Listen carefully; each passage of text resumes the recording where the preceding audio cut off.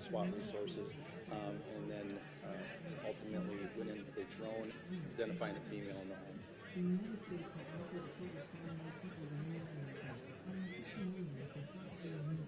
I would say, yeah, somewhere around 5 or 6 miles apart.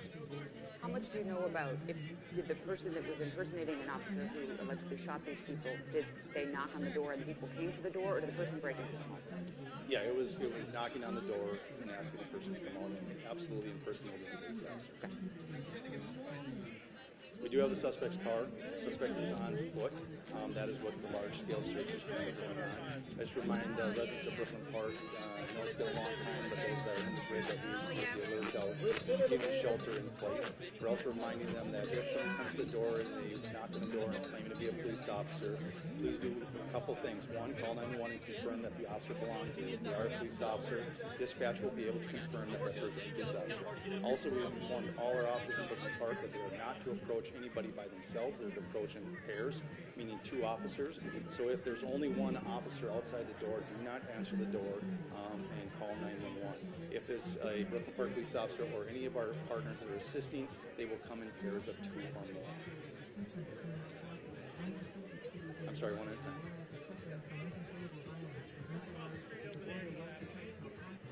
We do know that he did, but I'm going to hold that back as part of the investigation right now. Can y'all go this way? Sorry. This is a very large-scale search, so we have detained several people and questioned them, but we do not have anybody in custody at this time.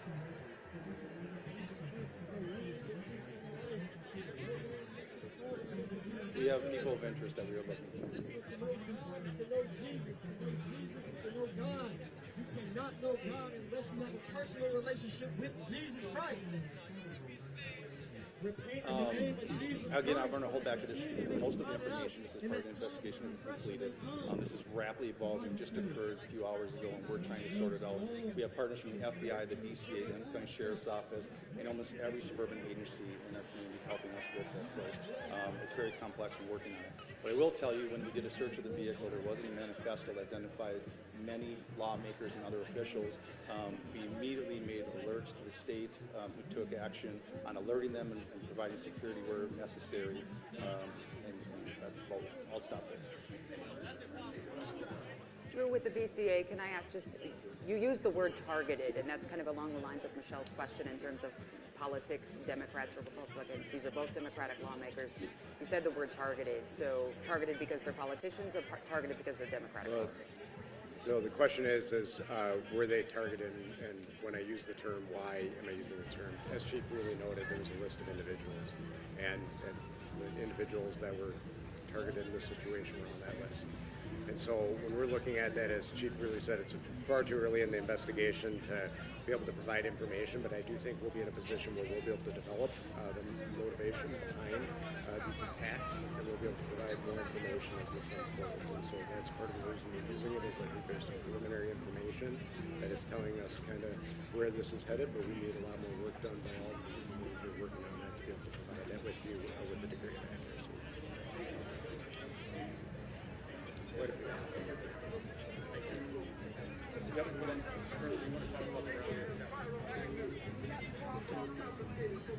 Good morning, Colonel Bogoyevich with the State Patrol. We are aware of the demonstrations across Minnesota, including the capital and across the nation.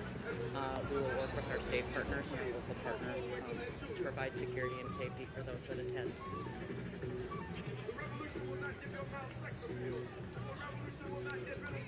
The question was, will we have a sniper at the Capitol? We don't discuss our security plans on the Capitol grounds. Thank you very much, everybody, for being here. We will, I think you do have it. If you haven't, let me know. But we do have a place where you can send inquiries for your interview requests, information requests. We have our State Emergency Operations Center set up. If you need information on how to make those requests and make sure that we see them, let me know.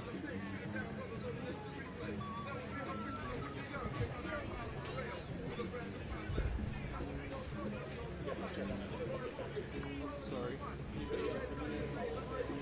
Yeah, that kind of follows. People on the list, are they speaking? People on the list, are they still speaking?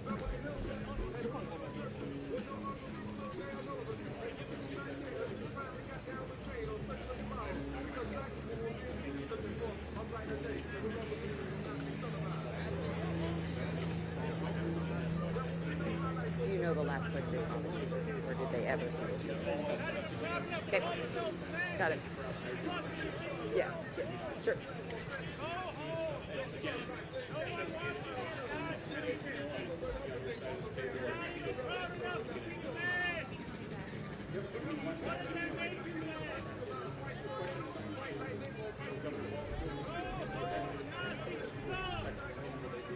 Yep, correct. And if they want to share the last place for public safety in terms of residents, is there any hotspot they should be aware of, or? Yeah, shelter in place. Okay, got it. Thanks. Okay. Right here. Thank you. Janet's getting ready to talk to us there, but we can read it. We'll just hear. And wow, what a powerful news conference as we've learned for the first time that State Representative Melissa Horton and her husband Mark have been assassinated in the overnight. This is the first that we're hearing that they were in fact killed, murdered by a gunman who went to their home, impersonating a police officer, having a police squad car, at least it looked like a police squad car, had a taser and a uniform, and approached that home impersonating a police officer. And we were just alerted that it is now confirmed to be an assassination. According to what we just heard, this started at about 2 a.m., where an alleged shooter went to Senator Hoffman's house. This is in Champlin, and approached that home, impersonating a police officer, and shot both Senator Hoffman and his wife. And as we were just learning as you were there, it wasn't by serendipity or by good police work that they went to go check on Melissa Hortman's home and were met with this fake impersonating police officer who was already coming out of State Representative Hortman's home. That person fired on police. Sort of a standoff occurred there, and they believe that this person exited out the back of Hortman's home and is still currently on the loose somewhere in Brooklyn Park right now. And they are saying for people in that area to shelter in place and do not answer the door if there is any fewer than 2 police officers coming to your door. Morgan Wolf is trading out. Julie Nelson has just arrived here. Let's go out to Jana Schroeder right now. Jana, you asked some wonderful questions, and I know this news is hard for everyone who is hearing it. What did you take from that press conference, Jana, if you can hear me? I think, Chris, it's a dark day for Minnesota. That was said by the head of the Department of Public Safety, and a dark day for democracy. You heard what they said and what we asked them. These were targeted shootings, assassinations of sitting lawmakers. You went through the timeline. Senator Hoffman and his wife, Yvette, were shot at their home, and then a police officer went to former Speaker of the House, Melissa Hortman's house, putting 2 and 2 together. When they got there, police already there. Her husband was shot at the doorway, and Speaker Hortman was somewhere else in the home or was identified by a drone. Chris, I've covered one moment. Okay, we're going to get some more answers to some questions in just a moment. Give me 1 second. That's just the Department of Public Safety letting us know that we had some follow-up questions, so I'll get to that in a moment. I was saying, Speaker Hortman is someone I've known for 2 decades. She's a public servant, and it's not lost on me. So is Senator Hoffman. I just know Senator Hortman better. When there's a knock on the door from law enforcement, especially as a public servant or who you think is law enforcement, identifying as law enforcement, you answer the door. They are both people who are there to serve the public. So both the BCA and Department of Public Safety talking about what a betrayal to the badge and how difficult this is for law enforcement, that this is happening, and they're going into protocol as to how to get people to believe that someone's actually an officer right now. It was clearly difficult for Governor Walz to share this information. He too has known Speaker Hortman for quite some time. They just got through a special session where she was working in partnership with her Republican colleague, Lisa Dana, to get to a deal. So it is an extremely dark day. It's shocking. I'm personally shocked. I got a call before the governor shared from the senator letting us know what had been happening. You talked a little bit about the X's and O's of how the suspect went from one place to another. There was a huge showing of law enforcement here, sheriffs, police chiefs, DPS, and that's a signal to Minnesota right now of how many people are actually looking for this suspect who, as you noted, Chris, left former Speaker Hortman's home on foot. They have that police car in custody, that fake police car. What is striking and shocking on a day when many plan to rally and protest here in Minnesota and in Washington, D.C., is the suspect had a manifesto in that police car, and it had names on it, including Senator Hoffman and Senator Horton. They wouldn't share who else's name is on that, but they do know, speaking of those rallies and protests, that people like the governor and other lawmakers are scheduled to speak at those events as a part of democracy. If they will still, we don't know. If those rallies and things will still happen, we don't know. Right now, it's a manhunt situation. I know people want to know exactly where. I asked that question in Brooklyn Park or Champlain if they have any idea.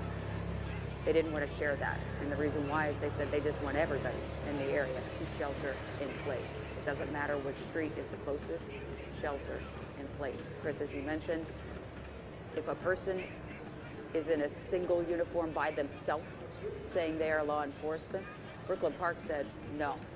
There will only be 2 police officers who will ever approach, and that haunts back to my 7:30 this morning conversation with Jim Abler, who said he didn't even answer the door the second time police came to his house. Senator Abler, he just called 911 because he didn't know if the people showing up at his house in the middle of the night were actually police because his colleagues had just been shot in their homes.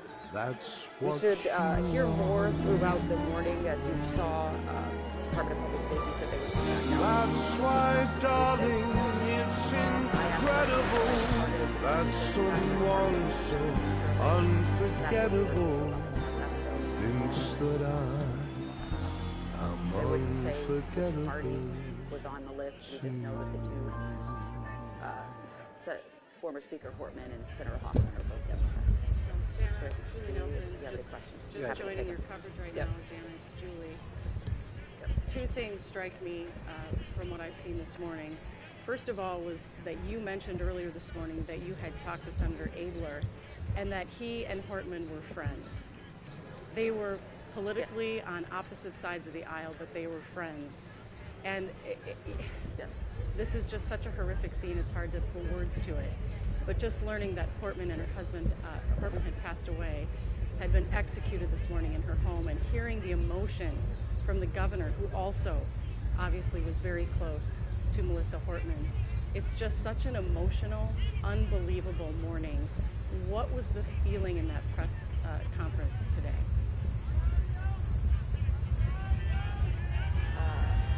Respectfully and trying to maintain professionally. I mean, I was shaking.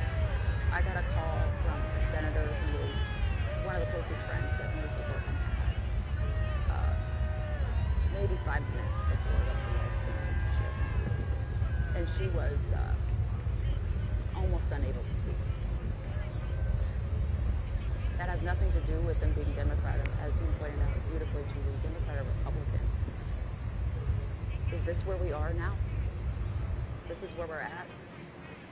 Where we wake up, or there's knocks on the door of our elected lawmakers, public servants, and they think they're police officers and they open the door to be assassinated? I think that is what I heard in the voice of the senator who called me, and Senator Abler, when I spoke to him early this morning. You can almost hear it shake in their voice. I'm not sure if it's fear or shock, disgust, maybe all 3. But I've covered Governor Walz, as have you, and as have you, Chris, for a long time. He was shook. Again, not just fear, but is this where we are right now? And I think it's fair for all of us to ask ourselves that question. What has happened? Right, and we want to, boy, it was hard not to speculate at first, but it seems like the reality right now is worse than what we could have speculated. Julie, Jana, thank you for your reporting. I'm joined right now by Paul Gazelko, who's a longtime member of the Minnesota Senate, member of the Minnesota House of Representatives, and a personal friend of Melissa Hortman's. Paul, I know you're driving to the Twin Cities right now. Can you hear me, sir? Yes, I can. Hopefully the reception's good. It's good enough. Thank you for taking our call and our condolences on the loss of your friend. I know you heard that news a little bit before we did publicly. I'm sorry. What are your thoughts right now? You know, I just texted you. It's like I don't have any words. It's like it doesn't feel real. It shouldn't happen, and yet here we are. And it's like I don't know who this whack job is. It doesn't really matter. If Melissa and I would talk about death threats we got, and it was like, just part of what had become much too much comment, and all of a sudden she's gone, and the last time we texted each other after the session, because both she and I had been in the trenches and actually had to find something for Minnesota that worked for everyone.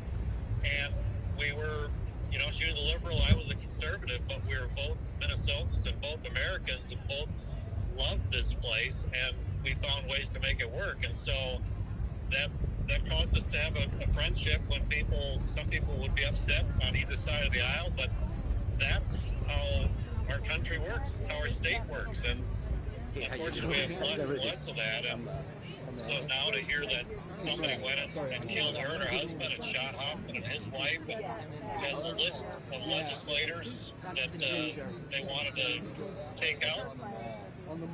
Okay, so he's coming. Paul, Julie Nelson has a question. Sir, I know people across Minnesota are feeling exactly the same way you do this morning. And to hear that there was a manifesto, Jana Shortle did ask a question about they whether will this because is, they came all the way from strictly Vermont. DFL lawmakers who are on that list are Republican, and no one wants to speculate. No, on not motive, really. I but don't I think like. we can I'm all embarrassed agree to be. that I it shouldn't don't matter if you have a D or R in front of your Yes. name. This is not the And I'm way all our sweaty. democracy works. That's This okay. is not the way to get your voices It's heard. humid. And I know that so many of you No, who I'm work with Melissa Portman and know her family are so devastated today, for the Hoffmans as well, but my heart's going out especially to the Portmans. And I'm just wondering, can you tell us anything about their family? Because I cannot stop thinking about the phone calls that had to go out this morning to them. You're welcome. Honestly, most of my connection is to Melissa. You know what? Found common ground I'm about gonna aim you into the sun a little bit, but it's solutions for, and Okay, I'm I always would so just conscious be, of blocking the sidewalk. I wouldn't be able to Yeah, give I you accurate information. It's okay. there, and I I'm don't sure wanna they'll pretend. Just understand. that she has two children. It depends who it is. Yeah, Do you want me? Okay. yeah. No, honestly, I'm without words. I came because I think it's really important for regular people to have their voices heard about what's happening in our country. I don't think it's a difference between right and left, but I think it's a difference between right and wrong. And I really wanted to come here to express my opinion in a respectful way to the Army's celebration. I don't have anything against that, but I don't think it was right for Trump to politicize our military in order to celebrate his 79th birthday. And if he's concerned about efficiency in our government, I think maybe he could start with maybe saving 30 to 45 million on a parade. And it appears that the trust. I love Vermont, and everybody come visit because it's a beautiful state. Exploited when someone came in impersonating an officer in both the way they look and their car.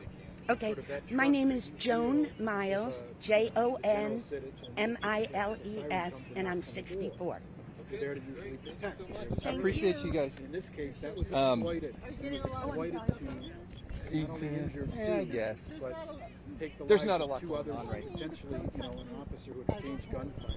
What's your take on the exploitation? They're elsewhere. Yeah. Meaning the planning I didn't want of said to be a attack. part of the crowd. I wanted to be it's honestly, it's the ultimate sicko. Because in fact, I was talking to another current legislator, and what we would have done. You know, we would have opened the door wide to somebody dressed as a police officer. You know, even if you carried, you would never expect that. I'm not gonna say my You know, and so for him to use that and manipulate that, you know, I'm sure they're going to catch the guy. They likely have his. I know they have a car. It's likely his car. I mean, and I hope they prosecute him okay, to the I can do fullest that. extent of the law. I mean, it's just honestly, You can time it out. there's so many angles of this that are just pathetic and speak to It's the up to you. need for our society to wake up. I mean, there's been so much Check. tension and growing division. And, Yeah, and you can so point I'm to just either here side visiting and give family. Wasn't all planning on kinds of attending the examples of parade, what's but been I'm walking happening. around DC, and there are somehow a lot of leaders have to turn the tide, and legislative leaders and media leaders and church there leaders. are a I lot mean, of we Trump have to turn supporters the tide. here, and I just want to We can say do that they're better. I very know we can do better. argumentative I and know I can do aggressive, and they're better, fucking and we'll nuts. do better. That's all. Cut. Well, That's I'm just wondering, all I can you gotta speak to, as a legislator, you've been in the public eye for a Susan. very My name long is Susan. time. Susan. How have you noticed And I'm old enough to know change? better, How young have you enough not noticed to change? care. The amount of You probably threats didn't get that. lawmakers I got it. I'm still rolling. Thank you in so the much. public eye receive. No, What they have have been you noticed approaching change over us, the last and they're decade? very, Yeah, absolutely. very I mean, it started, unkind, there very were aggressive, and very milder threats and less of them pre-COVID, but they're somehow instigators. We're COVID just walking forward, around. it has just But they're grown trying to instigate, exponentially. And I do they're think part just- of it has to do with the fringe and their involvement on social media on both sides of the political spectrum. And the things they say, they would never say to somebody's face. But they do on social media, and it's just revved people up, and then they believe every piece of information they see on social media, and you know, I'm shocked at what smart people literally choose to believe and then think, and so Melissa and I would talk about this. We saw the rise of people's behavior. That's why, you know, towards the end, I would carry at the Capitol. My wife wanted me to wear a flak jacket. I'm drawing the blank on what you call it, but anyway, because she was concerned for me, and you know, and that was very real. I just never thought that it would rise to this level. You never thought it would get there, but here we are. Can you speak to who Melissa Hortman was? For those of you who are just waking up and tuning in, former Speaker of the Minnesota House, Melissa Hortman. Two Minnesota state lawmakers, State Representative Melissa Hortman and State Senator John Hoffman, were shot and killed in targeted attacks at their homes, along with their spouses. Well, Melissa and I both started in the House in 2004. Alrighty, it looks like our first two teams are on their last round of getting the sandbags to the finish line. 2 years before she did, 2017, and she became the leader of the House. Each teammate must climb the rope twice. Each teammate must carry 2 sandbags. Those sandbags range in weight between 50 and 100 pounds. Once all teammates have climbed the rope twice, once all teammates have got their sandbags to the finish line, then they can move on to the second event. She was pragmatic. I used to say she was Alright, it looks like it's going to be 101st on to the second round first. And right behind them is the Army National Guard.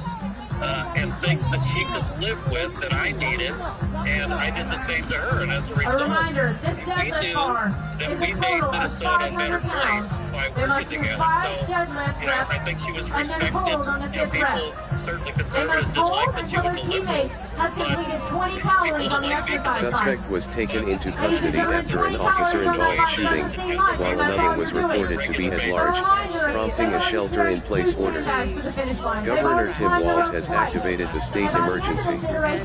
They will have lifted a 500-pound bar 5 times, 5 times. And she did This that is a true because test she of the and strength of your lower body right the Speaker now. had an agreement that they went your into core this strength. special session It requires with every saying muscle that group in they your would body take that off the table in to participate. order to get other bills passed.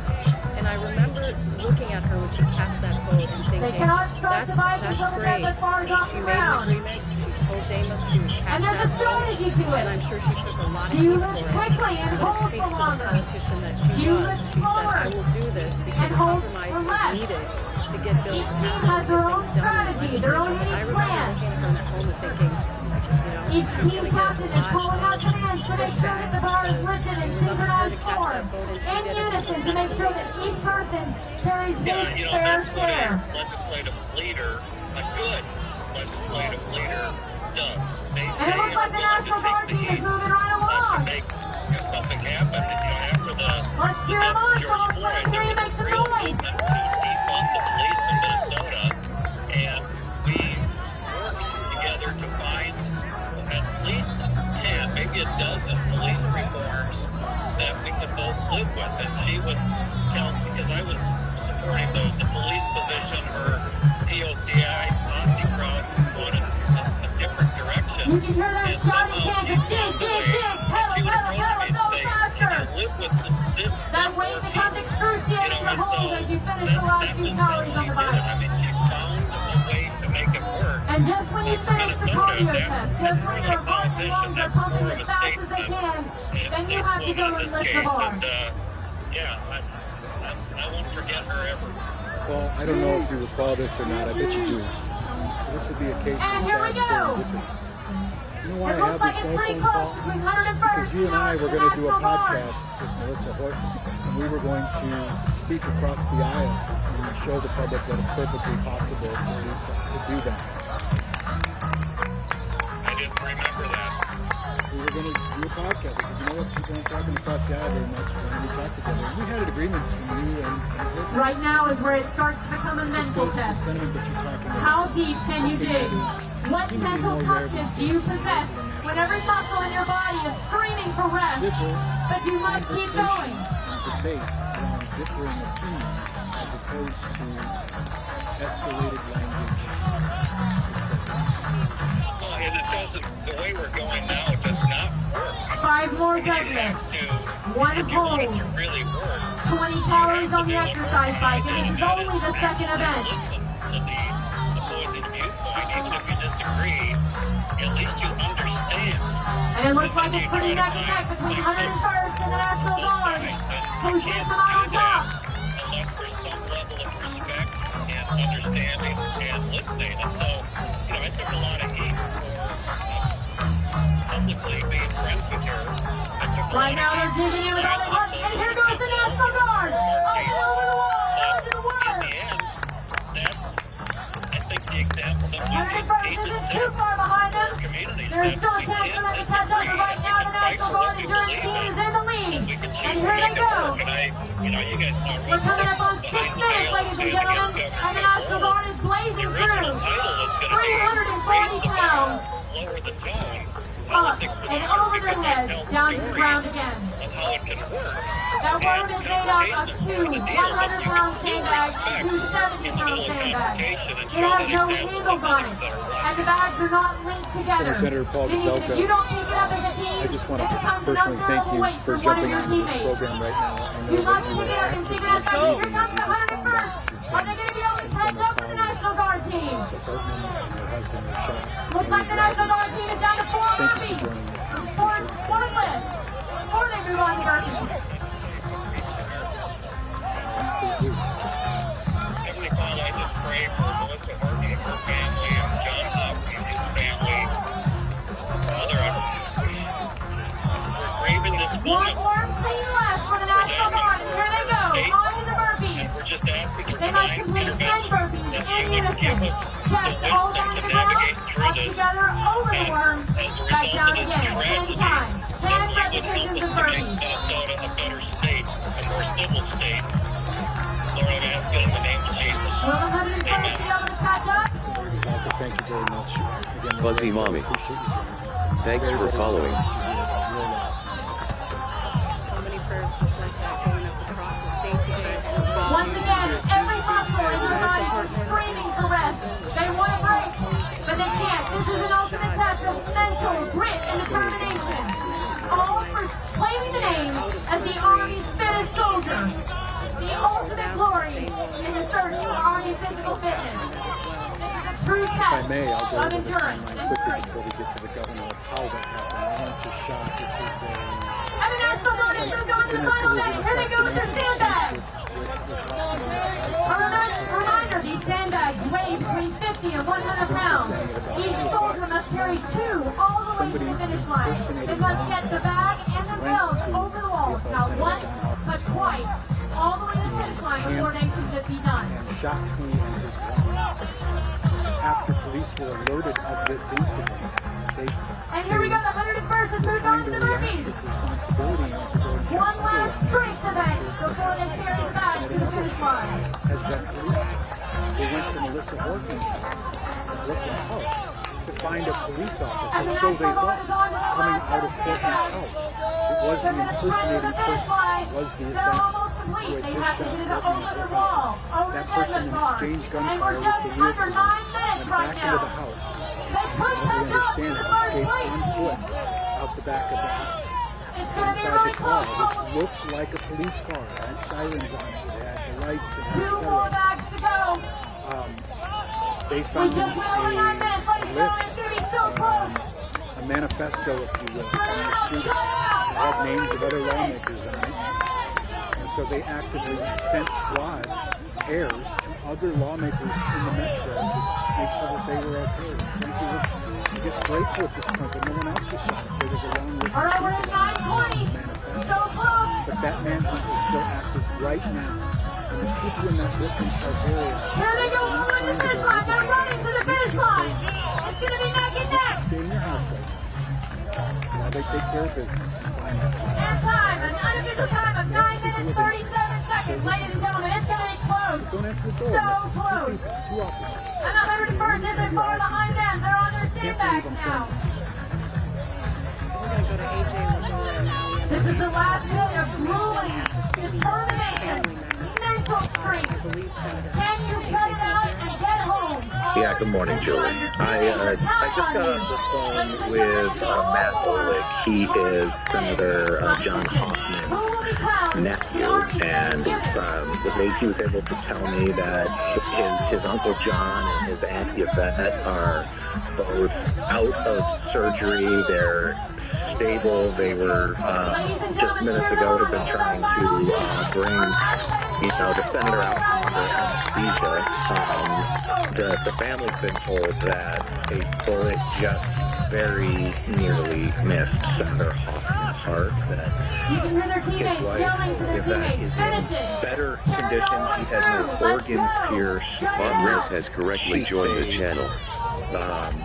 The couple's daughter's life. Their daughter, Hope, who I believe is in her mid-20s, was at home with her parents. And Yvette threw herself on top of her daughter. The daughter was not hit. But he told me the couple that Senator Hoffman and Yvette had been out at Mancini's the night before, for a fundraiser. We had enjoying a good night out and came back, and then, this assassination attempt happened in the middle of the night. But the family says they are very hopeful right now, and that they're getting positive messages coming out of the hospital regarding Senator Hoffman and like that. But certainly some good news this morning. Onto their final burpees before they have to carry their sandbags home. Ladies and gentlemen, be sure you stick around for the award ceremony. We will crown the Army's fittest soldiers. Teams from around the Army have been here today competing to show us just who truly is the Army's daughter fittest. Hope, and Hope was not hit. Yvette was. So I'm told no organs were pierced, and she is out of surgery and in a stable condition. Again, that is according to the nephew. That is according to Matt Olick, who is Yvette's nephew. My marriage, yes.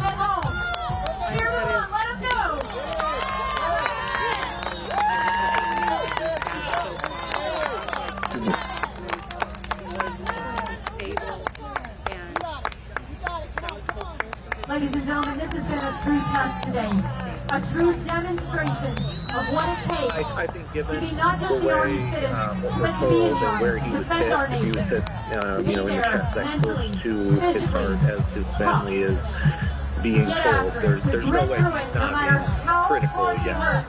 stable condition. And so that's coming from family. That's not coming from medical professionals. I think they're telling the family that, things are looking hopeful, and that they were working to bring Senator Hoffman out from under anesthesia here just recently. So this is all information that's coming through on the Feedcast alum. chat line. Thanks for following. They're being briefed. I'm sure they're all in shock. I appreciate you very, very much. It's going to be a busy news All day. the way to witness that and live through it. I know you were the one that got the tip this morning that this was all going down. Can you kind of relay to us again what you This is when every muscle in your body starts screaming at you to stop, to take a break. I started getting texts early this morning from sources who know that I know Senator Hoffman pretty well. I think I've interviewed him twice in the last week. He's a very pragmatic lawmaker, works across the aisle, and is the chair of the Human Services Committee. And he has been working extremely hard over the last week. They're worn out, but they keep coming back for more because The the Army truly depends on some them. of the fraud reporting that we've been doing, and he was, really excited to get some important fraud measures passed and to go off with better protection.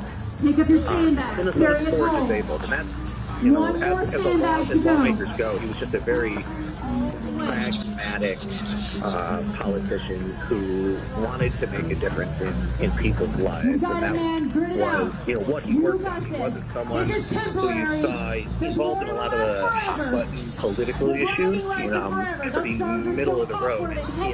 We talked about this morning, he and Republican Senator Jim Aigler are close friends and work across the aisle with each other all the time on important issues for Minnesota. So the family is really just questioning why he would have been targeted, why he would have even been on this hit list that we're hearing about. And, because I said I first heard about it from sources texting me this morning asking what I knew about the shooting going on up there. And so started, doing what journalists do and start calling people and asking questions. Yeah, he just appeared in your story. We watched it air this week. Yeah. On your reporting of fraud. And reaching across the aisle is such a big point this morning that, these lawmakers are human beings as well, and many of them are friends with each other, and they understand they have to work together to conduct the business of the state. To get anything done, compromise is needed. And both Hortman and Hoffman in this last legislative session demonstrated that by working across the aisle with their Republican colleagues. That's right. Senator Go ahead, Hoffman. AJ. I was trying to say, Senator Hoffman, we last texted Thursday night, I think it was, and he was excited to be done with session and said, time to take a deep breath, and I'm taking my wife out to dinner. Wow. And, that was what he was looking forward to just this week. Yeah. Well, I'm so grateful that you let us know there's good news when it comes to Senator Hoffman and his wife, Yvette. It sounds like they're out of surgery. They are stable. I know lots of prayers are going up for them across the state. AJ, thanks so much for your continued reporting. We'll be in touch soon. All right. Talk soon. Thank you, AJ. Appreciate it. So just before we spoke with AJ, we heard that press conference in which the Governor Tim Walz, was one of many who spoke there. And during that time, he spoke about Melissa Hortman's legacy. Let's listen. Our state lost a great leader, and I lost a dearest of friends. Speaker Hortman was someone who served the people of Minnesota with grace, compassion, humor, and a sense of service. She was a formidable public servant, a fixture and a giant in Minnesota. Related to what? She woke up every day determined to make this state a better place. She is irreplaceable, and we've been missed by so many. You were listening in on Governor Tim Walz this morning, speaking about the horrific events that unfolded overnight. Former House Speaker Melissa Hortman and her husband assassinated in their homes overnight, and you can tell in his voice there. I mean, obviously, Melissa Hortman was someone who had been involved in Minnesota politics and in her community for such a long time. So there are political ramifications to this for sure, There are criminal justice ramifications, but there are also very human ramifications. A lot of people that all of us know and have watched for decades, or maybe know ourselves, are really mourning and in shock this morning at the loss of Melissa Hortman and her husband, and also I think mourning the state of our politics as well. Yes, and there are also public safety ramifications to this, as you mentioned. There is an active manhunt right now for the person responsible for these 2 deaths and 2 other shootings. We've talked about that excessively this morning. We do want to go to a soundbite, though, from Drew Evans, who is the head of the Minnesota Bureau of Criminal Apprehension. He just spoke about sort of what Julie was talking about the state of political violence. When we have individuals like this in our political leadership, they're not only political leaders, but they're members of the community, well-known members of the community, that the tragedy in a situation like this is not only for them, their friends and families, but us collectively, the communities they represent, us as a state of Minnesota as a whole.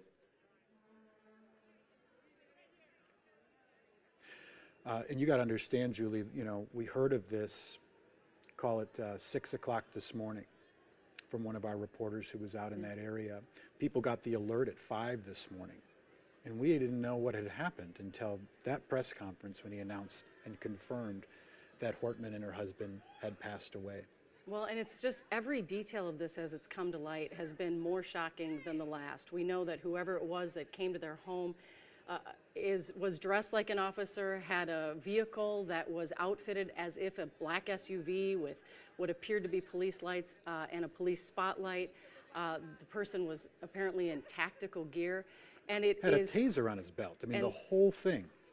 And they went first to the Hoffman's home and then to the Hortman's home, where police came face to face with him and didn't know initially who is this person. He fired actively on police, we're told, and then managed to escape. But the police did, of course, get a hold of his vehicle. Inside there was a manifesto, and the head of the BCA, Drew Evans, said there were several names on that manifesto. Janice Shortle did ask him if he could elaborate. Was this DFL centered? Were there other people's names on that list?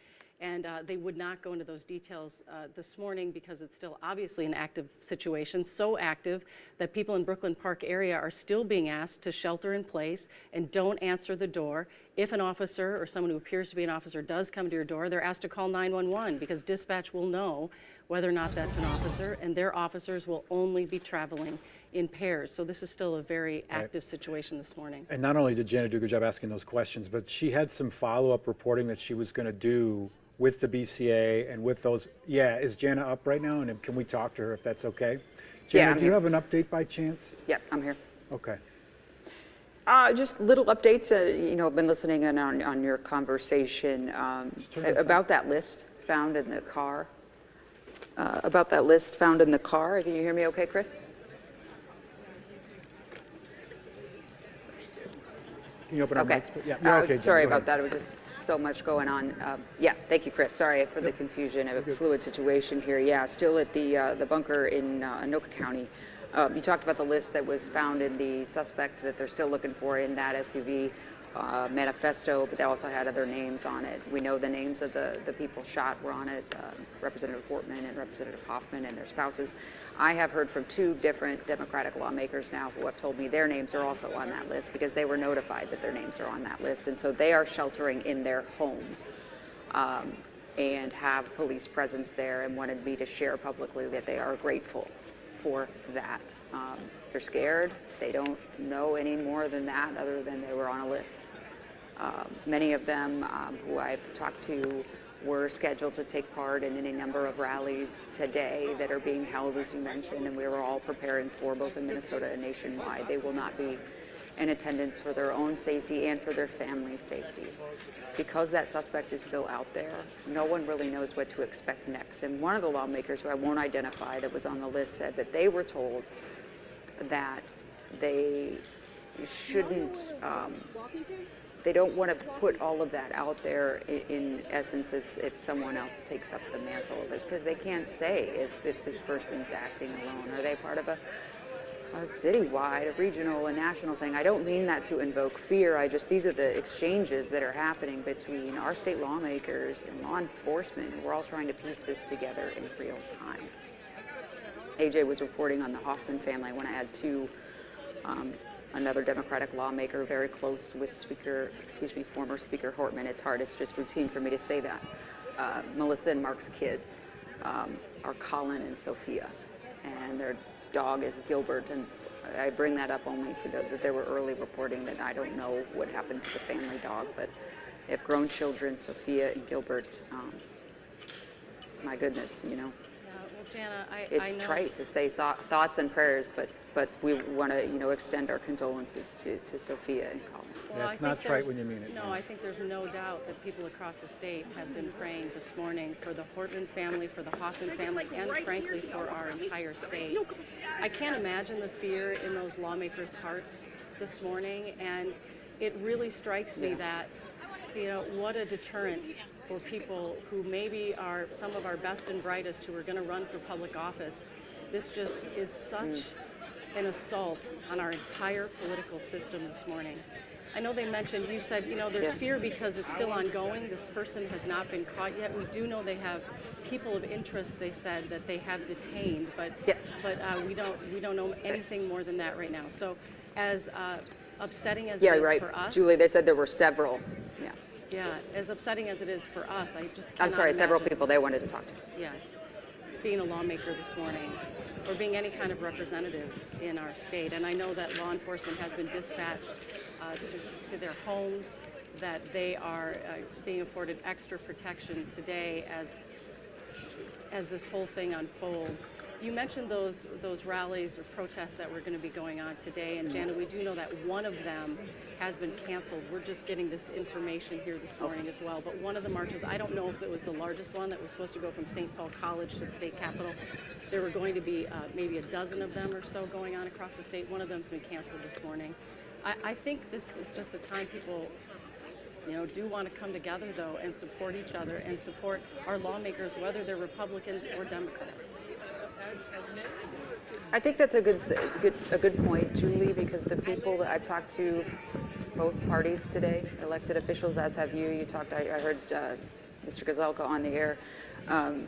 They're trying to connect with each other, but because they're in a state of paralysis in their own homes, they can't even be together, which is kind of there in this sense of like, I want to be with my colleagues, but I also want to be nowhere near my colleagues because we don't, you know, that paradox that they're in right now. And I don't think that is absent from Republicans because we don't know who's on that list and we don't know the motivation. And they were very clear from both the city and state level today to not go into that, understandably, because they don't have that person in custody. They don't have the full picture quite yet. Yeah, and you asked that great question, trying to figure out who exactly was on that list and what the motivation might be. We will learn, apparently. Manifesto was left in that car with those names, but we just don't know it right now, and speculation is dangerous. And of course, it's all over social media. Social media probably being one of the great ills when it comes to political violence in our country and in the state. So we just want to tell our viewers we will not be reporting anything until we have it reliably confirmed. So you're going to see a lot of speculation on social media. And if you're wondering why we're not reporting that here, it's because as soon as we get it, we will report it, but not until it's confirmed. That's right. We are going to report things that we hear directly from people's mouths. So instead of taking something online, as you said, we called Paul Gazelka, and he was kind enough to join us on the phone, etc. We are getting more statements right now from those grieving and concerned, who knew Hortman and others. Let's go with Julie Blaha first. We have that tweet up. I'm looking at it right now on my computer as well. She is the state auditor. She says, "We are heartbroken over the deaths of Representative Melissa Hortman and her husband Mark and the critical conditions of Senator John Hoffman and his wife Yvette. They are more than dear friends, but also some of the greatest public servants I have ever known. Violence has no place in our democracy." Julie, I also just got an email from the office of U.S. Senator Amy Klobuchar, who we are now hearing from via email for the first time since this all happened in the overnight. She says, quote, "John and I are devastated and heartbroken by the horrific murders of Representative Melissa Hortman and her husband Mark, as well as the horrific attack on Minnesota State Senator John Hoffman and his wife Yvette. She says, Melissa Hortman was a good friend, and we started in politics at the same time, and I still remember the two of us going door to door in her first legislative campaign. She was a true public servant to the core, dedicating her life to serving Minnesotans with integrity and compassion. As Speaker of the Minnesota House of Representatives, she led efforts to protect women's rights, invest in clean energy, and secure free school lunch for kids. She was beloved by her colleagues. I want to thank the brave law enforcement officers who are working in real time to protect Minnesotans and ensure there is accountability for these horrific crimes. Senator Klobuchar goes on to say, let me be absolutely clear. This was an act of targeted political violence, and it was an attack on everything we stand for as a democracy. We must all condemn it, and we must refuse to be a country where anyone is silenced by threats of violence. She says to Melissa and Mark's family, Melissa's colleagues in the Minnesota legislature, and everyone mourning across our state, quote, I grieve with you, and I will honor their legacy not just in words, but through action, by protecting our democracy, by standing up to hate, and by continuing the work they so passionately believed in. Again, Senator Amy Klobuchar. Yeah, and from across the aisle, a woman that former House Speaker Melissa Hortman worked with very closely this session in the equally divided Minnesota House. It was a very unique, nearly unprecedented situation that the House was so evenly divided.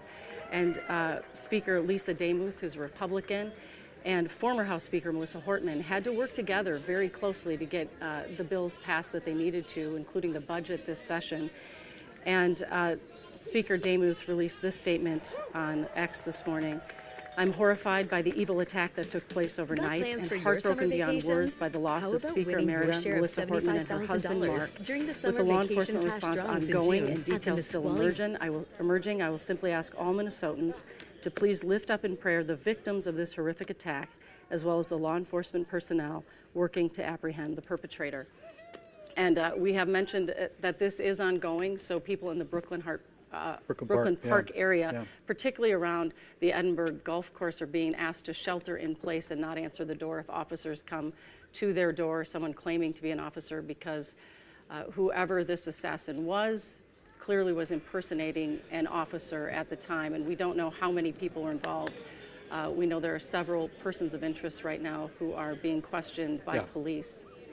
I'll tell you, we got in preparing for the Saturday morning show as we do every Saturday. We get in 5, 6 o'clock in the morning and we start doing, it's a lighthearted community show that we all love and we hope you guys love. And this quickly turned into a breaking news situation. I can tell you personally that I texted some of the law enforcement that I know in Brooklyn Park. So this would be Chief Mark Bruley and others. And typically, right, police will respond with some sort of information if they have it. In this case, I got a simple text from the chief that said, no chance of talking right now. That's when we knew something very serious and active was happening. And I want to reset for folks who may be joining us at 10:51 right now. We've been on the air for about almost 3 hours now. And Julie, you can help me with this. But what we learned from the governor and from law enforcement officials in the state just a short time ago is that at about 2:30 this morning, there was a knock on the door of State Senator John Hoffman and his wife Yvette. According to A.J. Legault, our reporter who spoke to the nephew, somebody shot John, and we were told by A.J. that Yvette, his wife, jumped over and sort of sheltered her daughter, who's in her, I think, early 20s is what A.J. was saying, and may have saved her life. What A.J. also reported was that they have both been out of surgery now. Yvette, a bullet seemed to miss her organs, which is fantastic news considering the circumstances. And Senator Hoffman, I believe he said, was stable. Yes. I believe he said he was stable. According to the nephew, a bullet was very close to his heart but did not pierce his heart. That's so right. Both are in stable condition. So from there, this is 2:30 in the morning. Police show up to this shooting. This is in Champlin on 109th Place, I believe, if I get that correctly. They show up there and they think, well, this is a lawmaker's home. Maybe we should go check on other lawmakers in the vicinity. So Brooklyn Park and Champlin police go over to State Representative Melissa Hortman's house, which is in Brooklyn Park. They go just to check up on it.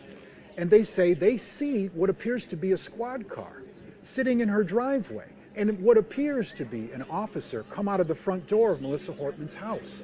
That person, impersonating a police officer, then shoots gunshots at the real cops at that residence, according to officials. An exchange happens there, and that person then goes back into Hortman's house after already shooting those two people, and then escapes out the back of the home and has ever since been on a manhunt in the Brooklyn Park area. From there, police were able to get inside this vehicle, which had lights and a siren, and it appeared like it was an actual and authentic police vehicle, which they know it wasn't. They get inside of there, and apparently there was a manifesto with names of other lawmakers, just showing that what had happened in these two shootings that happened was clearly pre-planned and an attack. And what it is becoming right now is a definition of an act of terrorism, where there is clearly a political motivation, or at least motivation to attack lawmakers. People at about 5 o'clock in the morning in that Brooklyn Park area got an emergency alert on their phones, and it was sent out within a 3-mile radius around the golf course there, Edinburgh Golf Course. This is the alert that they got. And Brooklyn Park PD were telling people, shelter in place in a 3-mile radius of the golf course for an emergent event. They couldn't be too transparent with what exactly they had already learned at this point. They were just saying, look, everybody, stay in your home, be careful. Here is the guy we're looking for. It's a Caucasian male with brown hair. He was wearing what appeared to be body armor, blue shirt, impersonating a law enforcement officer who they happened to catch that was at Hortman's house. The serendipity of that is unfathomable. And that is where we sit right now. This came out at 5, so this is like 6 hours ago. And we just heard from law enforcement, they do not have anyone in custody at this time. What they do have is someone who escaped out the back of Hortman's home and is armed and dangerous on foot in that neighborhood. And that's why you were reading on your screen there the statement that people in Brooklyn Park are still being asked to shelter in place at this hour. We understand the Minnesota State Patrol will be giving an update in about 10 minutes here. They don't have a suspect in custody. We know that is not the purpose, or we've been told that's not the purpose of the press conference, but we're monitoring that. We will go to that as soon as we can. But in the meantime, we want to toss out to the field. We understand there is someone who may have been a witness to some of this that our reporter Audrey Rousseau has spoken to. So let's see if we can get to her live. Outside of, it sounds like Champlin. Senator John Hoffman's home this morning. Audrey? Early this morning, I was awakened by what it was like flashing lights coming from the street, and I thought it was actually going east, and then a siren of some sort that was not very loud. It sounded to me like a fire engine, not an actual police car. So I thought to myself, I wonder why they're using a siren at this time of morning. And I thought maybe another house was burning down, because we've had a house burn down recently a couple months ago, and I thought not much more about it. But then I couldn't go back to sleep. I thought about actually getting up and walking down the street, going that way, but apparently it was this way to see what was going on, which I'm glad I didn't do that, because... Wow. Can you imagine how frightening this is for the neighbors, too? I said there had been a house fire in that neighborhood recently and heard sirens this morning, but odd-sounding sirens. I mean, it's this whole thing is so horrific. We've got our Raya Katene, who is on scene right now in Champlin, and I'm assuming I spoke with some neighbors there. Raya? I did, Julie. We're at 109th Place North, and on this block is where State Senator John Hoffman and his family live. Actually, right on this block, that's where the shooting happened at about 2 o'clock this morning. We know that he and his wife were both shot multiple times, but according to officials who we've heard from this morning, they say they've been injured, but they're now out of surgery. Eric they Tamayo. are expected to survive. Thanks for but following. Law enforcement says that they are cautiously optimistic about their conditions. Now, there is still a little bit of an active scene here here with law enforcement.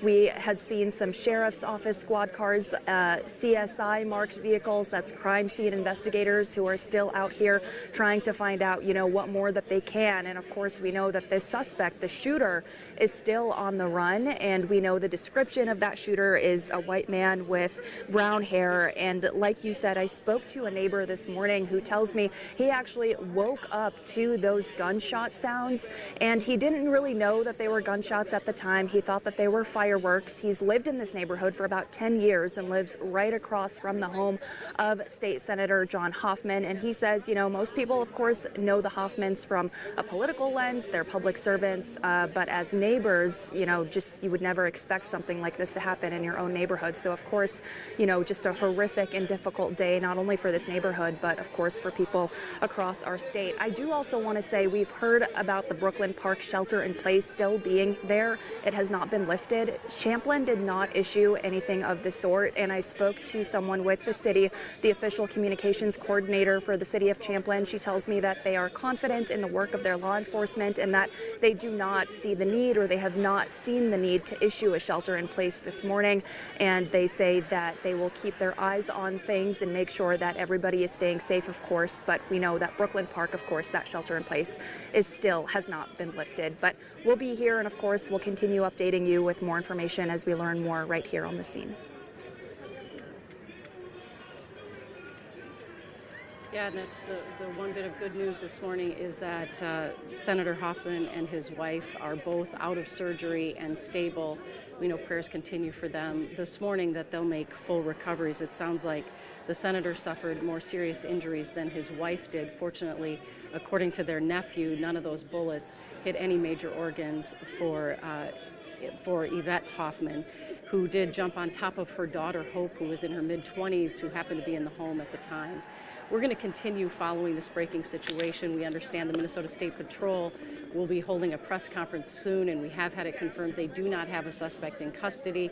We are going to go live to that press conference, but we also are aware that the U.S. Open is being played right now on NBC, and we're going to bring you that coverage as well. Yeah, so for people who want to watch golf, that's fine. There's nothing wrong with it. You can watch golf. We're going to go over to the stream, though. So if you want to continue to follow this story, which is a giant community state story right now, you can follow us on KARE 11 Plus, which is where we'll be streaming.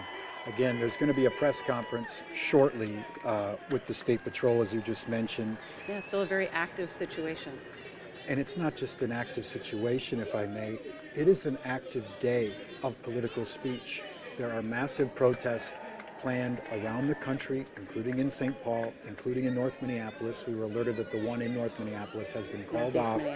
But you got to be concerned if the State Patrol or other lawmakers are going to come out and say, please don't do that today, out of respect for security. We'll see.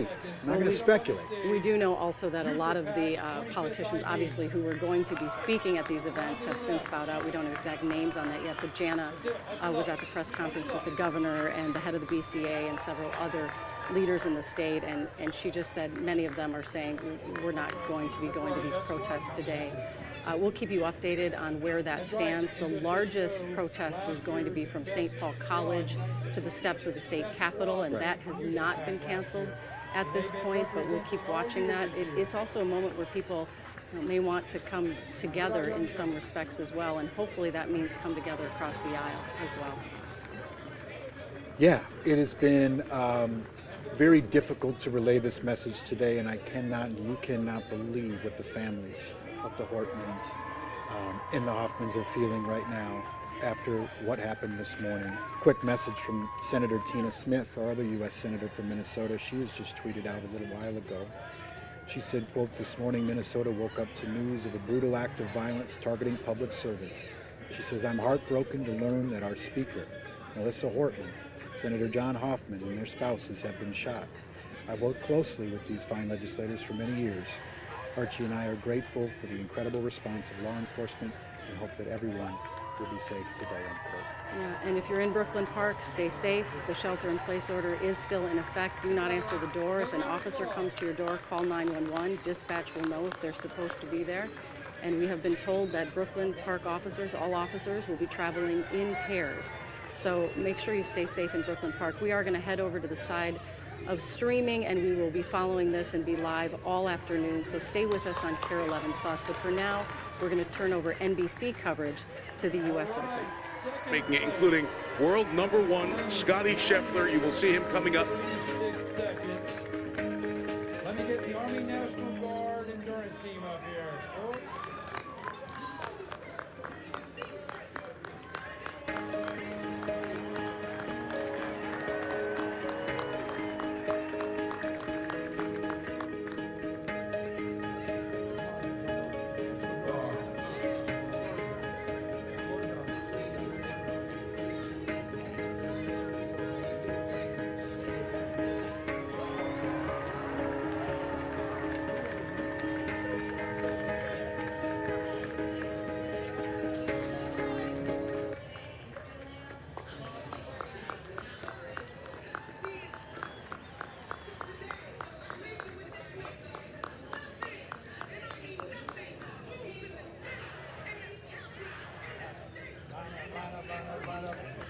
Get up here. Line up.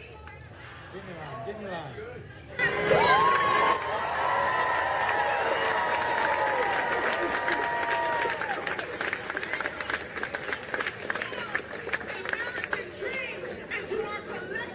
Reality, while this work may seem thankless and unending, without the labor that there we go, bring it in there.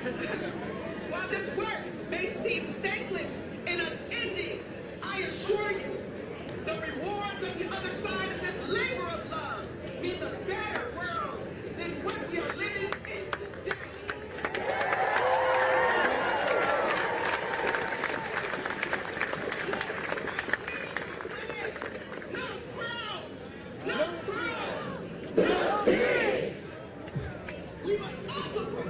Navigation of the list. We are working through that now. What I would say with the list is there's a large number of people. That's all I can say about it. We will work through all of that, what the motivations of this are. We'll provide that as we can. This is really a public safety announcement for everybody so that we can make sure people are informed and make safe decisions throughout the day. Like the SMA always says, winning matters, right? Winning matters. First place and the winners of the United States Army, 250th birthday.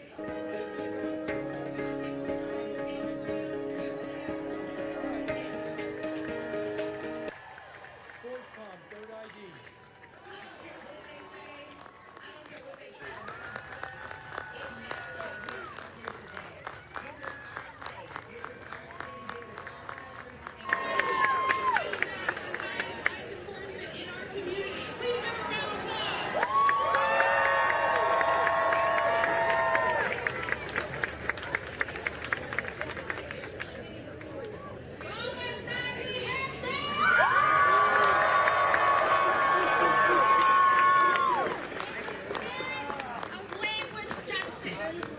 Because we all come different backgrounds.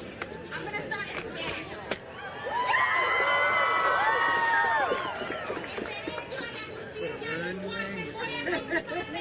Porque aquí no hay ningún solo lenguaje de este país.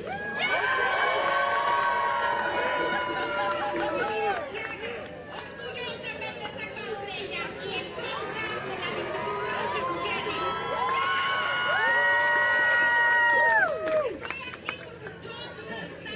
Con mi familia, viví debajo de la workplace rate más grande de la administración de Bush. Mi existencia ha sido resistencia en este país.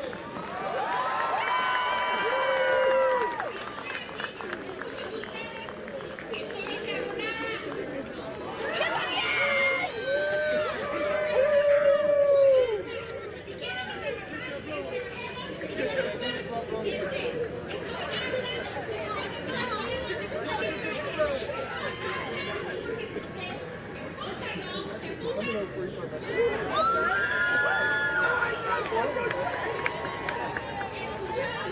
I might do that anyway, so at least you all have it.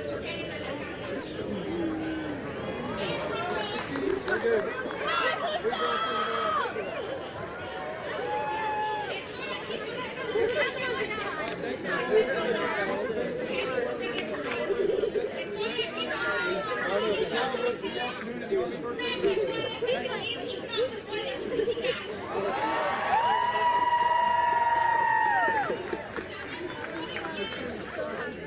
He's got a long way to go.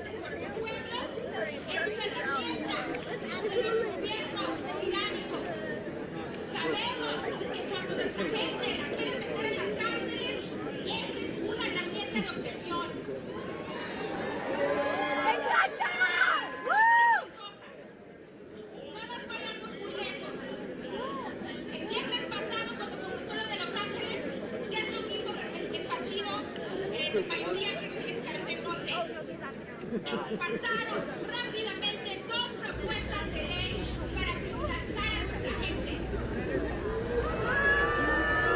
Going too fast. Oh my God.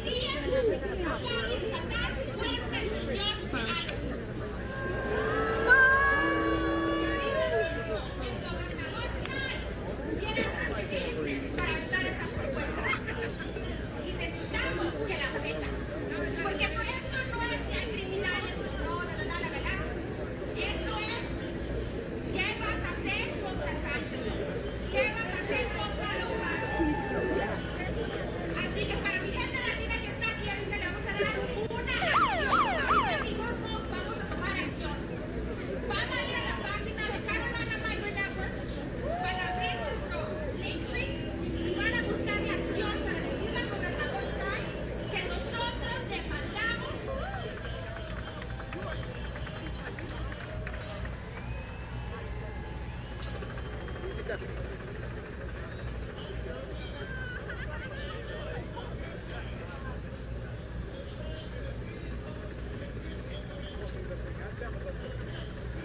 This John is whack, stand up, fight back. This John is whack, stand up, fight back. This John is whack, stand up, fight back. This John is whack, stand up, fight back. This John is whack, stand up, fight back. This John is whack, stand up, fight back. This John is whack, stand up, fight back. This John is whack, stand up, fight back. This John is whack, stand up, fight back. This John is whack, stand up, fight back. This John is whack, stand up, fight back. This John is whack.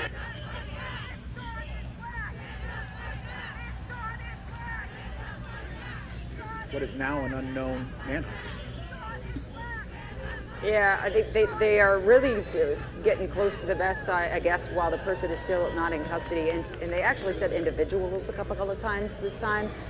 They wouldn't follow up on questions on if they just misspoke or are they talking about more than one person at this time. Now, the event you're speaking to, I mean, as the way they laid out the series of events, you know, the suspect had been going to the people's front doors, and in this case, Speaker Hortman, former Speaker Hortman's house, and then you got to remember the officers that arrived at Hortman's house weren't arriving to a 911 emergency. They were just putting two and two together from a shooting at Hoffman that they go to Hortman's house. So they weren't coming in blazing, and then this person who they thought was maybe a police officer starts shooting and then runs through at that point what is an open house. That's the way I've understood it from investigators here. I know there were some questions back there at the station. I've been getting several on social media. I appreciate it. People can feel free to reach out to me about who's on the manifesto list that was in the suspect's car. They would not disclose if any of the people that were scheduled to speak at the rally were on it. I talked last time about people that have reached out to me saying they were notified that they were on it, and they told me that law enforcement has been saying that, you know, they're working with the people on the list, but they would also say that there are a large number of people on that manifesto list. So it's going to take some time to get to that and conduct a manhunt, who they say is taking up hundreds, if not more, officers across the entire state of Minnesota. So Janet, do you get a sense of who is the lead agency on this? I know the FBI is involved. Are they the lead agency? Is the BCA? You know? I think just from the order of appearance and how they're speaking to us, the BCA is the lead investigatory agency. Drew Evans has been here. He's the head of the BCA. The person we just heard from is the head of the State Patrol, and they would have been in charge of, you know, crowd control and safety. That would have been their lead, so that is why they made the announcement about the rallies. And Julie, you make a good point. I mean, those were supposed to run from 11 to 1, so if you were going still knowing this news, you're already there. They have also told us, the Department of Public Safety said they've been trying to contact the organizers of the event, so don't be surprised if the organizers of the event have contact with higher ups at the state and say at the rally, hey, we're done, go home. But you guys can see, if I can, how many people actually showed up if they still had this news. Well, that's the point. So we appreciate what you just said and your reporting, Jana. So what we're saying is, folks at home, if you know someone who's going to one of these No Kings rallies, tell them please not to go, because that is what law enforcement is telling them not to do. They're not trying to silence their speech. They're trying to make sure that everyone is safe as an active shooter is going around Brooklyn Park as we speak. So normally that sounds like a wild statement, but those are the facts as we speak of them. So if you can, text, call a loved one, call your friend, and just let them know, hey, maybe now's not the right time for that type of speech, and maybe we can do it at a different time. Janet, what were you going to say? Yeah, and I was just going to add, Chris, I mean, they have evidence. They have the flyers that say No Kings on them scattered around the suspect's vehicle. What was that person going to do with those? Did he have the addresses and spaces and places of these rallies? I mean, we have to think about it, and that's why you would deduct an abundance of caution. Like, hey, this person had No Kings on their list too. Don't go there. Well, Jana, we heard some stunning details from A.J. Legault earlier, who had talked to the nephew of Senator John Hoffman and his wife, Yvette. Their mid-20-year-old daughter, Hope, was home at the time that the shooter showed up, and we believe this was the first home that the shooter stopped at, and we were told that Yvette jumped on top of her daughter, Hope, to save her from the shooter. It seems that every detail that comes out on the events that unfolded overnight is more horrific, and in this case heroic, than the last. I know you have been talking with a lot of different lawmakers. What have they been saying this morning? We can only imagine how they're feeling. Yeah, I can do. I don't know. Yeah, fair enough. The kind of phone call I got today from a senator. I've never had a phone call like that. I've never heard that tone and tenor. And it wasn't to share information so it could be reported on the news as quickly as possible. It was, this horrific thing has happened. How do we work together as politicians, representatives, public servants of our state with the media to get this information out there as quickly as possible, because it is a public safety issue, but as seriously for the state as possible. You have talked to several people already that I've heard, and I have as well. Melissa Hortman is a public servant. She dedicated her professional career to serving in our Minnesota State House. She worked alongside a Republican representative in a shared power agreement in one of the most divisive legislatures in state history. She was a professional, she was a mom. She gave her life to public service, and we talk a lot about public service on this show. And now we're in a space where, as Julie, you pointed out, I don't know how you get people that care about this country as a whole and its people, all of its people, to want to be in public service. This is the kind of country we live in. And I heard that today from our state leaders in both parties. And then also, just as I shared with you previously, the wish and want of our leaders to come together, but the uncertainty right now is if it's safe to. That's where we're at. I thought you made a good point too, Janice, and these lawmakers are clearly all talking to each other as well. They want to be together to support each other, and yet they obviously are not going to be joining together, including at these rallies today that will be held across the state.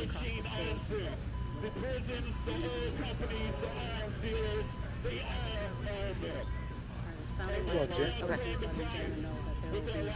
no more information coming from officials for the next 30 minutes or so. We know that that Senator Hoffman and his wife Yvette went into surgery, came out of surgery. Their nephew reported to us that they were in stable condition. We have our Joe McCoy right now outside of Mercy Hospital with an update and any information that he may have on the Hoffmans and their family. Joe, can you hear us?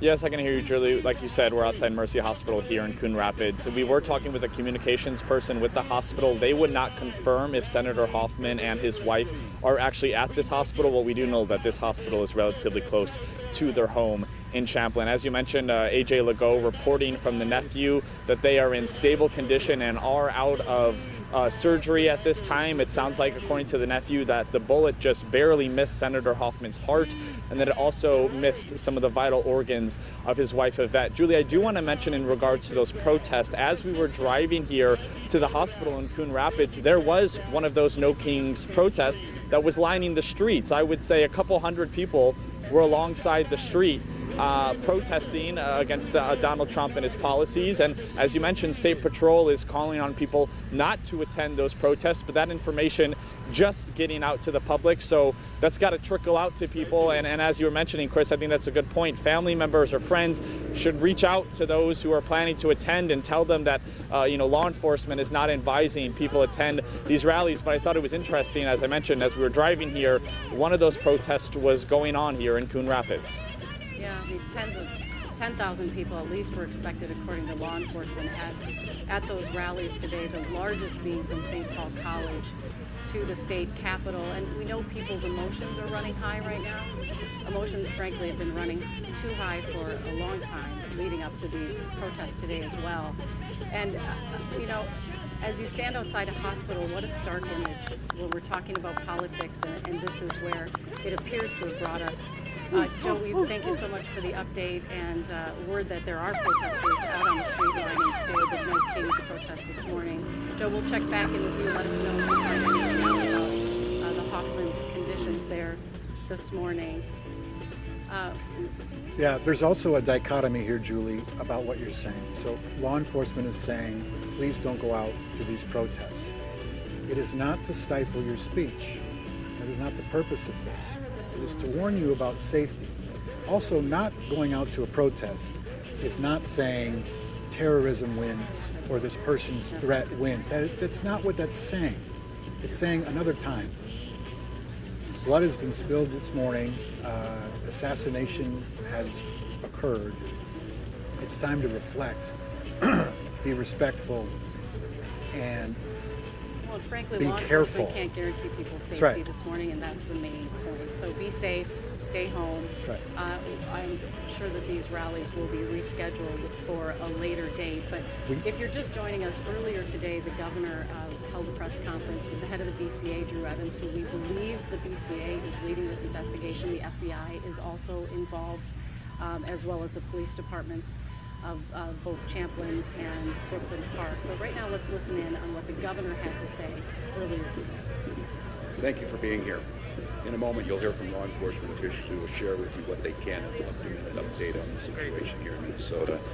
You're going to be joined by Commissioner Bob Jacobson, BCA Superintendent Drew Evans, State Patrol Colonel Christina Bogoyevich, Champlin Park Police Chief Snyder, and Brooklyn Park's Police Chief Mark Bruley, as well as the mayor of Brooklyn Park.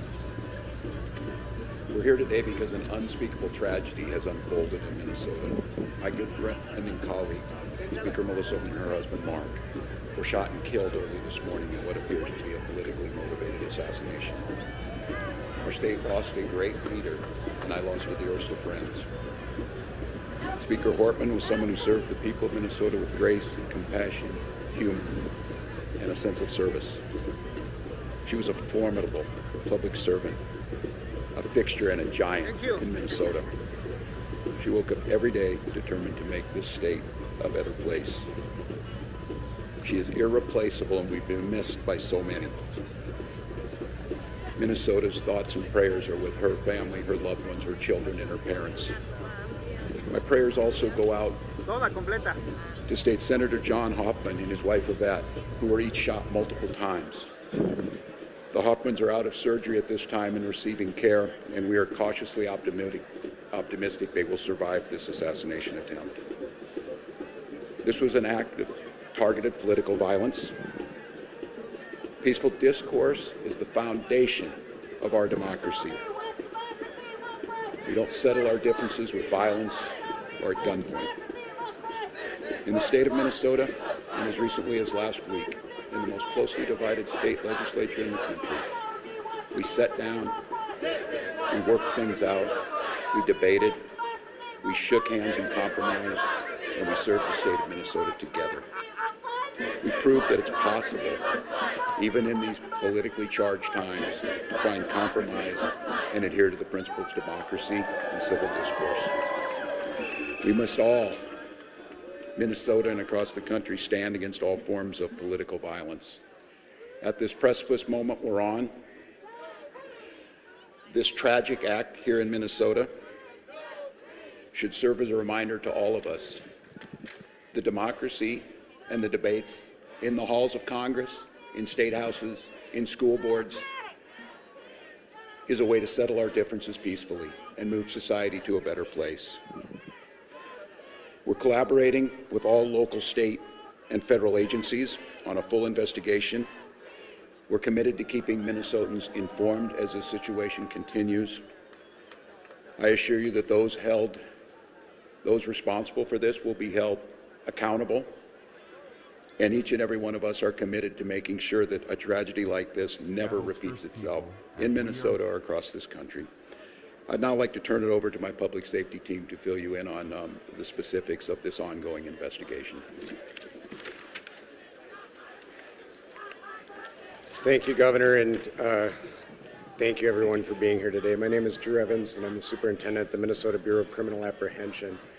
I want to start by just expressing our deepest sympathies to the communities, the family, the friends, and everybody that cared about the individuals that were gunned down today. When we have individuals like this in our political leadership, they're not only political leaders, but they're members of the community, well-known members of the community, that the tragedy in a situation like this is not only for them, their friends and families, but us collectively, the communities they represent, us as a state of Minnesota as a whole. About 2 a.m. this morning, there was an original call in the city of Champlin where there was an individual that had shot Senator Hoffman and his wife. Police responded to that location. They were dealing with that and working through that process overnight. And then later on, at approximately 3:35, that another call came in when it was officers proactively checking because they knew of the incident that occurred, and they were going to check on Speaker Hortman at that time, at which time Brooklyn Park police officers encountered an individual who immediately fired at them, and they exchanged gunfire, and then the individual was able to escape during that exchange of gunfire. At the residence in Champlin, there was life-saving measures that were provided there.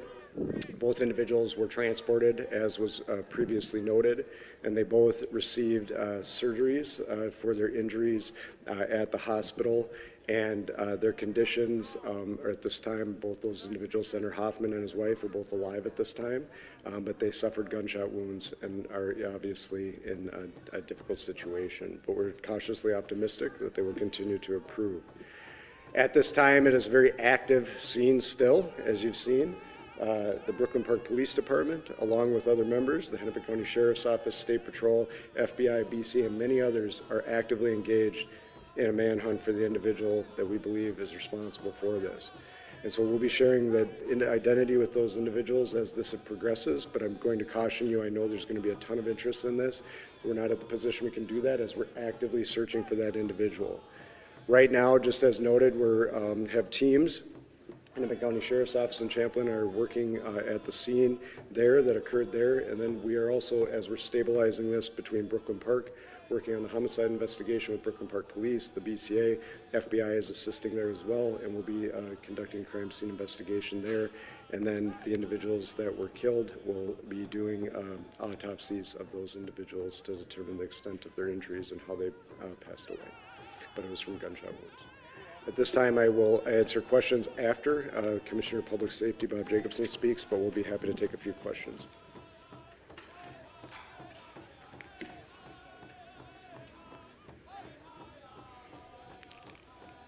Thank you, Superintendent Evans. My name is Bob Jacobson. It's my honor to serve as the Commissioner of Public Safety for the state of Minnesota. This is a dark day today for Minnesota and for democracy.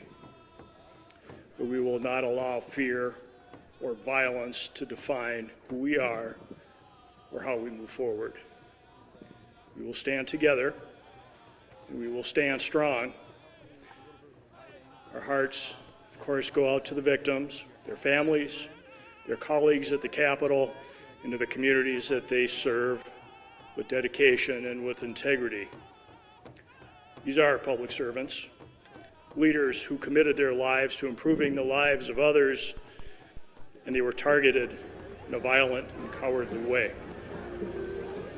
The suspect exploited the trust of our uniforms, that our uniforms are meant to represent. That betrayal is deeply disturbing to those of us who wear the badge with honor and responsibility. We want to reassure the public that there is increased security in place for elected officials and others who may be at risk. If you see anything suspicious, especially involving individuals impersonating law enforcement, please report it immediately by calling 911 or your local police department. With that, I'll step back and we will be available for any questions. Thank you.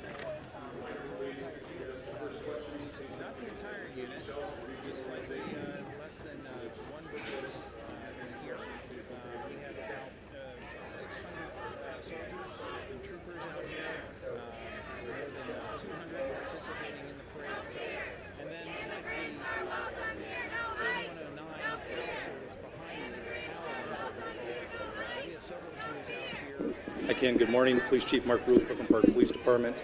The question is, how did we get to Representative Portman's house, and it was proactively or not.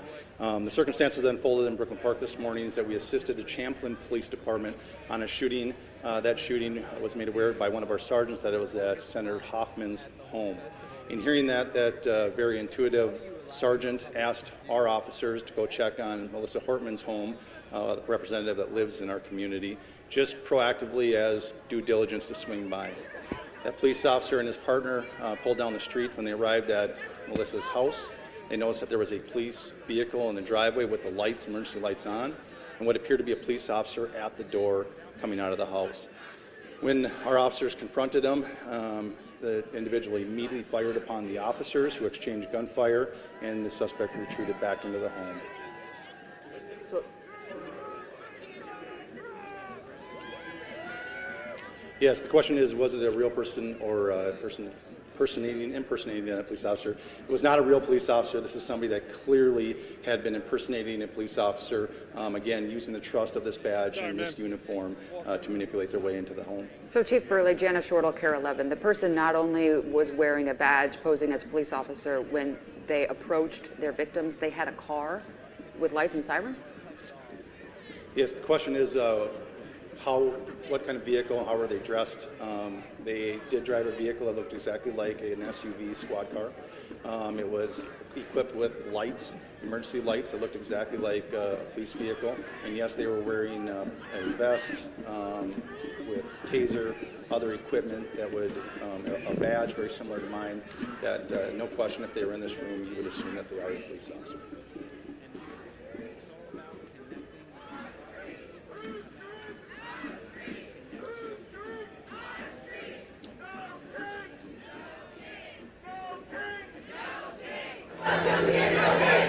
Yeah,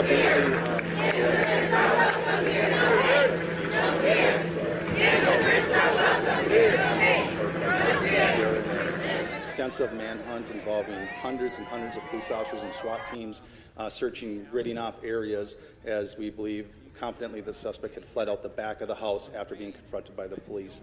Very briefly, after the officers had exchanged gunfire and the suspect retreated into Melissa's home, they immediately went up to the threshold and looked in and seen a male that was down, clearly had been struck by gunfire. They made a limited penetration, grabbed a hold of the male and drug him out to safety to attempt first aid. However, he was pronounced dead shortly after that. At that point, the officers surrounded the house, got additional resources and SWAT resources, and then ultimately went in with a drone identifying a female in the home. I would say top favorite things about the M109 Palo. I would say, yeah, somewhere around 5 or 6 miles apart. How much do you know about did the person that was impersonating an officer who allegedly shot these people, did they knock on the door and the people came to the door, or did the person break into the home? Yeah, it was knocking on the door and asking a person to come out, absolutely impersonating a police officer. Okay. We do have the suspect's car. Suspect is on foot. That is what the large-scale search is currently going on. I just remind residents of Brooklyn Park, I know it's been a long time, but those that are in the grid that we gave the alert out to continue to shelter in place. We're also reminding them that if somebody comes to the door and they knock on the door and claiming to be a police officer, please do a couple things. One, call 911 and confirm that the officer belongs there. If they are a police officer, dispatch will be able to confirm that that person is a police officer. Also, we've informed all our officers in Brooklyn Park that they are not to approach anybody by themselves. They're to approach in pairs, meaning 2 officers. So if there's only 1 officer outside the door, do not answer the door and call 911. If it's a Brooklyn Park police officer or any of our partners that are assisting, they will come in pairs of 2 or more. I'm sorry, 1 at a time.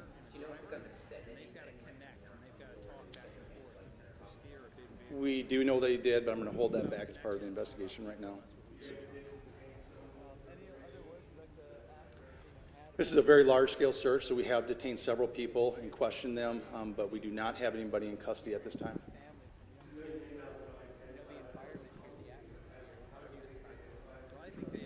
We have people of interest that we are looking for.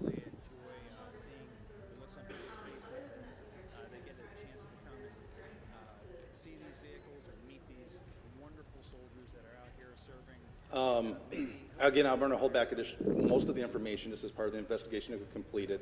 This is rapidly evolving, just occurred a few hours ago, and we're trying to sort it out. We have partners from the FBI, the BCA, the Henry County Sheriff's Office, and almost every suburban agency in our community helping us with this. So it's very complex and working on it. What I will tell you, when we did a search of the vehicle, there wasn't a manifesto that identified many lawmakers and other officials. We immediately made alerts to the state who took action on alerting them and providing security where necessary, and that's about, I'll stop there. Chief, thank you very much. We're going to take one more question. Drew, with the BCA, can I ask just, you used the word targeted, and that's kind of along the lines of Michelle's question in terms of politics, Democrats or Republicans. These are both Democratic lawmakers. You said the word targeted, so targeted because they're politicians or targeted because they're Democratic politicians? So the question is were they targeted, and when I use the term, why am I using the term? As Chief really noted, there was a list of individuals, and the individuals that were targeted in this situation were on that list. And so when we're looking at that, as Chief really said, it's far too early in the investigation to be able to provide information, but I do think we'll be in a position where we'll be able to develop the motivation behind these attacks, and we'll be able to provide more information as this unfolds. And so that's part of the reason we're using it, is I think there's some preliminary information that is telling us kind of where this is headed, but we need a lot more work done by all the teams that are here working on that to be able to provide that with you with a degree of accuracy. Thanks. Thank you. Quite a few. We're good. Thank you. Yep, hold on. Colonel, do you want to talk about the rally at the Capitol? Good morning, Colonel Bogoyevich with the State Patrol. We are aware of the demonstrations across Minnesota, including the Capitol and across the nation. We will work with our state partners and our local partners to provide security and safety for those that attend. Christy Miller, Pioneer Press, can you confirm that you will have a sniper station at the Capitol? The question was, will we have a sniper at the Capitol? Bot Rix has correctly joined the channel. On the Capitol grounds. Colonel, thank you.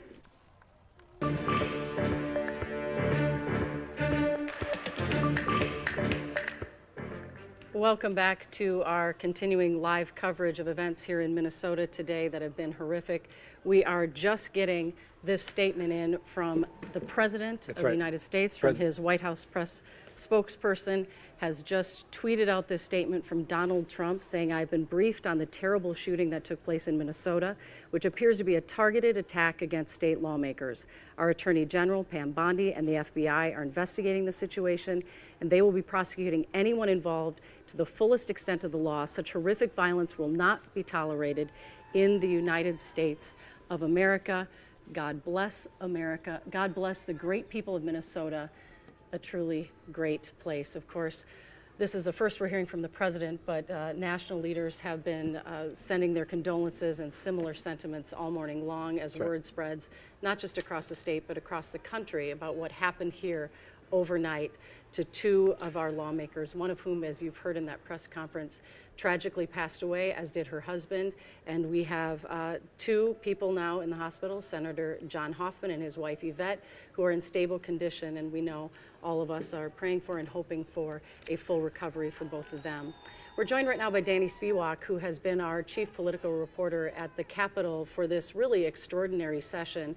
So much happened that was unprecedented this year at the Capitol, and Danny was there working closely with all of the lawmakers and bringing us all of the updates on Capitol happenings. And Danny, I know you're just as shocked as the rest of us to wake up to this morning.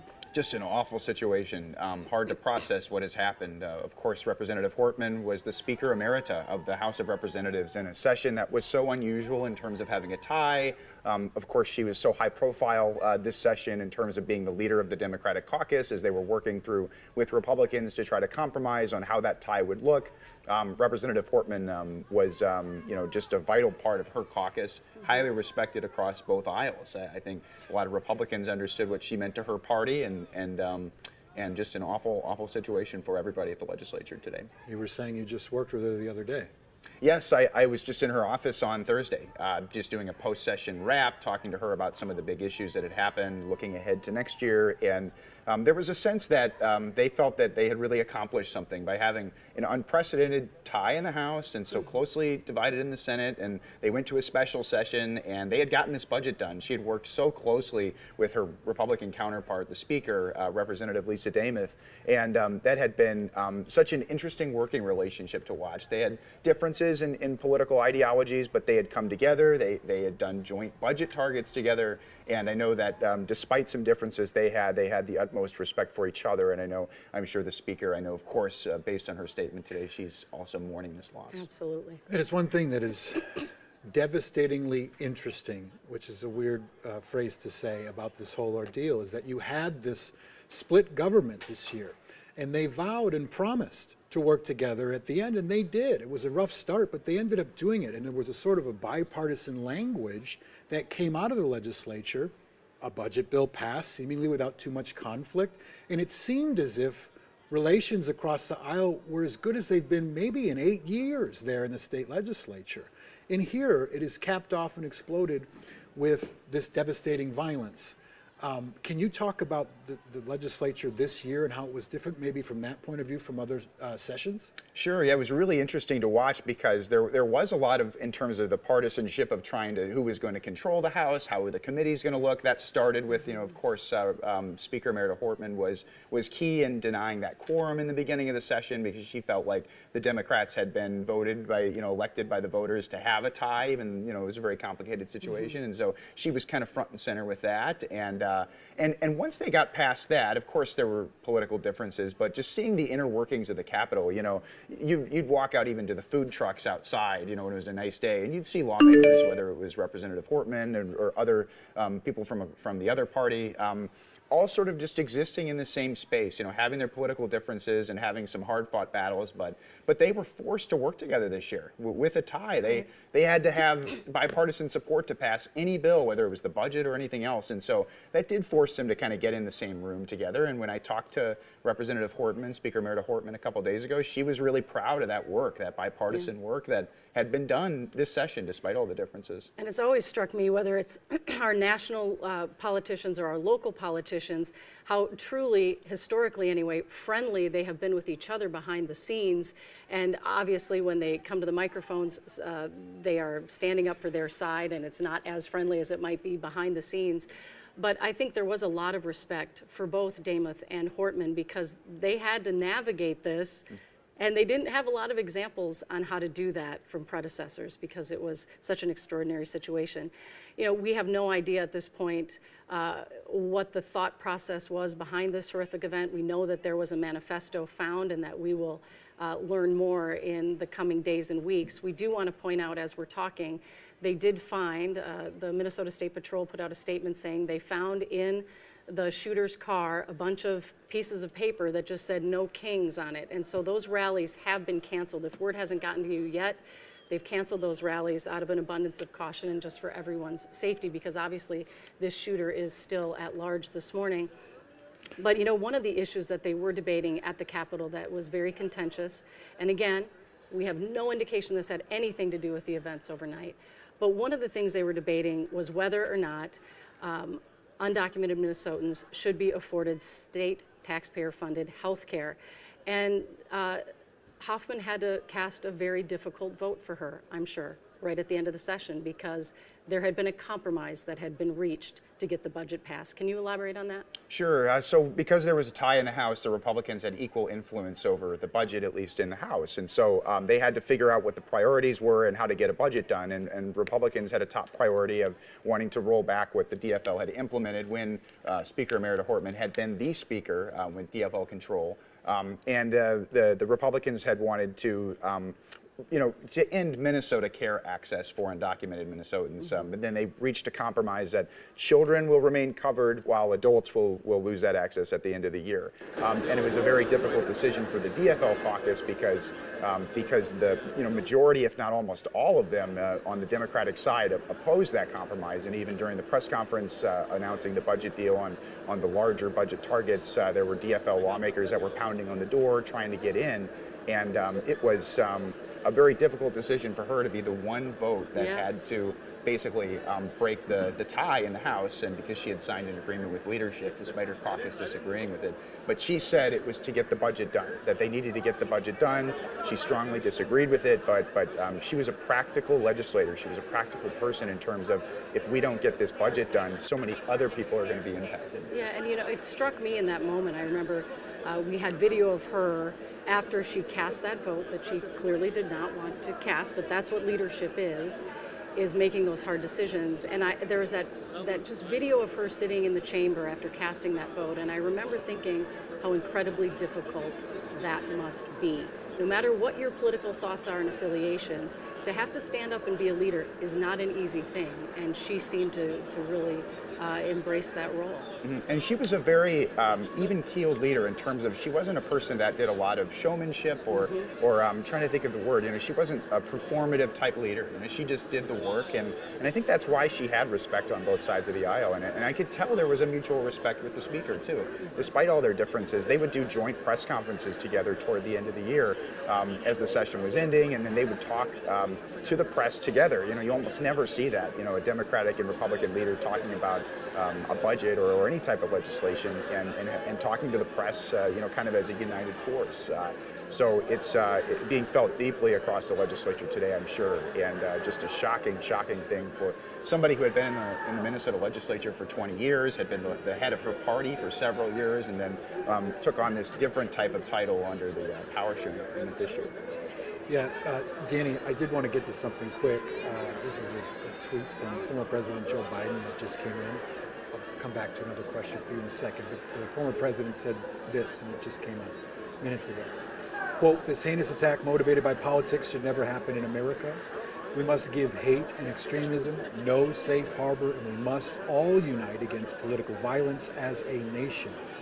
Jill and I are sending strength to everyone affected by this senseless tragedy during an unimaginable time," end quote. That is from former President Joe Biden. We talked to former State Senator Paul Gazelka. Just live on the air for about 15, 20 minutes. Republican. Did I say? Yeah, Republican. Yeah, and this is his point. He was dear friends with Hortman. He said they talked all the time. And one of the things they talked about was their safety and a common threat that they would get occasionally as public officials. But I think something that rarely these days shows up on camera is that there are friendships and there are bonds across the aisle behind the camera and in person, which is what Gazelka was speaking to. What have you noticed behind the scenes, off camera, about the legislature and specifically in your coverage of the session this year? One thing I noticed that when you talk about especially you're talking about the House of Representatives, just where Speaker Emerita Hortman was serving, I remember walking into the House chamber and before the session begins or before the floor session each day, you would notice the Democrats are on one side, Republicans are on the other side, but you'd notice them kind of crossing the aisle, even when they came back from that 3-week boycott or whatever you want to call it of denying quorum to try to get the power sharing agreement. they had come back and were shaking hands, like literally reaching across the aisle to shake hands. And you would notice those personal interactions. I just am thinking of an example over in the Senate, actually, with Senator Hoffman, a Democrat, and him and Senator Abler, a Republican, got along so well, and did a joint interview together with Carol Levin.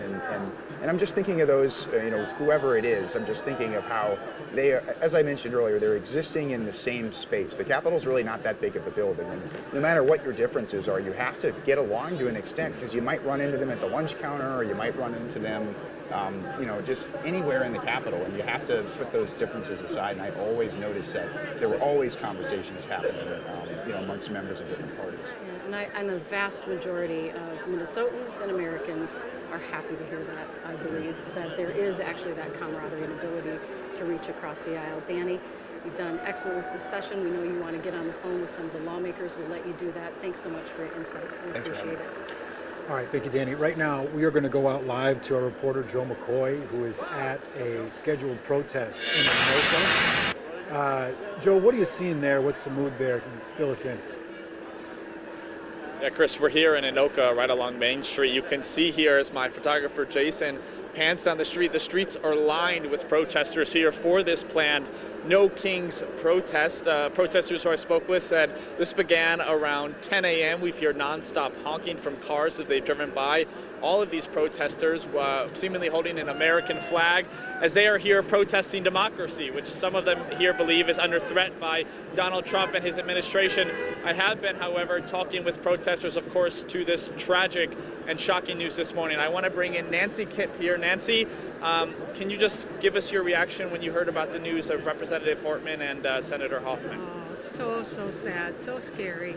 I know Melissa Hoffman, I know John Hoffman, they're my representatives, and I know Melissa Hortman would want us out here anyway, protesting, getting our message across. We need to do better. When everyone does better, we all do better. And that's a quote from Eleanor Roosevelt. It's just important that we tell the world that there's another side to the U.S. It's not just Trump's administration. So it's important we're out here. Nancy, State Patrol is saying that they're advising people not to come out and protest after this news. Do you feel safe and comfortable being out here right now? I do. I feel safe. I think the perpetrators are off hiding somewhere, as cowards do.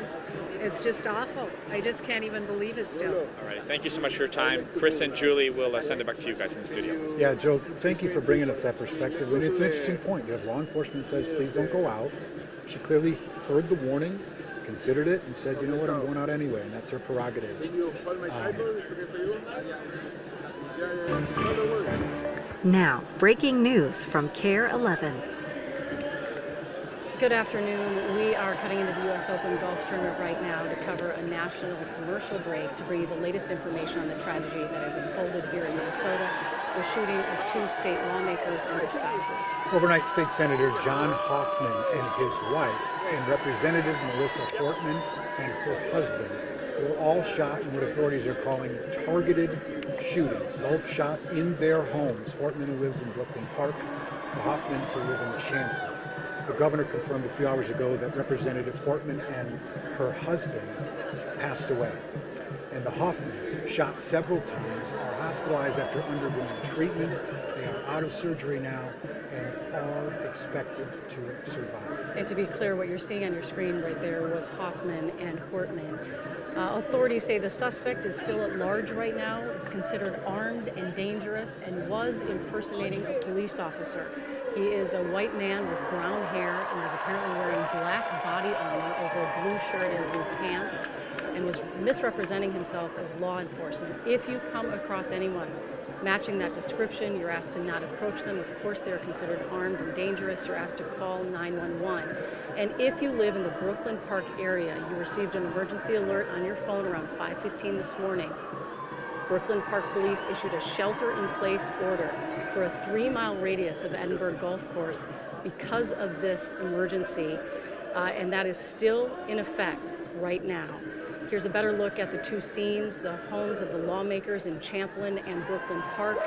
And that shelter-in-place order that we mentioned, that is the 3-mile radius around Edinburgh Golf Course, still in effect. And we know this news is just incredibly difficult to hear. It's been ricocheting around the country this morning. Our governor called it a very dark day for Minnesota. Here's what he had to say at a press conference shortly ago. Our state lost a great leader, and I lost the dearest of friends. Speaker Hortman was someone who served the people of Minnesota with grace, compassion, humor, and a sense of service. She was a formidable public servant, a fixture and a giant in Minnesota. To make this state a better place. She is irreplaceable and will be missed by so many.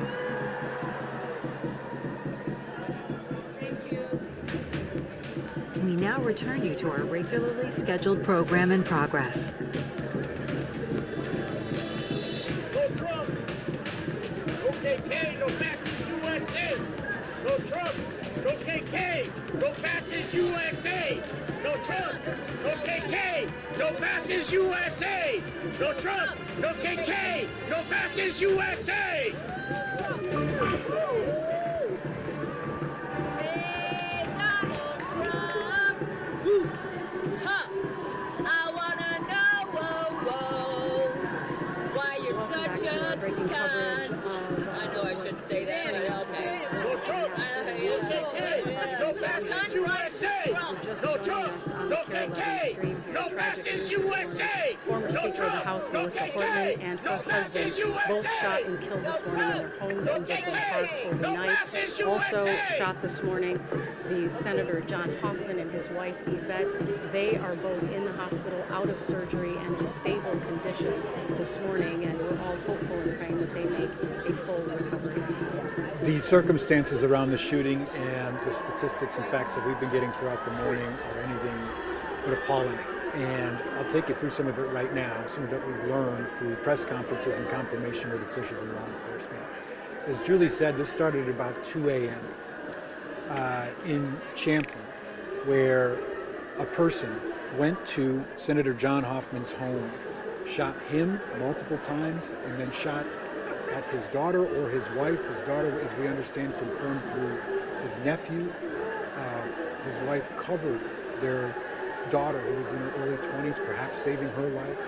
What we do know is both of them are out of surgery and expected to survive. Hours later, police obviously went to that scene.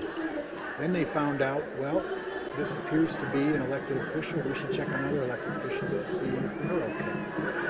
Law enforcement went to Representative Melissa Portman's home in Brooklyn Park and saw what appeared to be a police officer come out of her home.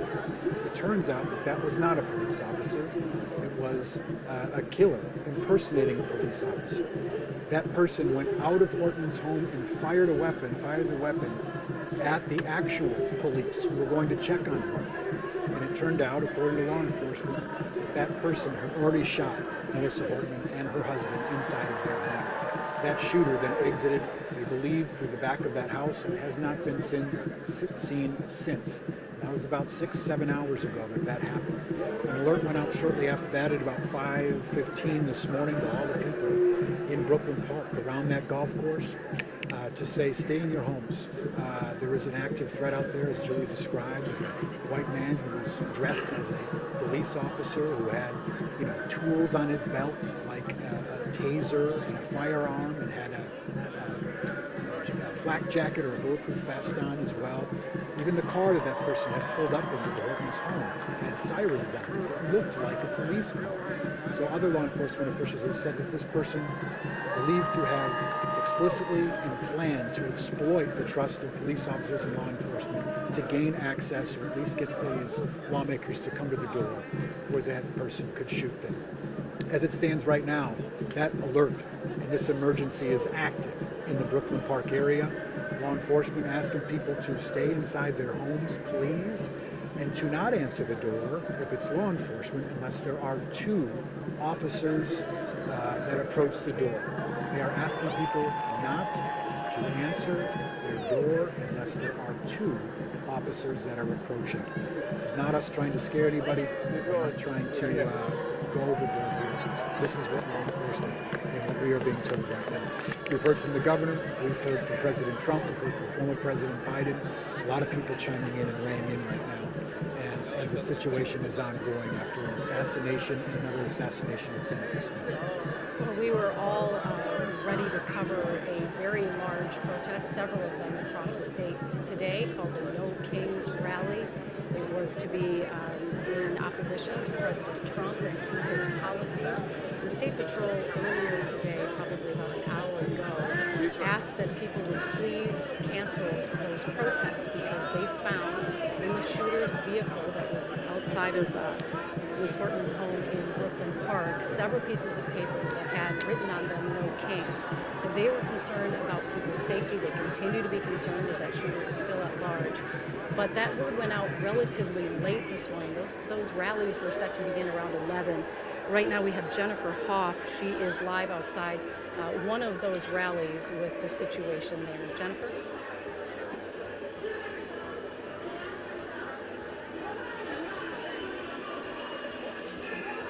Some concern about people attending the rally here at the Capitol, but as you mentioned, the gathering started by 11 o'clock. A lot of people at nearby St. Paul College who would then be making their way to the Capitol, but anybody else that you're seeing here has just sort of come on their own. We just got an update from the organizer of this rally who said despite what the governor is asking people, as you said, to no longer come to this rally, she said, we are still holding this rally to cheers here at the crowd. Now the march at St. Paul College to the Capitol is expected to start any minute now, and it's not that far in between the two, so that group should be making its way then to the Capitol.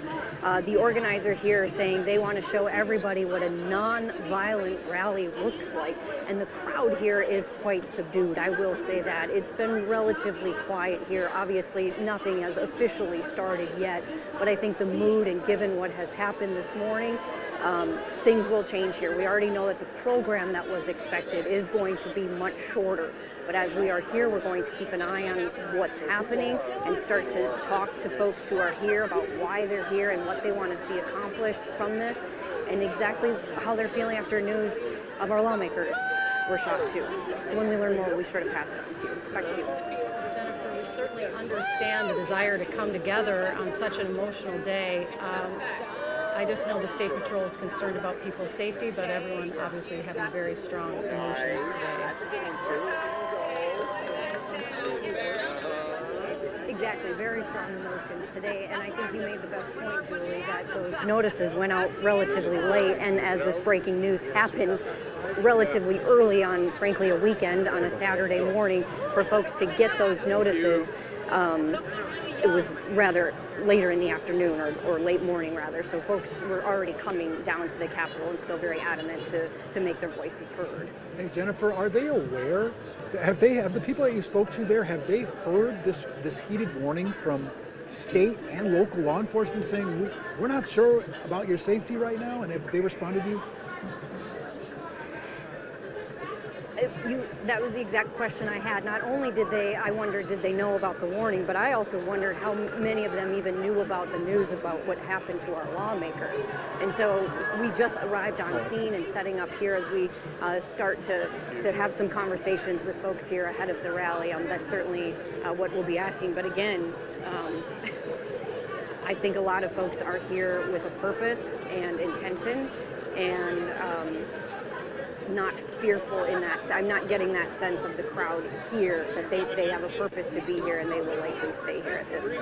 And just from, frankly, a logistical standpoint, you have major roadways closed. Remember, 94 is closed, and then all of our other major thoroughfares are jam-packed with traffic.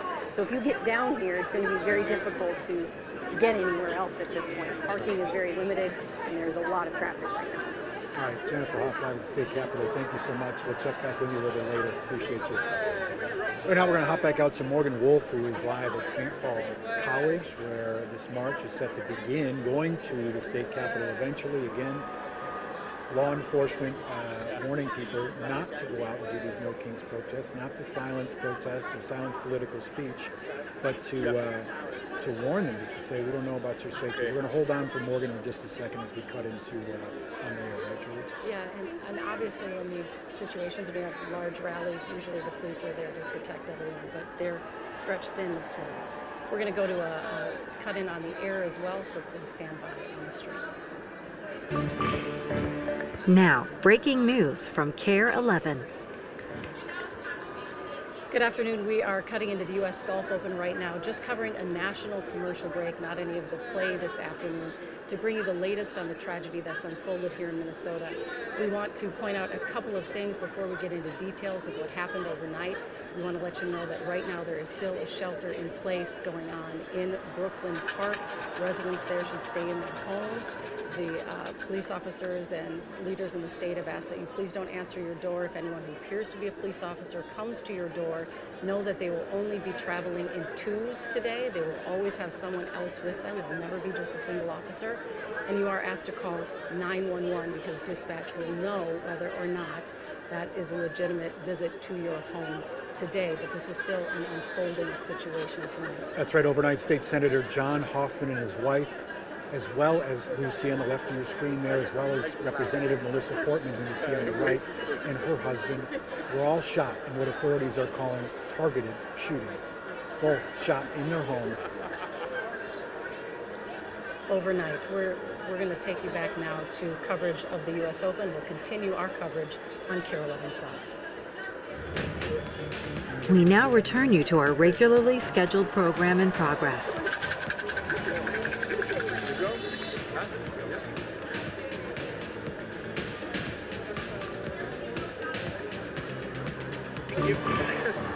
Now, breaking news from KARE 11. All right, back to our stream here where we're covering the events that transpired overnight. You know, as we left here on Friday, many of us were anticipating thousands of people showing up for what they call the No Kings rally to protest President Trump and his policies. We were all hopeful that those protests would remain peaceful, but we knew that law enforcement was ready to protect those who were protesting and to protect property and people should those protests and the rally turn ugly. That is no longer the case. Law enforcement no longer has the manpower to protect those rallies in the way that they would like. Also, there is an active shooter with what appear to be political motivations still on the loose this morning. And so the Minnesota State Patrol, about an hour ago, asked that everyone stand down on those rallies. They asked for them to be canceled. But as we saw just moments ago with Jennifer Hoff at the state capitol, people understand that they've been that they can't be protected to the level that leaders would like to, but they wanted to come out anyway in order to have their voices heard on what is an historic and tragic day here in Minnesota. And you have to appreciate the law enforcement perspective on this. I mean, they were set in planning to keep these massive protests scheduled safe. What they had to flip to overnight in and around the metro is an assassination of a former Speaker of the House, a Speaker Emerita, an attempted assassination of another DFL lawmaker in the Twin Cities, and this manhunt, this search for the shooter who also shot at police officers while impersonating as a police officer. So that on itself is a massive public safety workload. Well, and we understand as well that they did confiscate the shooter's car, and he had outfitted it to look like a black SUV law enforcement vehicle. And inside they found a manifesto. And Jana Shortle had been reporting that there were many names on that manifesto. Law enforcement would not disclose whose names they were, if they were all affiliated with the DFL or if there were Republicans and Democrats on that list. They wouldn't go into any detail because it's such an active investigation, but we know that then law enforcement was dispersed to help guard other lawmakers. As you can imagine, there is great fear and a lot of unknowns right now, and so keeping other people safe right now who serve our state in legislative and elected officials, it's top priority right now. We know the governor, as well as other Democratic leaders, were slated to speak at the Capitol this afternoon. Obviously, that's not happening anymore. They're really concerned about our elected leaders' safety here in Minnesota, as well we should be. We don't know much yet about the motivation behind the shooting. We do know there's a lot of speculation on social media, and we want to let you know that we see it as well, but we will not be reporting anything here on KARE 11 or on any of our platforms until we have had it confirmed through officials. Right now, understandably, they're being very tight-lipped about the investigation, but we do know that they exchanged fire with the shooter at the home of Melissa Hortman. They arrived at her home after finding the scene at Senator Hoffman's home, where he and his wife had both been shot. We do understand they're in stable condition, and there is a lot of hope around their recovery. But when they got to Speaker Emeritus Hortman's home, they were met at the door by the shooter, who exchanged fire with officers and managed to escape. But of course, his car was parked in the driveway, and they were able to glean some information out of that car. The only things they've shared is that there was a manifesto, there was a list of names, and the Minnesota State Patrol put out a picture on social media of what appeared to be dozens of pieces of paper on the passenger seat that said "No Kings." And from what we can tell, that's all that it said on that piece of paper was "No Kings." Lots and of that pieces of is paper. why they decided to issue that alert, at 11 o'clock, which is unfortunate it came out that late because people were already driving in and parking and showing up to those rallies. There it is. That's what State Patrol, it looks like maybe actually that's on the floor of the vehicle, and it looks like that stack of papers, that's all that it said, and we don't know why that was in the vehicle. We don't know if this person had plans to show up to that rally as well. But law enforcement really asking that people that were planning to protest today, and we understand there were going to be about 10,000 people at least showing up around the state, that they would go home. But obviously people feeling very strongly today about getting out and making their voices heard. Yeah, that's a great synopsis, Julie. And it's worth noting again, they didn't go to Melissa Hortman's house because someone told them to. These were officers using their intellect and using their insight to say, let's go check on other lawmakers in the immediate area. And it was serendipity that they went to that house and they were met with this gunman who had already committed an atrocity. But you have to think, if they didn't do that and they didn't seek her out, I don't know how many names were on that list or how many places that person may have gotten to if they weren't, I suppose, coincidentally met with law enforcement at that time. So now it's a manhunt on foot in Brooklyn Park as opposed to who knows what else. Well, we do know that at the Hoffman's home, their daughter Hope, who is in her mid-20s, was also in the home at the time. We're told the shooter, there were multiple shots, that Mr. Hoffman and his wife, Yvette, were both shot multiple times. Fortunately, their nephew said that the gunshots that they sustained for Yvette, they didn't hit any major organs.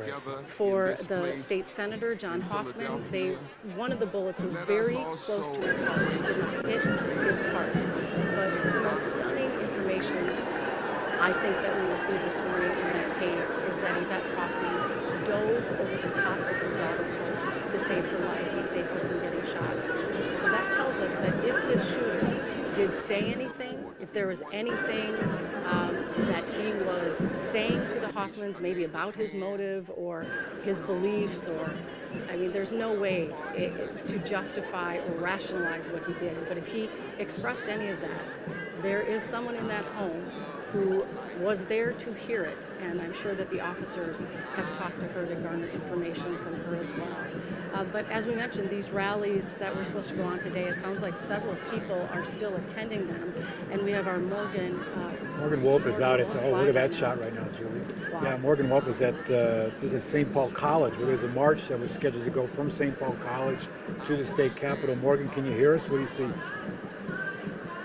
Hey, you guys. Just right now, they're doing a moment of silence, and so we're just going to pause with you and give you a look as they remember Senator Representative Hortman. All right, so this program is about to begin, and we were told by the organizers about 10 minutes ago that it will be shortened, but it is scheduled to go on as we are witnessing right now. The crowds have just marched to the Capitol here, and they are echoing the notion to keep things peaceful at this demonstration today. We are expected to hear from some speakers, but as I mentioned, the organizer said that this will be a shortened program right now.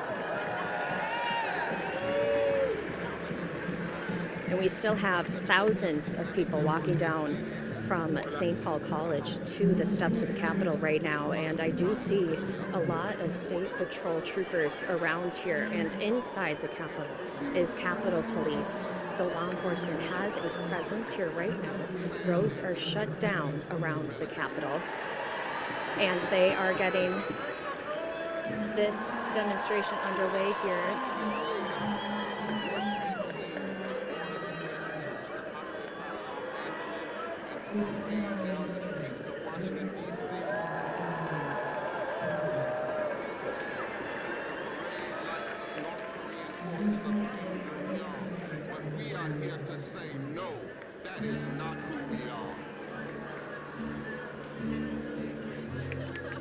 So as we mentioned, there will be a number of performances here as well, and I had the chance to talk to some people that came here today, and they did tell me they were a little bit scared for their safety in light of what happened this morning with the shootings. But they felt that it was necessary for them to come here and be together with people. So the tone of the rally is very emotional, very a bit somber, as they are now reflecting on the political violence that happened this morning in Minnesota. Where's the mask? Where's my mask when I need it? Just go like this. I know. It's all right. What do you Hey Morgan, I'm not sure if you can hear us over the music right now. Did they talk on the loudspeaker? Did anyone come up and speak and share the news of what happened and speak about it? I know they had a moment of silence, but is the crowd, in your opinion, firmly aware of what happened and the active threat that is still ongoing in the metro area? Yes, Chris, it sounds as though people are very much so aware of what happened, and it was acknowledged by the organizers. And some people that I had the chance to speak to just were completely in awe of what happened this morning. And as I mentioned, this was a very highly anticipated large rally and demonstration in correlation with many that are happening across the country. And the fact that they shortened this program down goes to show you that there were some speakers that were planned to be here that are not because of the situation that is going on right now. So a lot of protesters, they are fully aware of what happened this morning with those shootings of the lawmakers, and they felt, some people told me that they just felt that it was necessary to be together with people during this very emotional time. Yeah, you can't help but think that even though that warning is out there from law enforcement, such an act of depravity and an assassination and another assassination attempt might encourage people to be out together as one group and mourn collectively. So thank you for that live report, Morgan, as we're listening into some of the performances at that scheduled protest now. Again, that law enforcement are warning people, or asking people more or less not to go to. You can definitely sense that tone switch, though, obviously, the moment of silence and the music being played. Morgan, we'll check back. Thank you so much for that update. That was supposed to be, and obviously is, the largest rally of No Kings that was happening here in Minnesota. We'll keep checking back with Morgan. But right now, we want to go to Araya Katene. She is in Champlin right now, and I understand, Raya, there are people going door to door in that neighborhood. Can you fill us in? Yeah, Julie, we are still seeing a law enforcement presence here. We have Champlin police officers who are here. We also have deputies and investigators with the Hennepin County Sheriff's Office, as well as BCA agents who are, as you said, going door to door and even still going inside the home and the residence of State Senator John Hoffman to what I would assume is still collecting evidence and making sure that they have everything that they need from the crime scene.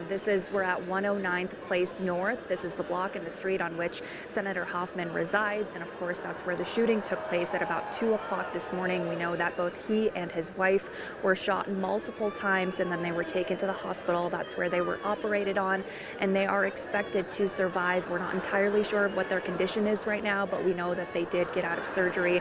We've also, of course, heard from family members, their nephew, who tells us that their daughter was home at the time as well, and we know that the senator's wife, Yvette, actually jumped in front to protect her daughter from being shot. So, of course, a very horrific scene that unfolded here this morning.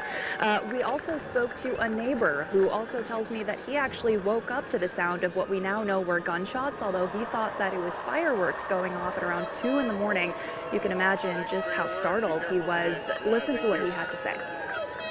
Just kind of the pop, pop, pop, pop, and then there was like what looked like a cop car driving down, I don't know what bound this is, but across the street heading kind of this way, with like flashing lights. Yeah. And this was pretty early on. It was like 2 in the morning. Yeah, and then I kind of went back to bed tried to, because I was like, oh, it must have been like fireworks, and then the cops like dealt with it and was leaving. And then all of a sudden it was just like cop after cop after cop and paramedics. It was pretty crazy. And you had said the car looked like what would have been a police vehicle. Just because it had like the flashing lights on it, I didn't see like make or model or anything like that. No. Yeah. It was pretty intense. Yeah, pretty scary. Yeah. So that was Levi Strand. He is a neighbor of the Hoffmans. He's actually lived in this neighborhood for about 10 years and lives across the street from them. And what he was describing is that vehicle that we've heard from law enforcement now was actually not an official police or law enforcement vehicle whatsoever. It was actually just a dark SUV that this impersonator was driving in order to appear as though they are with the police.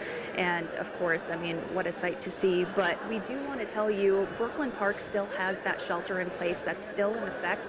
The city of Champlin has not issued a shelter in place, and so, you know, just keep that in mind. Of course, we know that the suspect and the shooter is still out there at this point. We have a description. He's described as a white male with brown hair, and so, of course, he's still on the run, and we do want you to be very safe.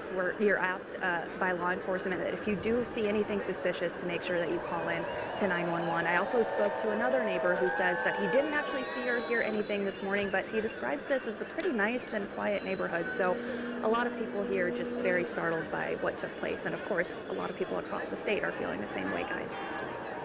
All right, Riot, thank you so much. We appreciate all the information, and it's just stunning to look out at those law enforcement vehicles on that street. Our heart goes out to obviously the families involved, but also their neighbors. Hey. This is a truly horrific two scenes that are unfolding this morning. Thank you so much, Riot. Sup? It's great reporting. We appreciate it. We got a new statement from the Attorney General now. I think I'm going to go ahead and read this one now. So this just came out from Attorney General Keith Ellison, Attorney General of Minnesota. This came out about 5 minutes ago, and it says, it's kind of a longer one, I'm just going to read it. It says, quote, "I'm beyond heartbroken at the news of the death of Melissa and Mark Portman. Melissa and I were friends over 2 decades. She was wise. She was caring. She was brilliant, and her smile lifted people up in good times and helped them through the bad. As a legislator and speaker, Melissa relied on a strong moral compass and an unwavering dedication to the community and the state of Minnesota. She knew it was right to take care of the vulnerable. She knew it was right to stand up to bullies, to give second chances, and to embrace people without regard for personal or political differences." He goes on to say, Melissa was a force in Minnesota politics who understood what it meant to be a public servant. She knew how to stand firm on her values, but understood the importance of teamwork and compromise and never backed down from hard choices. He says she was tough, she was kind, and she was the best of us. Ellison goes on to say, quote, Yes, went "Today Mia, I am it seems. grieving for Melissa I had sent the message, man, it notified me on RUM, and the live chat on YT totally froze. I don't know if you saw the did you party LN or no LOL. Discourse have become far too common in our political and social landscapes. Through all the ups and downs of public life, Melissa never lost sight of what's right. Did not. And always stood on the side of fairness and of justice. We can honor Melissa and Mark by doing the same." He says the Attorney General's office will do whatever it can to assist law enforcement in their investigation. My heart goes out to Melissa's and Mark's 2 children and their families. I'm also praying for Senator John Hoffman and his wife Yvette and wish them a full and speedy recovery, and I hope Minnesotans can offer grace, care, Did not see it or did not party. in the days ahead. And I would say in real life, absolutely, that's happening across Minnesota today. and it would be a great time to ignore all those fringe voices on social media. I Did do not want to read as party. well from U.S. Attorney General Pam Bondi tweeted something a couple hours ago saying this horrific violence will not be tolerated and will be prosecuted to the fullest extent of the law. We do know that the FBI is involved with this investigation today, as well as obviously the BCA. It's our understanding they are the lead investigators on this case. Down We heard FRR, the director of FFS the that took a BCA, pretty Tim min. Robbins, this morning at a press conference with DPS and the governor when they laid out all of the horrific events that happened today. And it was the most emotional I have seen our governor in a very long time. Maybe 5 years ago, I would say. He was as emotional when the riots were breaking out after George Floyd's murder. Clearly an emotional day for all of us, but especially for those people who hold elected office. Not only did so many of them know Speaker Emeritus Melissa Portman on a personal level and a professional level, clearly this has to shake them to their core about what's happening to elected leaders in our state, or what did happen overnight. We've been talking as people who have covered the news here and followed it for decades, and it is very concerning what this may do to future prospects, some of our best and brightest who have been thinking about maybe getting involved in politics. The statement this is making about where public discourse has gone. We don't know what the intention was of this shooter. We know there was a manifesto and there were many names on a list, but we don't know much more than that, what the motivations were for this shooter. But obviously targeting our lawmakers here today, and former Speaker Hortman was one of the leaders in the Democratic Party, but she was also very pragmatic, willing to reach across the aisle and get things done for the state of Minnesota. John Hoffman, Senator John Hoffman, the same. He's a senator who we just recently featured in an A.J. Legault investigation because he and Senator Abler, who's a Republican, had worked together in a bipartisan way to pass legislation this session that would protect Minnesota taxpayer dollars from all the fraud that we have seen going on in the last few years. And so these were two Democrats, but two leaders in our state and two politicians who were able to reach across the aisle to get things done for our state. And our hearts just go out to their families today. We know that the Hortmans have two children. The Hortmans, who both tragically passed away. You can't imagine those phone calls this morning to their children, and our hearts go out to them. We know that Senator Hoffman and his wife Yvette, their daughter, was in the home, and Yvette threw herself on top of her daughter to save her life. So the events of this day as they unfold are jaw-dropping, heartbreaking, and frightening. And we know that everyone in our law enforcement community is dispersed to try to keep the rest of our elected leaders safe, and all of us safe here today, and we appreciate their efforts as well. We don't often in journalism have this ability to sit and talk about the facts at hand and sort of opine on it. But I'll just say that there is a repetitive history of light and optimism and spark and unity that can come from terrific acts like this.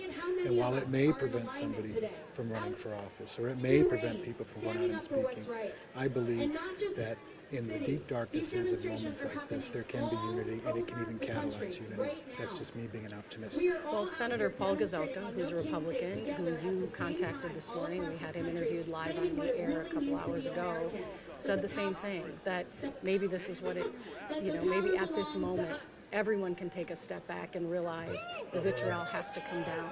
We have to tone down the vicious fighting between two political ideologies, and I thought he said it beautifully today. A man who's a Republican, who considered Melissa Hortman, who's a Democrat, to be a colleague and a friend. A dear friend. And I think that should be the overriding message, is that we're all Minnesotans at the end of the day. You mentioned that Governor Walz was emotional, perhaps as emotional as you've ever seen him publicly. We have part of what he said that we're going to run right now. Our state lost a great leader, and I lost the dearest of friends. Speaker Hortman was someone who served the people of Minnesota with grace, compassion, humor, and a sense of service. She was a formidable public servant, a fixture and a giant in Minnesota. She woke up every day determined to make this state a better place. She is irreplaceable, and we've been missed by so many. You seen about down carrot W, I think. Today. Let's go to Brooklyn Park now. That is where the speaker lived with her husband, Mark, and our Sammy Selena has been live there for several hours this morning. Sammy? Good morning. This stay in place, or shelter in place, I should say, order. You abbreviate too much, it's like reading Morse code, LOL. Just show you what that is. The latest alert that we got. BKD PD continue sheltering in a 3-mile radius of Edinburgh Golf Course for emergent event. Police are still looking for a suspect in multiple targeted shootings who is armed and dangerous. Suspect Picky, white picky, male, JK. brown hair, wearing black body armor over a blue shirt and blue pants, and may represent himself as law enforcement. Do not approach, call 911. Now, all day, we have seen law enforcement, notably in pairs. That's what police say. If there's a pair of law enforcement officers that approach your door, that should be them. If you're unsure, call 911. If there is a single officer who approaches, do not answer that door, call 911. But we have seen them go up and down these streets. We have also seen them armed go up and down these streets as well. They're looking for someone. They are continuing to look for someone. And just down this way, The original message did you seen about down that took a while for them, I said FFS, which you prob no LOL. block, that is where former Speaker Melissa Hortman lives. There's an ongoing investigation into what happened early this morning. We do know that after Senator Hoffman was shot, his wife was shot. Did not get it. Then later, that gunman, is what police believe, came to this neighborhood here in Brooklyn Park. They said that, oh, they're telling us to back up. Weirded, read it out. Safety reasons. Yeah, thank you. So we'll go ahead and do that. As we make our way to the car, we'll explain a little bit more about what happened early this morning. They said it was around 3:30 in the morning when Brooklyn Park Police showed up at the speaker's door just to check, because they know of what was happening with Hoffman, that Hoffman was shot. There they found what looked like to be a police vehicle. They also found a man exiting Hoffman's home in body armor, what looked like mace. He had a baton, things that it clearly looked like he was a police officer. He then shot at those officers. They exchanged gunfire. That person got away. They're still searching for that person, clearly. And they went in, they saw Mark Portman's husband dead. They later found Melissa to be dead as well. Yeah. Sammy, I just wanted to ask you before we come back to the studio, things look terribly quiet there as people are clearly heeding the warning to shelter in place. What have you noticed about that neighborhood in the last couple of hours? Yeah, Chris, I mean, you described it perfectly. You can see that it is very, very quiet here. People seem to be sheltering in place. Occasionally, you see someone who is walking their dog. Police say, please do not do that. Stay in your homes. Stay protected. We ourselves are just trying to make sure that we're in eyesight of law enforcement, just trying to keep safe. We have seen armored vehicles in the neighborhood as well. Clearly preparing. Thank you, Sammy. Yeah, sorry, I don't mean to cut you off. We have to turn over to Morgan Wolf right now, who's live at the state capitol. What is happening? We're trying to figure out what is happening right now. There's a No Kings rally going on. We understand some breaking news happening there right now. Morgan. Hundreds of thousands in locations and thousands around the U.S.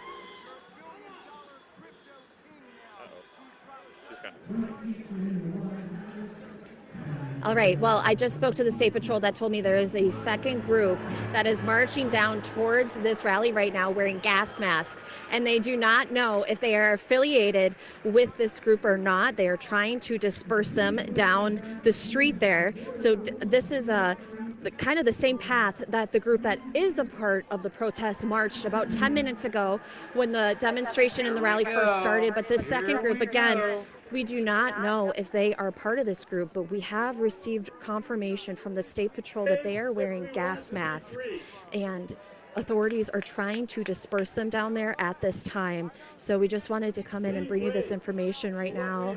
As it is developing, there are thousands of people here on the steps of the Capitol, out on the lawn. There are even children here that I have seen. And so we're going to keep following this situation as it's developing. I'm going to check back in with the State Patrol and see if they have any more updates on exactly who is in this crowd that is marching towards the rally right now. Again, we don't know if they are affiliated with the rally or not, but they are wearing the gas masks. Okay. So that brings a lot of questions. Well, yeah, certainly does. Are you able to read any of the signs?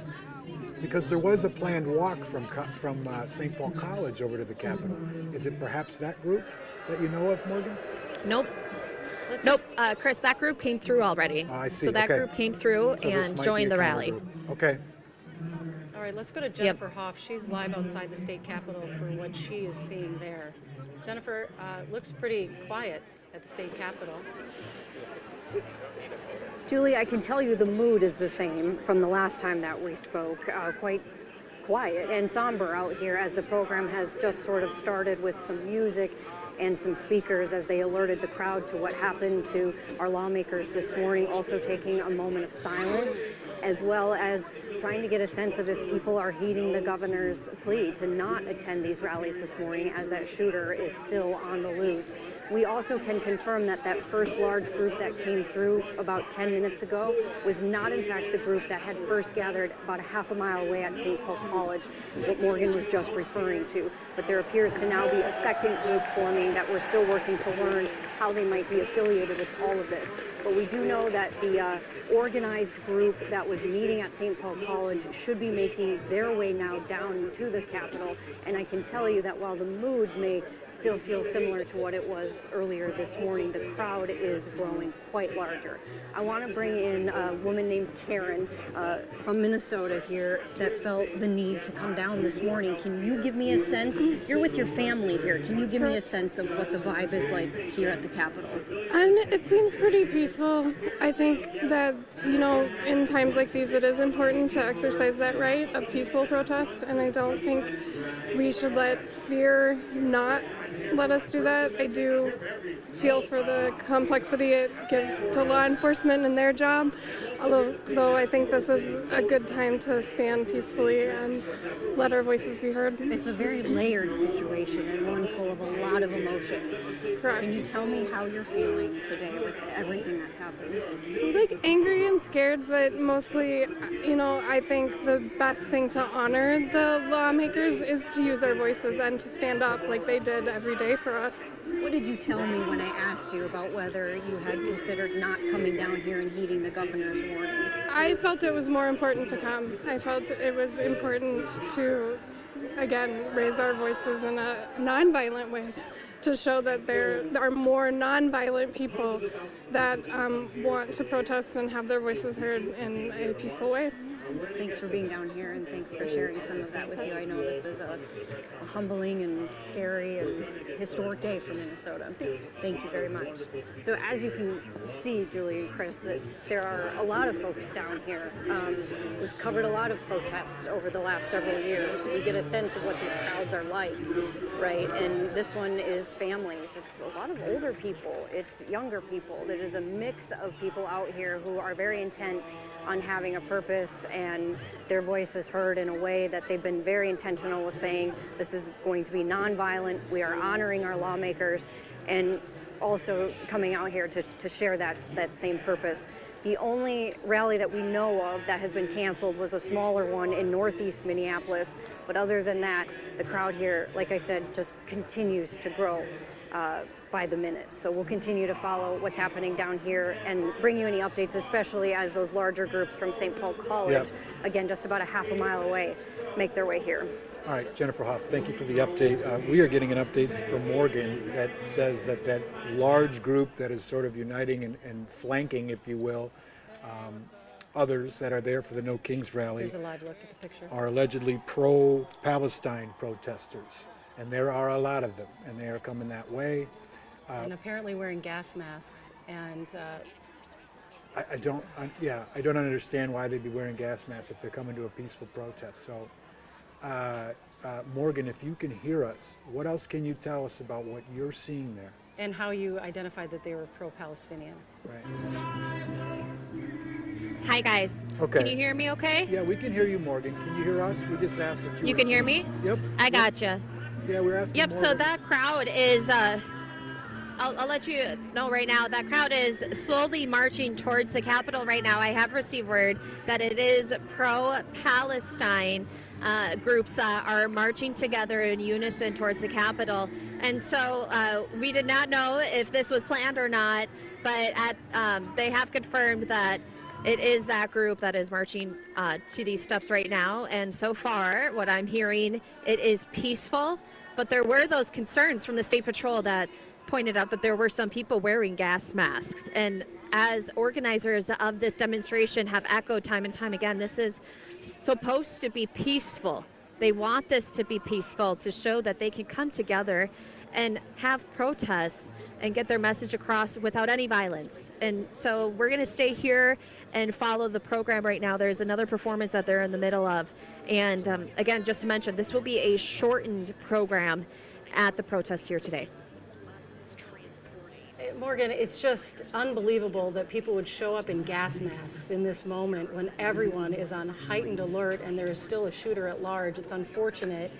And when you say shortened, I mean, I know law enforcement had asked people, please do not gather today for a political rally because, like we said, the scene, it's not secure yet, and their resources are stretched thin. Danny Spiewak and I were just texting. He's our chief political reporter, and he said law enforcement is staked out at every lawmaker's home right now. So obviously the resources for law enforcement are stretched thin right now, and I know they're concerned about these rallies and for the potential that they could turn sideways at any moment. It does seem, as of now, they're very almost cathartic for people, for them to be able to come together and share their emotion. I know there was a moment of silence for State Representative Portman and her husband who were killed this morning, but man, emotions are high right now, and so is the safety alert.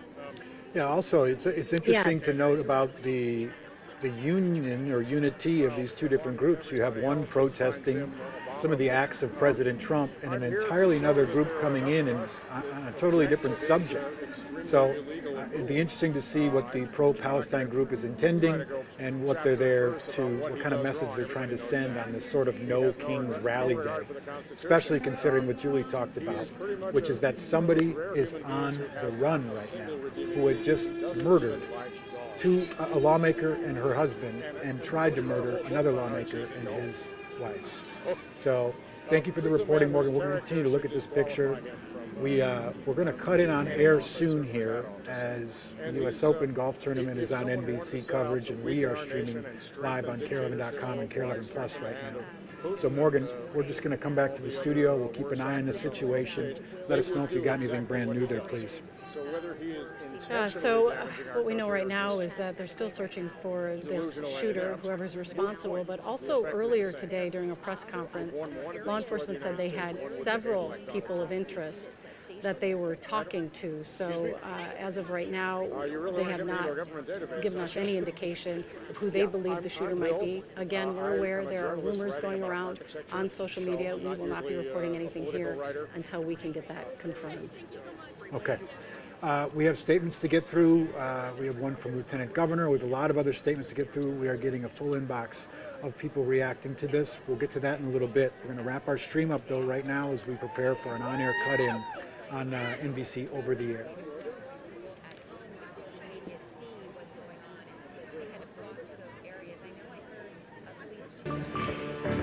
Now, breaking news from KARE11.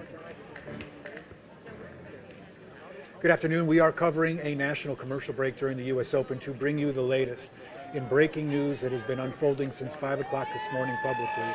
2 state lawmakers and their spouses shot in their homes in what police are calling a targeted attack. Right now, planned demonstrations are going on across the Twin Cities, despite law enforcement and the governor asking people to stay home because law enforcement is worried about the safety of those people attending. This is a live look right now at the No Kings rally going on at the Capitol. It had been a rally that the tone had changed, as you might imagine, to one that was very somber. And there was a moment of silence for Representative, former Speaker of the House, Melissa Hortman, and her husband, who were shot and killed in their homes overnight. We do want to update you that Senator Hoffman and his wife Yvette are out of surgery and recovering and expected to make a recovery after they were shot in their home as well. But our Morgan Wolf is live at the scene right now as protesters in gas masks started approaching this group. Morgan, what are you seeing? Yes, Julie. Well, we have thousands of people at the steps of the Capitol right now for the No Kings demonstration, and at the moment we have more groups, or what I am told by people on the ground, left-leaning causes that are marching towards this rally right now. We're told pro-Palestine protesters, also some other Black Lives Matter groups are out there too. They are marching towards the Capitol right now to join in on this rally, and there are State Patrol troopers on the ground. There's Capitol Police inside the Capitol building. Organizers have reiterated time and time again to the crowd, this is a peaceful demonstration, and so we are hoping that it stays that way. Back to you. Yeah, certainly concerning when people show up in gas masks. That's unfortunate. We do know law enforcement is now outside of every lawmaker's home in the state, so their resources are running thin to keep those rallies safe. We're going to keep following the situation, and if you'd like to watch our streaming coverage, we're over on KARE 11 Plus. But for now, we'll return you to NBC's coverage of the U.S. Open. We now return you to our regularly scheduled program in progress.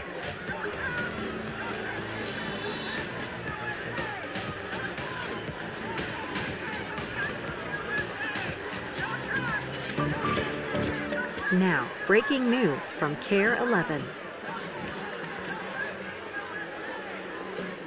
Not sure if we're still on the air or if we're back on the stream at this point, but either way, we're going to keep reporting what we can because there is so much new information that is coming in as seemingly everybody has something to say and something to feel this morning on a story the likes I've never covered in my career, and I don't know about you. But Chris, can you walk us through? You were here this morning for the Saturday morning show, so you were in the newsroom when word reached us from our own AJ Legault, who received a tip that something was going on. Actually, he had several people texting him saying, have you heard anything? What's going on with our state lawmakers?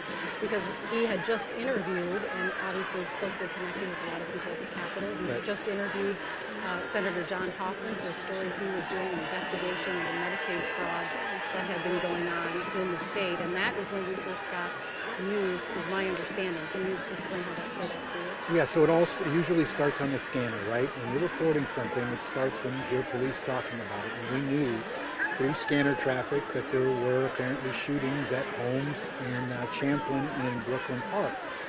We didn't know to what extent, though. We didn't have the address, we didn't have anything. But you hear these things and you start exploring and trying to get answers. And what we shortly learned thereafter, and some information we were trying to get throughout the morning here as we were doing KARE 11 Saturday from 8 to 10, was what happened. And were the rumors online true that lawmakers may have been involved in these shootings? And what we ended up learning via press conference and through reporting from AJ Legault was that, yes, in fact, 2 homes of 2 lawmakers in Minnesota were impacted by gun violence this morning. And here is exactly what those officials and officials in law enforcement told us happened. Shortly after 2 o'clock this morning, they say a gunman dressed as a police officer, impersonating a police officer, went to the home of Senator John Hoffman and his wife. There was a siren and lights apparently on this person's dark SUV vehicle. The person looked like an officer, had a utility belt, had a sort of a body armor on, and approached the house. And as we understand through confirmation of Hoffman's nephew, who confirmed that this person started shooting John Hoffman in the doorway and then turned the gun onto their daughter and his wife who were standing there. We understand that Hoffman's wife jumped jumped into the way of the gunfire to protect her daughter. She was shot in the process. We understand that they both have gone into surgery and are now doing, or at least expected to survive. We understand that the bullets have missed vital organs in Yvette's body. And John, we're not sure how bad it is, but apparently a bullet had missed his heart, so he's expected to survive. That was the first shooting. Police get there, and they think, we don't know what happened here. This is extremely serious. Let's go, due diligence, check other local lawmakers' homes to make sure this isn't spreading or it's not getting worse. They hop over to Melissa Hortman's residence, which is not in Champlin, but in Brooklyn Park. So it's now going from Champlin to Brooklyn Park. They just check on it. And what they find when police roll up is they say they found someone who looked like a police officer exiting Hortman's house. That person immediately started firing gunshots at arriving police. Imagine that situation. They exchange gunfire with this shooter, who goes back into Hortman's house.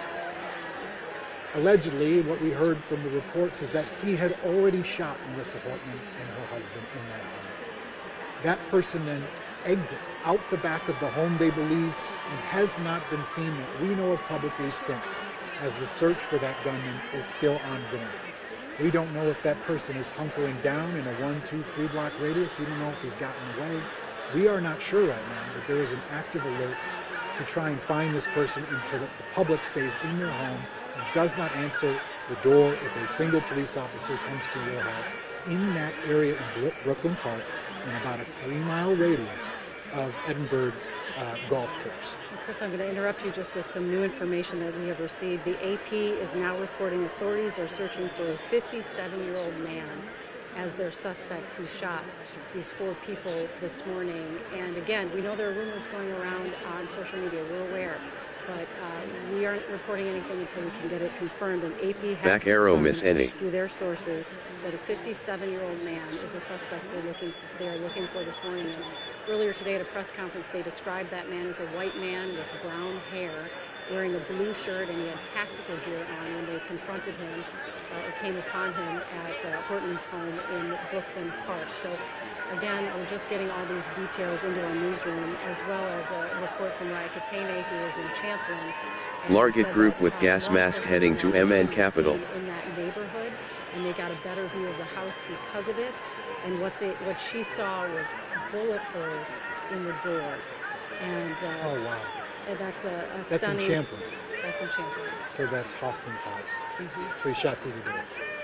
And I wonder we who. know that at Hoffman's house, while the senator and his wife were both shot, there are the images.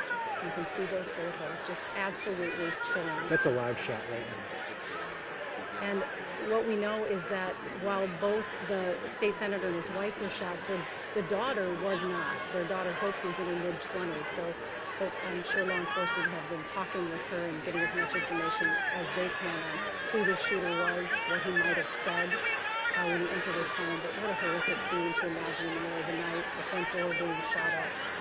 And again, both the state senator and his wife are out of surgery and stable. We're trying to get updates on their condition this morning, too. What I can't quite understand right now, and I know everybody's wondering the same question, and we'll get to Raya in a second, how someone who shoots at police is going to escape through the back and then continue to run or hide somewhere and not be found within 6 hours.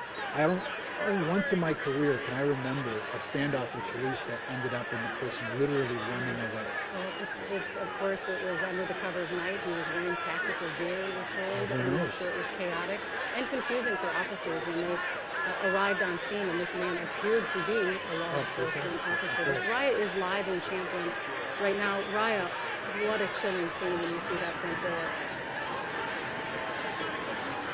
It's just unbelievable, you guys. And now that some law enforcement has cleared out of the area, we're able to have a little bit of a better vantage point of this home that, of course, belongs to Senator John Hoffman and the front door. And what you can see, we're going to try to zoom in for you so you can take a little bit of a better look, is bullet holes right through their front door. We counted about 9 bullet holes right there. So like you said, it's just a chilling scene to be able to see and witness this. And I'm sure for the neighbors, you know, the ones that we've spoken spoken to, it's just so startling. We're on 109th Place North. This is exactly where the shooting happened at about 2 o'clock this morning. We know the senator and his wife were both shot multiple times, and they were operated on, and they were out of surgery, and they are expected to survive. But again, I mean, just absolutely unbelievable, you guys.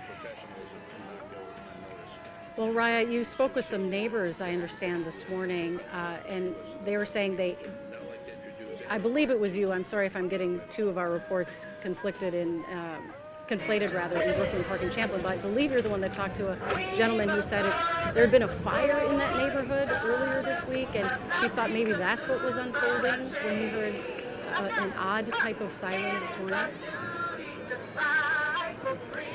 You know, that I'm actually not too sure of. Maybe it was one of our colleagues that he spoke to. Somebody said that. But the neighbor I did speak to, and I've spoken to several at this point, but the neighbor that we spoke to actually said that he woke up to what he thought were the sound of fireworks at about 2 in the morning. And interestingly enough, I actually just spoke to another neighbor who tells me they didn't hear or see anything, but had they heard that, they also would have thought that it would have been fireworks because of a planned festival that's going on in Champlin tonight.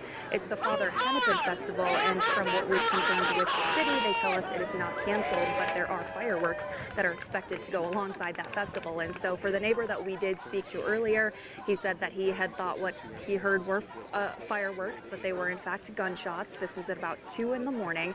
And then he woke up and he actually saw that vehicle that now police say is actually not a law enforcement vehicle whatsoever, but he said that it had some sort of weird siren on there.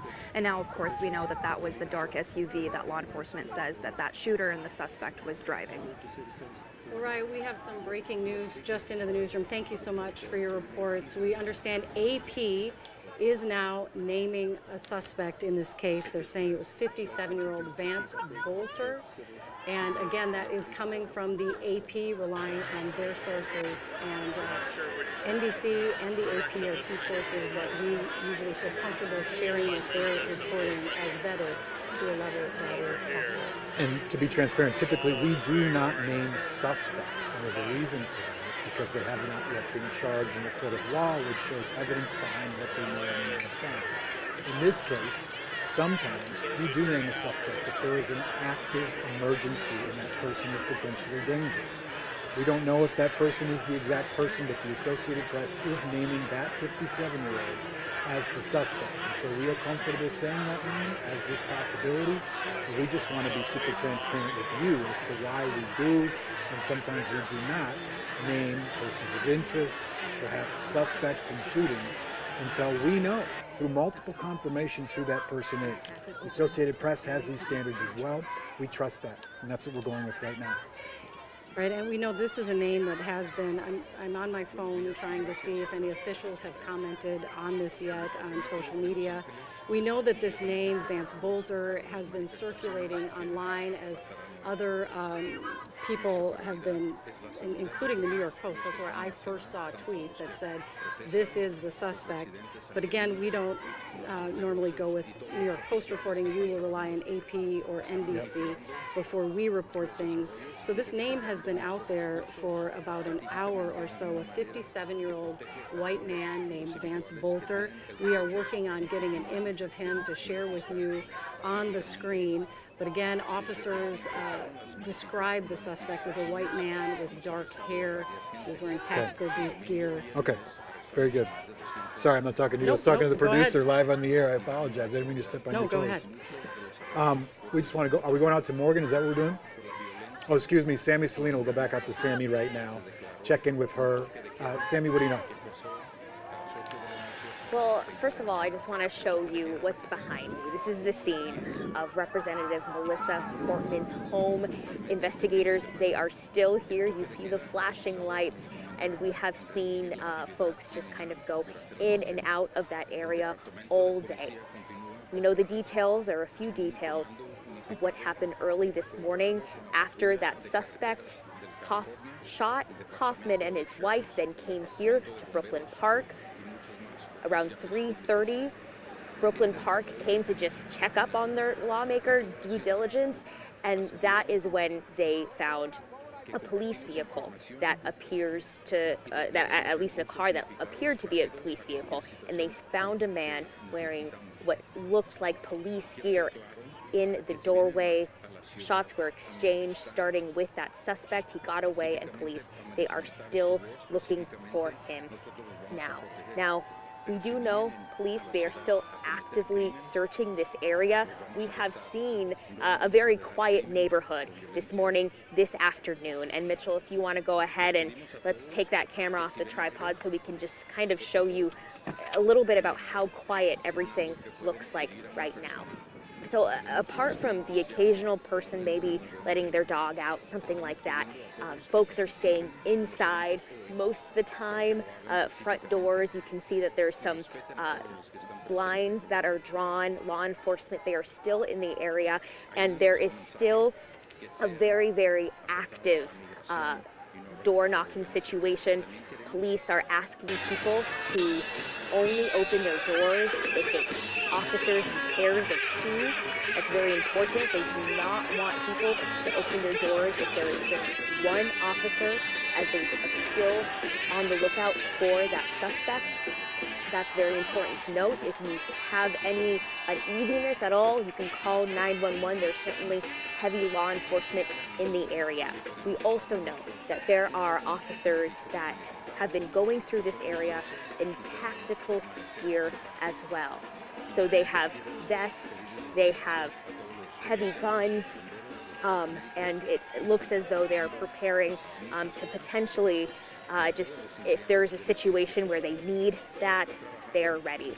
Again, this neighborhood for the most part is pretty quiet. They are letting residents in and out of the area. I did spoke with one woman here. She didn't want to be on camera, but she said she woke up to lights and sirens. There were a lot of them.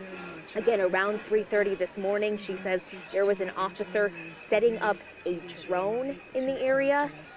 She says, of course, that's likely the drone that was in the home that officers talked about, that they sent in that drone into Melissa Hortman's house so that way they could clear that house and know that it's safe.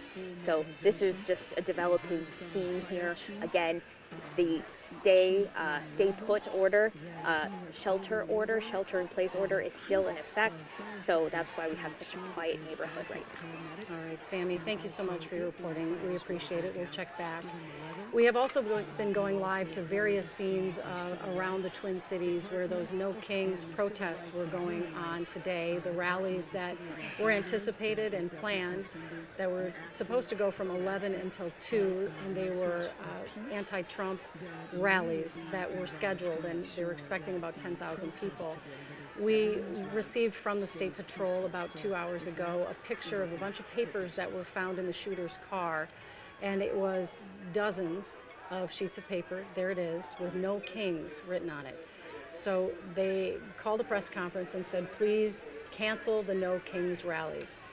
Now, that obviously did not happen. There are hundreds of people out protesting in St. Paul right now for the No Kings rally. We are watching that and have live shots there. Right now we're going to switch back over to coverage on NBC, and we'll be back to the stream momentarily. Now, breaking news from KARE 11. Good afternoon. We are briefly interrupting the U.S. Open with brand new information on the horrific events that unfolded here in Minnesota today. The AP is now reporting new information on the suspect in a targeted shooting of 2 state lawmakers and their spouses overnight. Yeah, Julie, in the last 30 minutes, the Associated Press is reporting the suspect police are looking for is 57-year-old Vance Bolter, as I believe it's named. Vance Bolter. This is a picture of that suspect from the Associated Press. The AP says 2 people familiar with the matter identified him as the suspect. The people could not publicly discuss details of the ongoing investigation, and they spoke to the Associated Press on condition of anonymity. Earlier today, police announced that he is a white male with brown hair wearing black body armor over a blue shirt and blue pants, and was representing or misrepresenting himself as law enforcement. And this man is still, the suspect rather, is still at large right now, is obviously considered armed and dangerous. This emergency alert was sent to thousands of people around 5 a.m. It's still in effect right now. If you live in Brooklyn Park, you are asked to remain sheltered in place because they have not apprehended the suspect at this hour. So if you're in Brooklyn Park in a 3-mile radius of Edinburgh Golf Course, you're asked to only answer the door to law enforcement if there are 2 or more officers, and to call 911 to confirm those are actual officers at your door. And we do know law enforcement is going around to houses in that neighborhood because they're trying to talk to witnesses or people who may have seen or heard anything overnight before that gunman assassinated the Speaker Emeritus Melissa Hortman and her husband overnight. The governor confirmed a few hours ago that Representative Hortman and her husband have tragically died, and the Hoffmans, it was Senator John Hoffman and his wife Yvette, they were both shot several times. They're hospitalized right now. They are out of surgery. They are expected to survive. We know there were other lawmakers and elected officials on a list in the shooter's car, along with a manifesto. All lawmakers right now have law enforcement posted outside their homes. Let's give you a better look now at the 2 scenes that unfolded this morning. The homes of the lawmakers in Champlin and Brooklyn Park. And again, that shelter in place in that 3-mile radius surrounding Edinburgh Golf Course is still in effect. We're going to go live to Morgan Wolf right now, who is at the Capitol, who has been monitoring these massive No Kings protests despite law enforcement and the governor asking people not to go out today because of safety concerns. Yet, you see thousands of people lined up there at the Capitol, perhaps getting some unity or some sort of relief from this protest today, knowing what has happened. Morgan, what can you tell us? Okay, well, Chris, I can tell you that more and more people continue to make their way to this demonstration. And at one point, we had entirely separate organizations, like, for example, some of them were pro-Palestinian, that marched down towards this rally, joining in on it. So far, things have been peaceful. They are getting loud right now just because the size of the crowd continues to grow right now. But organizers have been emphasizing to everyone here, this is a peaceful demonstration. And it actually began with a moment of silence for Representative Portman and her husband. So everything right now is under control. Safe to say. We hope it stays that way. And like I mentioned, the biggest thing, though, is that this crowd is continuing to grow. So we're going to stay here and monitor the situation. And we were told that the program that the organization put together is shortened today. We have had probably about 5 performances so far and about 3 different speakers. And so we are waiting to hear from them on when they're going to be wrapping it up. Back to you. Large protests that were planned despite what has happened this morning, an assassination and an assassination attempt on 2 local lawmakers. Perhaps what happened this morning is even galvanizing people, despite the warning from public safety saying we might not be able to protect you because we don't just put somebody on the loose. Danny Spiewak joins us now in our live coverage. He, of course, was our chief political correspondent from the state capitol throughout this extraordinary, unprecedented session that we just had. And Danny, I understand you've been talking to some lawmakers this morning. Yeah, there's just devastation across the legislature. I don't know if there's any other word really to use. And it doesn't matter what party members are from. They are just trying to process this horrific tragedy. Everybody works so closely together in the Minnesota Capitol. It's not that big of a place. There's a lot of camaraderie across the aisle, and so in talking to both House members and state senators, they obviously were informed immediately in terms of a police response. They were protected right away. They didn't want to get into the details of what necessarily that looked like, but they are in safe places. They are making arrangements for their families. A lot of fear as well, from the lawmakers too. And so right now, a lot of reflections about Representative Hortman, Speaker Emerita Hortman, and what she meant to not only her caucus but the legislature. And I want to play a quick bite from Representative Nolan West, a Republican who has been in office while Melissa Hortman was serving as both the Speaker and then as the leader of her caucus this session. But just Just listen to what he had to say today about her. That's where this balloon has now made its way, and from overhead, this is really something of a But I can tell you, landmark for us. Yeah, I can tell you what he said. Basically, he it's said she moving was with this universally crowd, and then they're respected turning and across the aisle as somebody who just knew how to get things done. And so let's take a listen. Well, she's pretty funny. She usually had a good quip, but she's very down to business and efficient. Have not seen them interacting at all, clashing at all with any of these demonstrators, and it looks to me like everything is peaceful for now. They're waving their flags, they're waving their signs and their banners, and they are just marching through the streets of downtown. And Julie, as the LAPD chief emphasized earlier during the press conference, that tens of thousands of people are expected in these protests. What is traffic like there right now, and can you break down what streets have now been closed off? Absolutely. Traffic, Camilla, is going to be a disaster in downtown. I would just avoid this area completely. But the streets we've called out where protesters are actively marching right now, that's going to be Spring Street, Temple Street, and Broadway. Definitely avoid those. Even without street closures, you can see because of just the volume of protesters here, the volume of people, you can't get through. I'm seeing a couple drivers, a couple cars here, still trying to move through the crowd. You absolutely cannot drive here right now. But the active closure, and this should be showing up on your smartphone maps. It's going to be on West 1st Street, and then it's going to be that stretch of the 101 just north of City Hall. But again, I would avoid downtown. If you're trying to head north-south in downtown, you definitely cannot use Broadway right now. You can try San Pedro Street. That's going to be to the east. You can try Olive.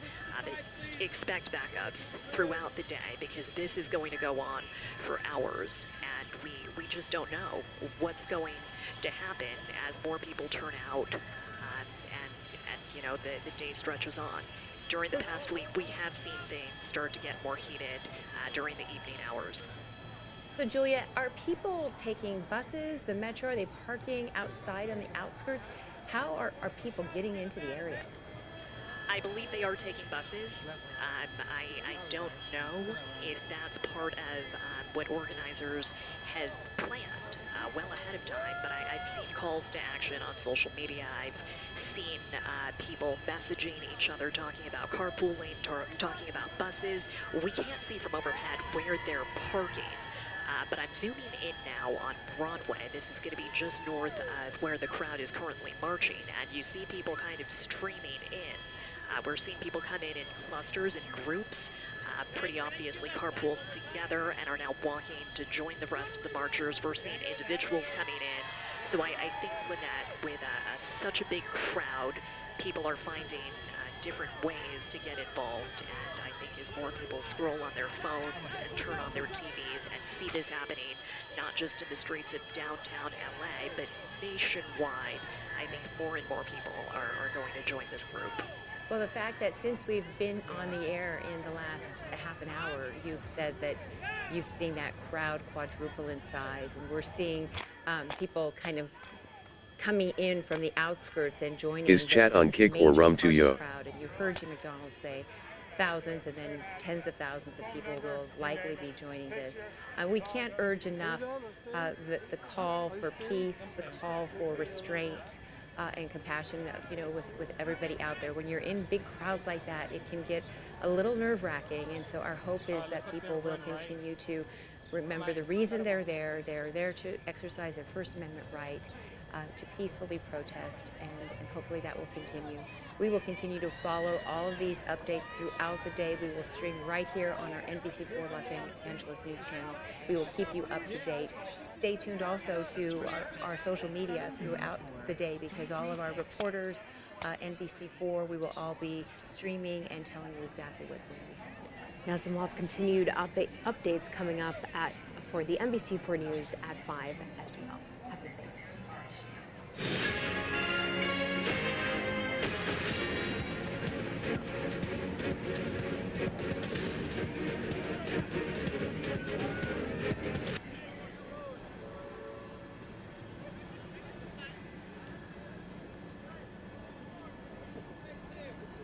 Please, guys, if you're going to move forward, just move to the side, please.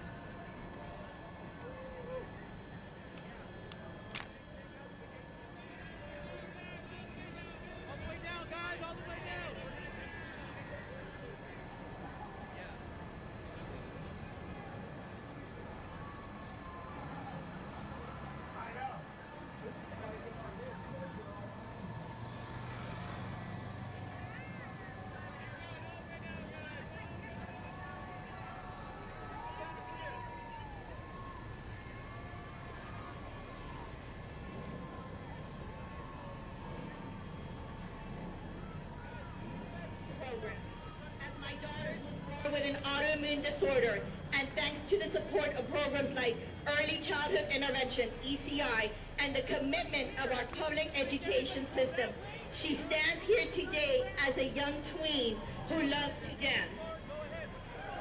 This transformation is a testament to what could happen when we invest in our children's futures. In this age of noise and distraction, let us not get overwhelmed. We must stay laser focused on our mission. We must demand that our resources are directed toward early intervention programs that ensure every child has access to the support they need. Imagine a world where every child can thrive, where no child is left behind due to circumstances beyond their control. This is not just a dream, it is a necessity. Our children are counting on us to be their voice, the champion of their rights, and fight for the opportunities they deserve. Let us be the change makers, the advocates who refuse to accept anything less than a system that prioritizes compassion and equity. We are the guardians of their dreams, and it is our duty to ensure that our collective resources are allocated to programs that uplift and empower every child. Together, we can create a legacy of hope, a legacy that shouts from the rooftops, no kings, no thrones, and no crowns. Only a united front dedicated to protecting our children and ensuring their futures are bright and full of promise. Let us stand together and make our voices heard. We are the change we wish to see. Thank you.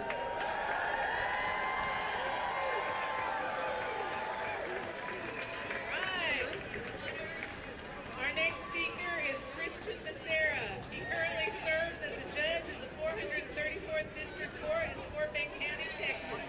As someone who has grown up in Fort Bend County and has witnessed its growth, Judge Becerra prioritizes creating a safe and secure environment for its residents. Through his role as judge and his involvement in community programs, he strives to continue to protect and make a positive impact on Fort Bend County. Another little birdie told me that he might be a candidate for Fort Bend County Judge. So please help me welcome Judge Becerra. No kings! No kings! No kings! No kings! I stand before you a sitting district court judge of the 434th District Court right here in Fort Bend County. I am, man, my heart is filled with love to see so many people in my community come out to talk about what they believe in.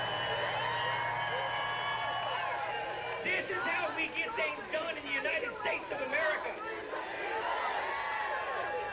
I was asked to talk about the rule of law. Let me tell you something. I believe in the Constitution of the United States of America. I believe in the rule of law. Healthy habits don't have to be complicated. Giving your body what it needs is easy and delicious. Beef provides 10 essential nutrients like protein, iron, and B vitamins, so it's easy to stay on top of your well-being. Now that's... Yes. And this man said, we sent him because we believe in the rule of law. And I said to the TV, now you believe in the rule of law? Now. Everything that they've done in the last couple of weeks was to prevent this from happening in Fort Bend County, Texas. The governor saying that he had, how many troops did he have, Cynthia? How many did he say? 500, whatever, 5,000. That was done to prevent you from coming today. We all saw on the news this morning the tragedy that happened in Minnesota.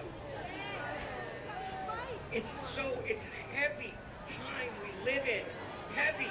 I got phone calls this morning after the news came on. My mom, God bless her, Dulles High School graduate, called me and said, yes, my mom called and said, don't go, baby, don't go. I don't want anything to happen to you. And I said, there is nothing thing that will keep me from coming and speaking to the people. And by you being here today, you've spoken volumes to the masses that want to keep you from coming together to speak your mind. Thank you, Fort Bend County.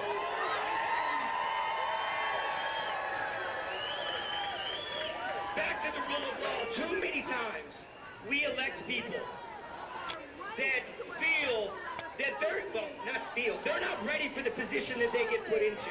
So every day they get into office, they try to manipulate the system to keep that power. We've got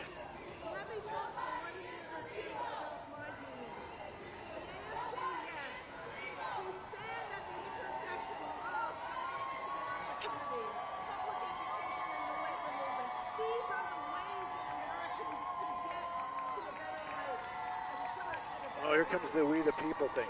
Can we move a little to the right?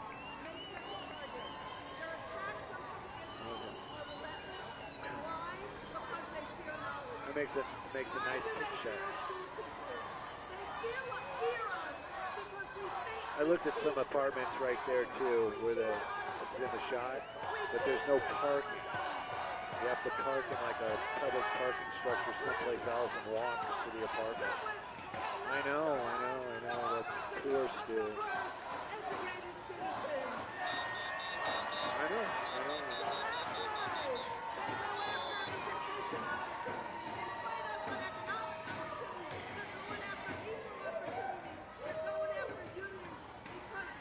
I'm like, it's Los Angeles, man. It's not New York.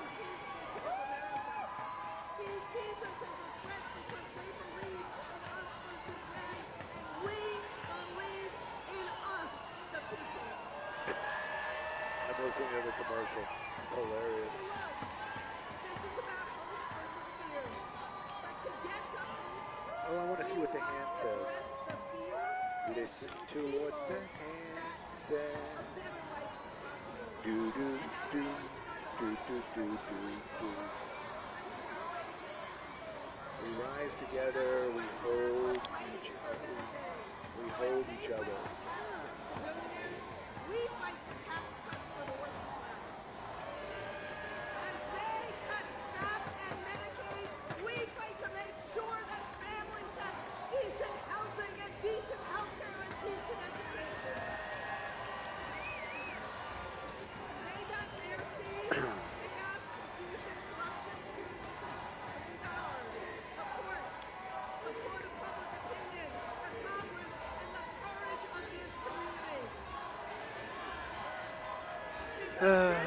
Who's flying away? I just looked up. Oh, that's Lima Whiskey? Yeah, that was a nice helicopter back in the day. We all care, we all act, we do it together in solidarity. So I want to end with a quote from the father of our last leader. Oh, I don't know. That used. Really? What do they paint it? 29 HD? That's not 29 HD. That's 7 HD. That's the same one. They just. I don't even think it went through like a full maintenance, but they painted it. Yeah.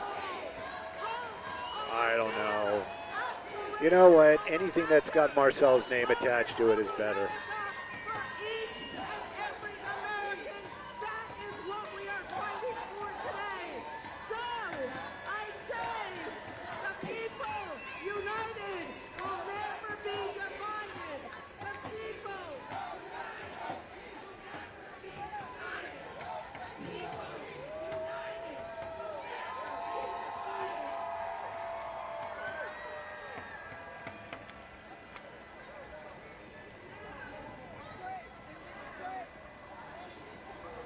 Getting there. 9 minutes. Tree Lark. Almost noon. Welcome to my channel. Make sure to like and subscribe. Thanks for the support. Apparently the MN murderer was a Tim Walz appointee, who was pissed they'd voted to remove illegals from healthcare rolls. He also had no King's flyers in his car.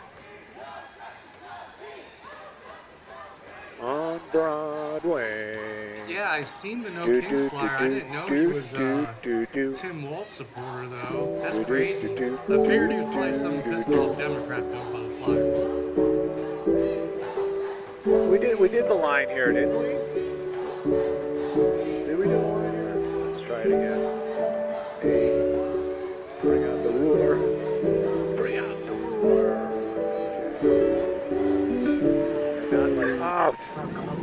Hi. Oh, hey, what are you playing? You know what, don't answer that. Is it that new puzzle game, Royal Kingdom? Yep, it is. I can see it from here. Yeah. I play that game too. 2,300 feet of people. And then going all the way through 2,300 feet of road filled with people. That's quite a bit. 6 inches to some areas a foot. Now, the rainfall next Monday, Tuesday could prolong.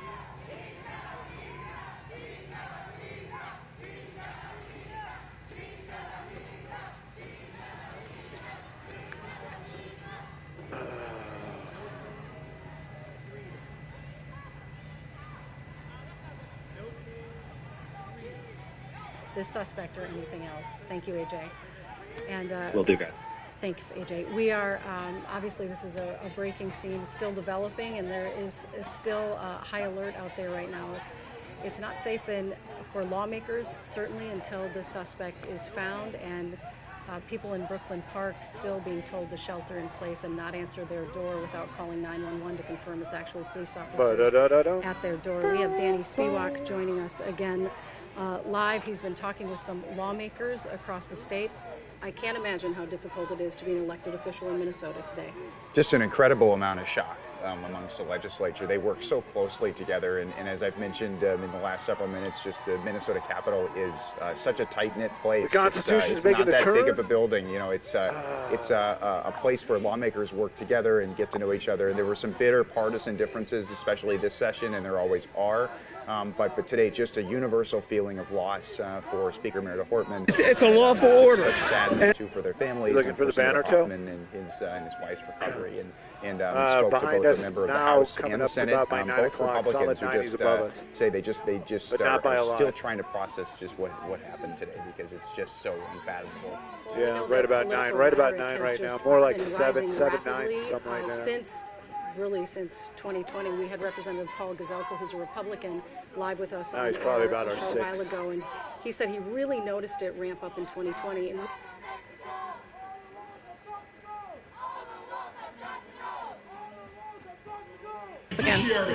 What's the sign say here today?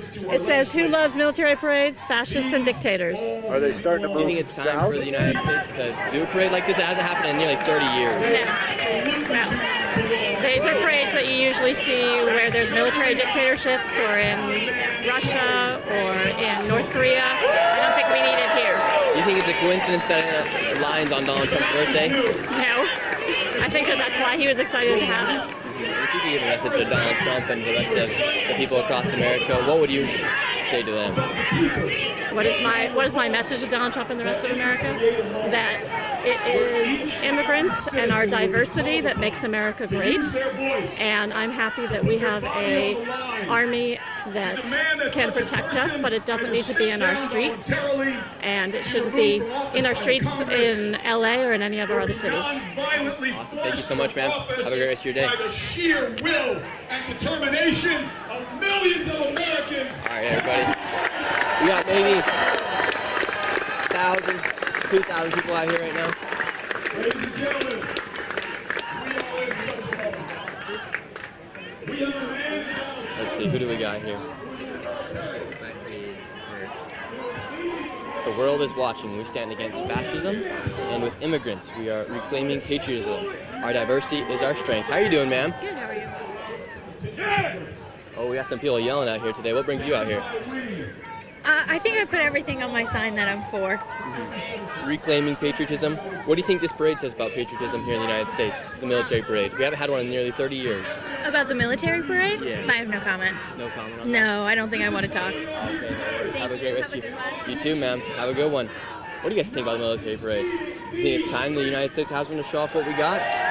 Show people what they have and honor veterans. It's 250-year anniversary of the military, actually. A fun fact about the parade. Beer? People are out here passionate. Melody didn't want to say why she was protesting. Really, she put it on her sign. She's like, that's about it. Wow, I love what you guys got going on right here. Thank you. What brings you out here today? We're here to speak up against fascism and support democracy. What scares you most about Donald Trump's fascism? A lot of people refer to him as a fascist. What makes him a fascist, do you think? He makes me see, finally, to understand what happened in Germany when Hitler came to power, how it was possible for someone like that to do everything he did, and now that's happening here with disappearing people without due process, with ordering a military parade, and we can't let this happen here. Do you think the parade has more to do with Donald Trump's birthday or the 250th anniversary of the Army? Neither. I think it's a show of force, and I think he's picking a fight. Do you think it's a good idea for the United States to show force? Show what we have? No, because democracy is vibrant when we have dialogue and compromise and make progress without violence. And you compared Trump to Hitler. What comparisons would you make between Trump and Hitler? What I see is a person that slowly erases one human right after another, who marginalizes one people in order to disappear them, and intimidates people so that they don't rise up and fight against him, and we can't let that happen. Does it worry you with the deportations that are going on right now? Did you say what? Does it worry you right now with the deportations that are going on? Deportations are exactly what worry me, and I think back to people losing their rights, losing their lives. It's not just so much a person gets put in jail for 3 months. What happens to their life, their house, their job, their children, and they're not criminals, and there's no due process. Thank you very much, ma'am. Have a great rest of your day. All right, let's see. They got a huge. Look at that! What they got right there. They got almost Trump like a Pinocchio right there. That is quite the sign right there. Wow, they put a Pinocchio nose on Trump right here. Let's see this. Whose is this right here? Is this yours? Do you make this? No. No. When you see that, what do you think? He has a crown. He has a Pinocchio nose. He's sitting on a toilet. Quite the caricature. Quite the caricature, that's for sure. Yeah. A lot of people. It's not one man, right? It's the people that support him. So you get rid of one guy, there's still Trumpism. There's still fascism. Would you say all Trump supporters are fascist? No, not at all. Some, have been hurt by prior fascist activity by the government and by corporations and so forth. And, Trump took advantage of that. He's making it worse for everybody, but he's not the main problem. The main problem is the system that promotes violence and wealth inequality, doesn't take care of human beings. And so we need to get rid of the hate, work out of an ethic of love and concern for each other. Do you think Trump's trying to be king out here? Trying to be? Do you think he's trying to be king? These protests are no king protests across the nation today. Yes, I think he is, yeah. And how much longer do you think Trump has in his lifespan? Because he just turned 79. I think he's got 10 more years in him? I was a doctor. I know that nobody knows when they're going to go. God always has that last card. God does have the last card. We'll see how long it will go for. But do you think he's going to run for a third term? No. So I don't think he's healthy enough. If he's not going to run for a third term, what do you think is going to happen? Well, how would he become king? Oh, there's no literally becoming king. It just accumulate more and more power if we don't stop him. Oh, okay. Thank you very much, sir. I appreciate you. How's it going? Who are you with? My name's Nick Shirley. And it's for you? Yeah. Thank you very much, ma'am. Thank you. Ice belongs. This sign says right here, ice belongs in my horchata, not my city. Let's see what they got. Ice belongs in my horchata, not my city. How are you guys doing? Oh, we're doing good. You got a creative sign right there. Ice belongs in my horchata, not in my city. You love horchatas? I like horchata. You do too, right? Huh? You like horchata? Pretty good. And do you think they should deport people if they came into the country illegally or no? What was that? Should they deport people if they came into the country illegally or no? I'm going to say no. If you really want to ask them questions, you can ask one of the marshals over there. Okay, but what do you think about the deportations? I don't like deportations. Not good. What about you? I don't think people should be put on planes and chapels. That's just, and also to background music. Is it funny that people are put in shackles? I can't hear you with the mask on. Yeah. Thank you so much. Have a good one. Take care. Will do. Okay, they've got a couple more speakers and they're going to start the march down to the White House, everybody. You guys... pulling up the chat right here. Let's see what people got to say here.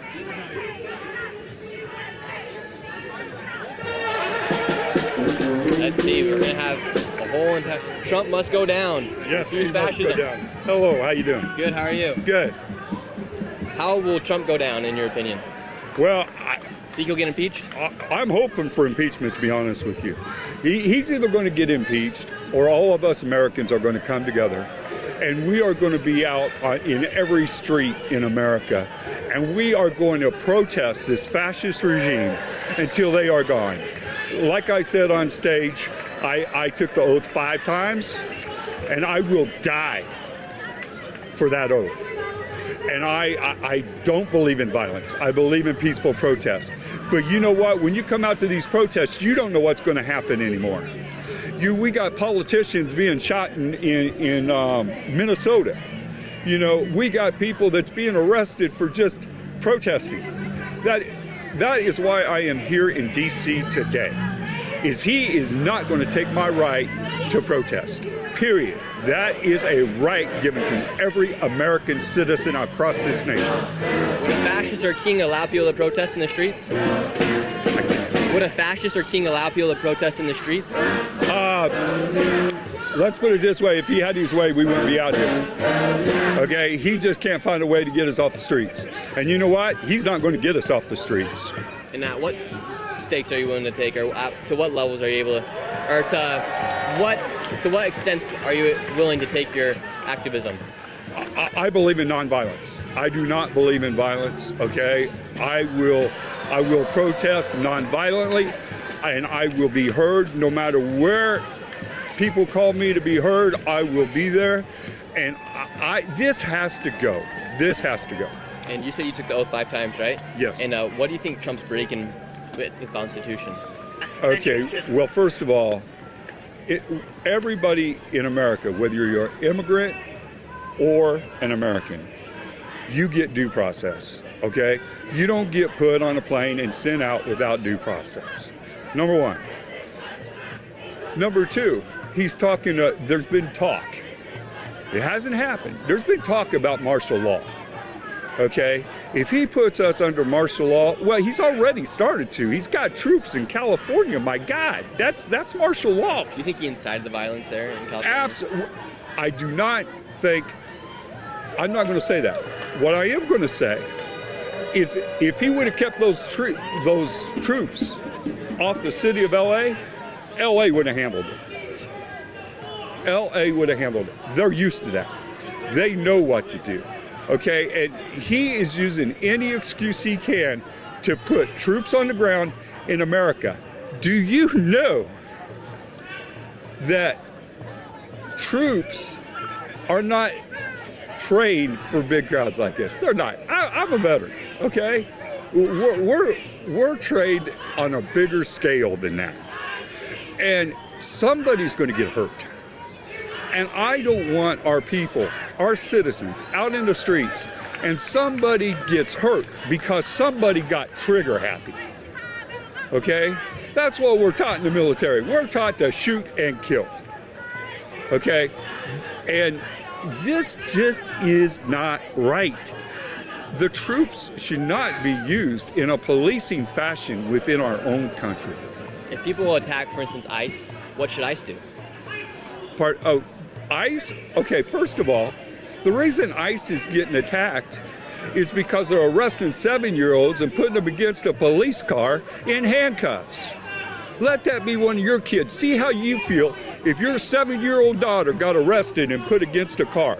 You'd be hot. Okay? There's a way to do this. There's due process. And where are they putting all these people? Are they being fed 3 times a day? Does every one of them have a bed to sleep in? Tell me that. I couldn't tell you. Okay. So, yeah, this regime's got to go. The regime's got to go. It's got to go. Awesome. Thank you for your time. Thank you for serving as well. Have a great rest of your day, sir. Hey, who you with? My name's Nick Shirley. What friend? Nick Shirley on YouTube. YouTube? Yes, sir. See who else we got out here, everybody. We got lots of news crews out here, and we got the people coming out here for the protest as well. The Holocaust started at as a mass deportation. Let's talk to these guys right here. How you guys doing? Hello. Right here, these people's sign says the Holocaust started as mass deportations. Let's see what happens. If the parents weren't illegal criminals, their kids wouldn't be in those situations. You're 100% right. Thank you very much, Matto. Just follow the law. Thank you very much as well, T, for the donation. We appreciate you.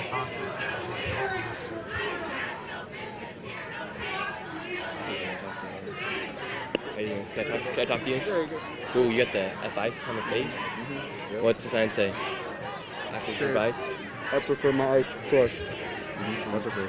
What would you do if ice showed up to your door? What I would do is I would read my rights. They aren't allowed to check my house, my home where I live, without a warrant. Like, I wouldn't let them in. If I don't see a warrant signed by a judge, I wouldn't let them in. At the same time, I wouldn't say anything incriminating, but if they start threatening me, that's where I start recording, you know. And for these past 4 years, underneath Joe Biden, we had like around 10 to 20 million illegal migrants come in. How should they deport the people that came into the country illegally? So what I say, the best way I think they should go about it is take them to court, but I would say take them to court, but look at their criminal records. Like, if they don't have criminal records and they're clean, then I wouldn't say deport them. I'd give them an opportunity to become citizens, because most of these people, they've been living here for 20 years, 10 years.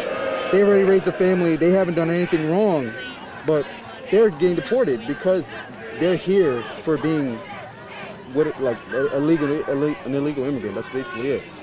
I know someone, my girlfriend, her dad was deported.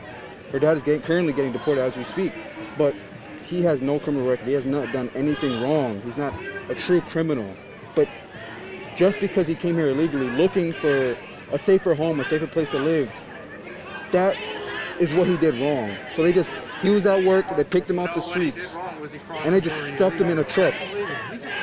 And then they've just been shipping him off, putting him in detention centers, making him sleep on concrete floor. He has no water to drink. He has to drink from toilet water just because he came here illegally. And that's not right. He has to drink from toilet water? Yeah, toilet water, yep. Really? Yeah, he said that himself, yeah. Wow. And do you think crossing the border illegally, you do play a risk of being deported? Yeah, you do. You do play a risk, yeah. I think you do, yeah. If you do something like that, come here illegally, you do risk yourself getting deported. But at the same time, under this administration, there's still people that are going through the right legal ways of becoming a citizen, and those people themselves are getting deported. You know, everything is wrong. There's people that are American citizens getting deported. There's people that are on their way to becoming citizens getting deported. Everything's wrong. They're not doing it the right way. And do you think there's a way to have law and order here in the United States if we don't know who's in the country? Yeah, there is for sure. Definitely not the way they're going about it right now. What would you do different? What would I do differently? If you wanted to do the process quicker and faster, what would you do different?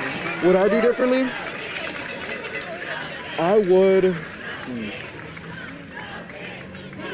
If I were ICE, what I would do personally, rather than deporting people, or I would go about the same way. I would be investigating people, checking their criminal records, but I wouldn't be taking away their rights and what their rights that they're allowed to do. You know, like they don't. How do I explain it?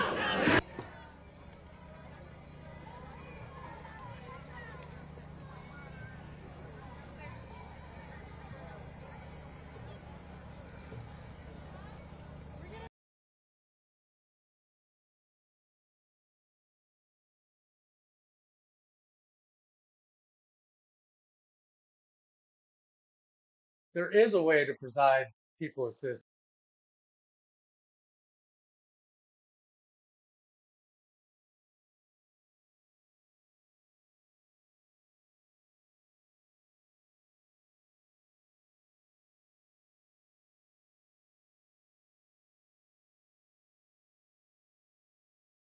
Oh shit, they're gonna interview Nick. That's new. Most of them won't even touch him or talk to him. They like attack them. That's pretty cool.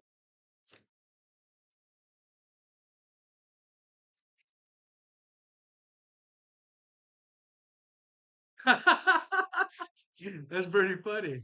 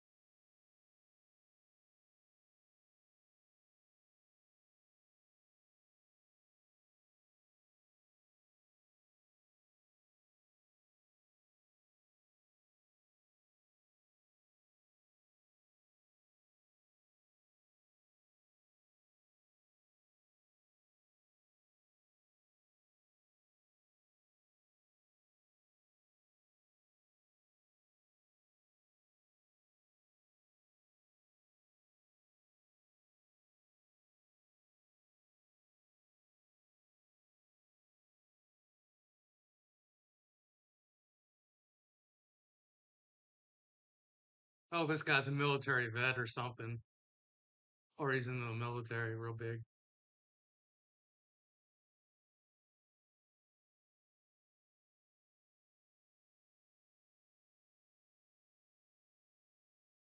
I think the fiber optics have been even worse. If you see the fields where the battles have been going on in Ukraine, it looks like spider webs all over the ground from all the fiber optic cables.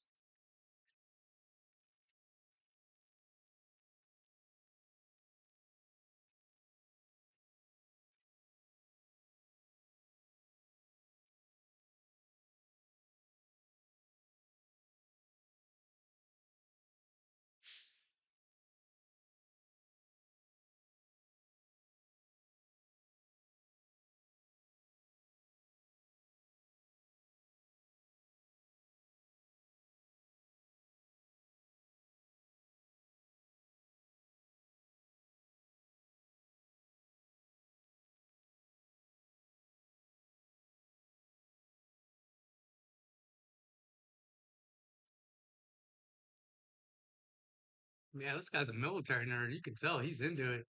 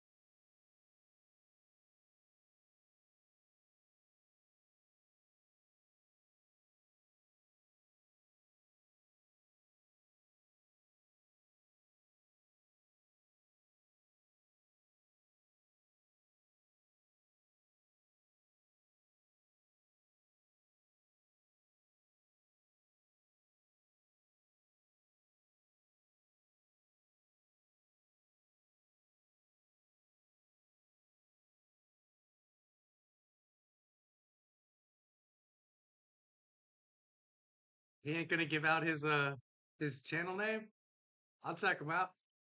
Oh, I can't believe he didn't give his channel name out.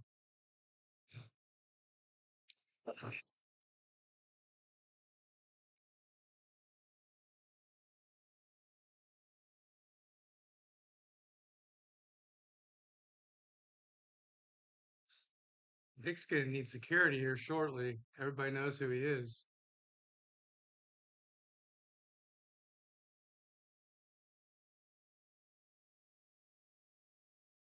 He wants to go talk to her. Oh wow.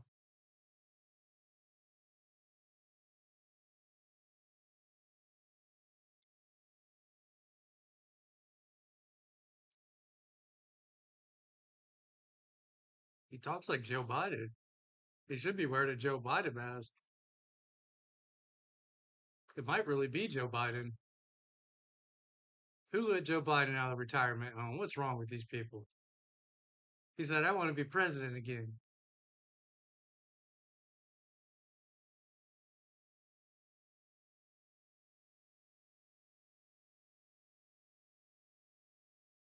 The regime.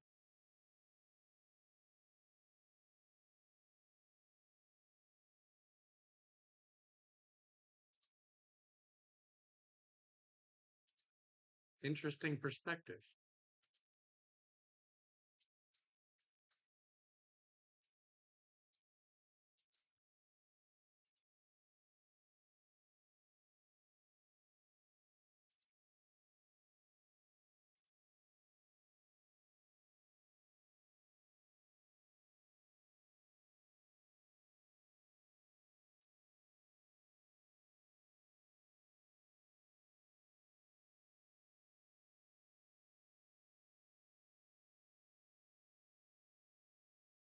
Did she say aggregating it? That's a new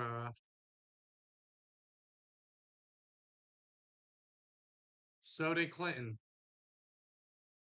He didn't make fun of POWs. Once again, misquoting him from like 8 years ago. He made fun of a POW.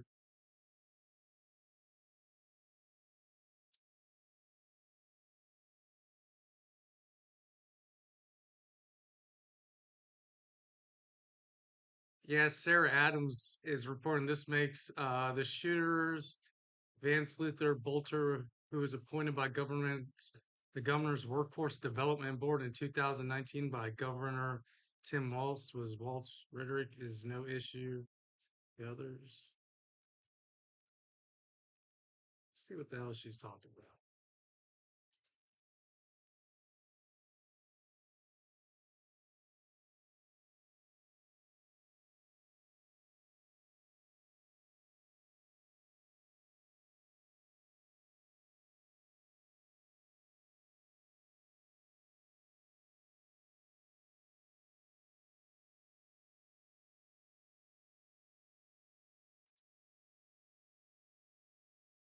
I guess this is the shooter. Let's see if I can read that. Browser fucking hell. Come on.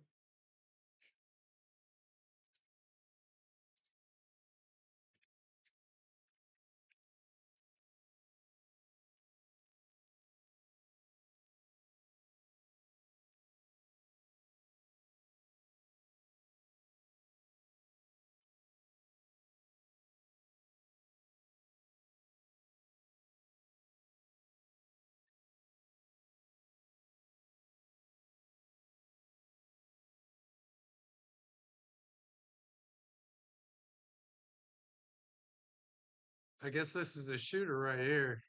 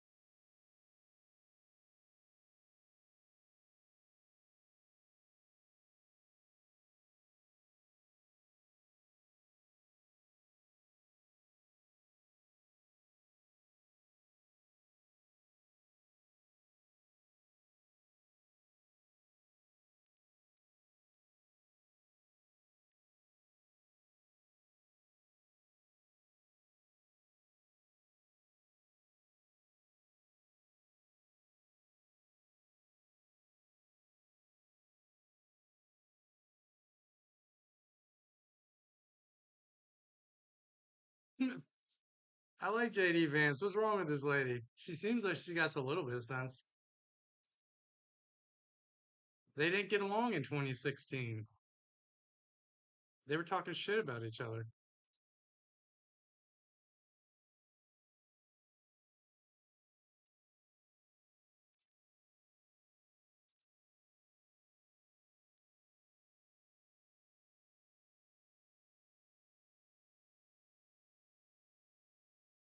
Huh, that's stupid. That's so stupid. They should fine each one of them like $250 they arrest. I don't know, they should hold them in jail unless they do something really shitty. But people like her, $250 fine.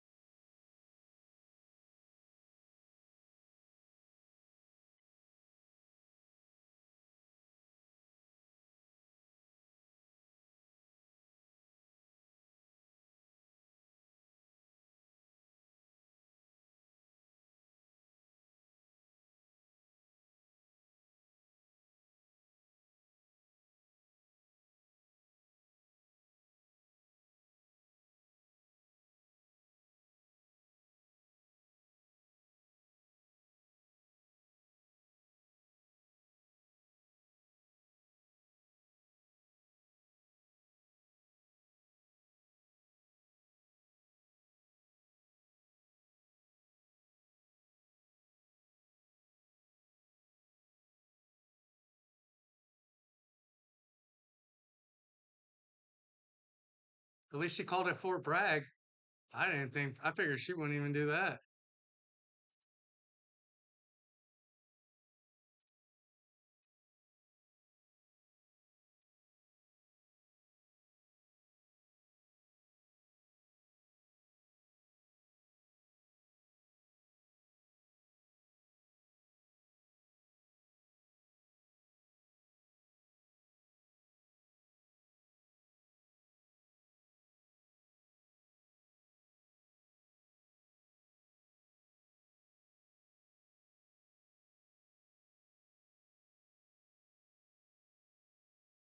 Yeah, but and it's Flag Day. So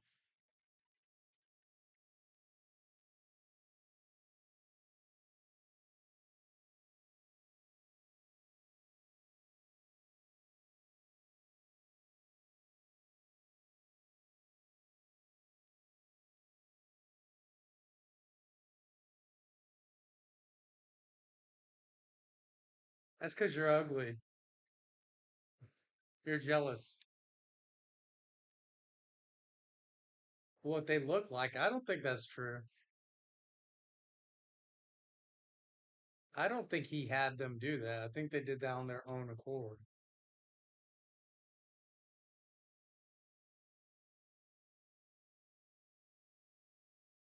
A little bit of vandalism. What are you talking about, lady? One night, 50 stores were looted. The whole row of jewelry stores was looted in one night. That's not a little bit of vandalism, lady.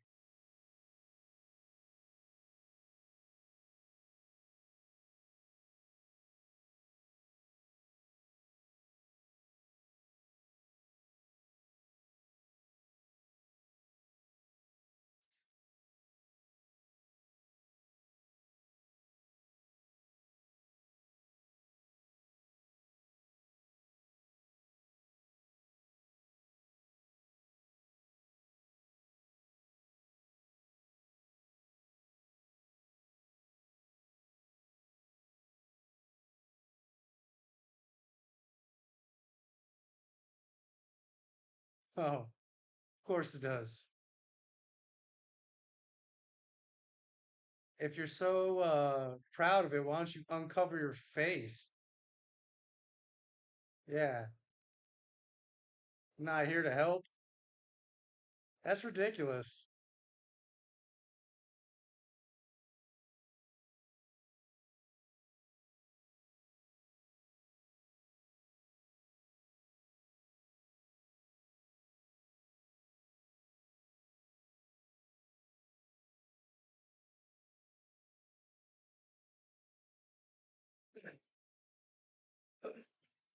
Well, there was also a crap ton of military there, and I'm sure they've been briefed on what to do if something happens with all those weapons. I bet they took all the firing pins out. Those weapons they're handing out to let people play with.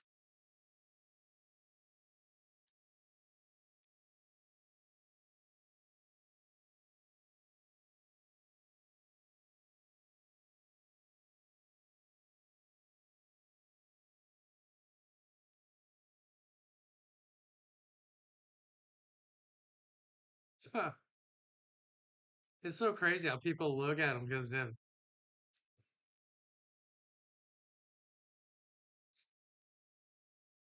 cats.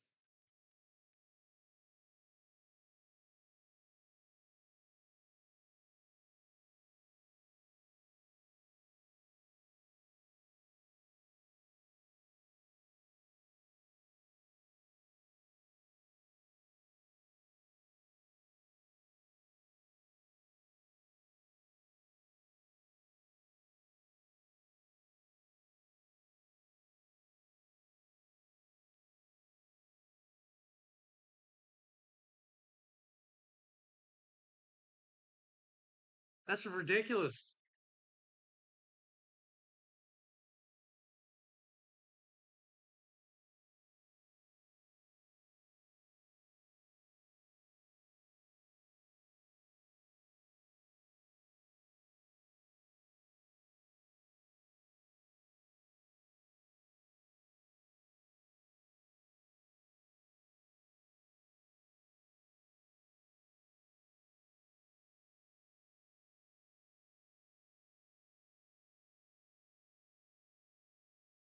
That's ridiculous.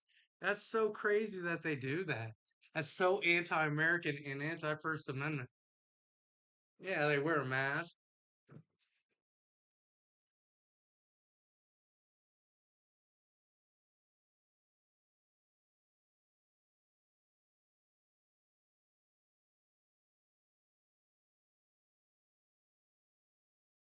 A trombone.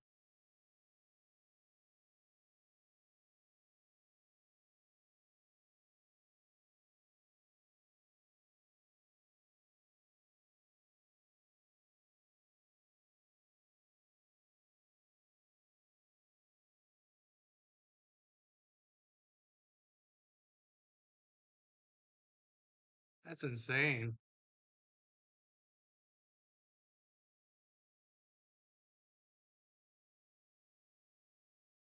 I can't believe people act that way. I mean,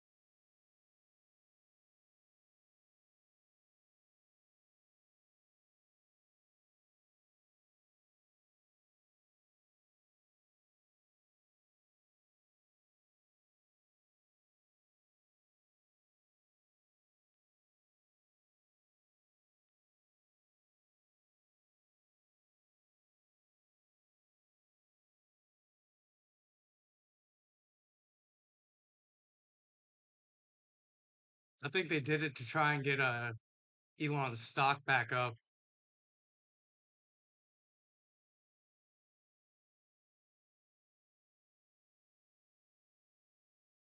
That's what I think.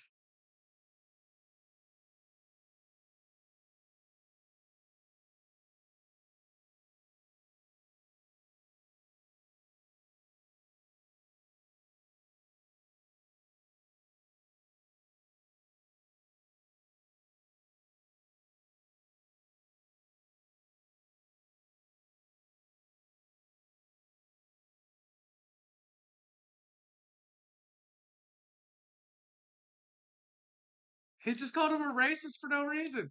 He just said he's a racist. Wow, for no reason. That's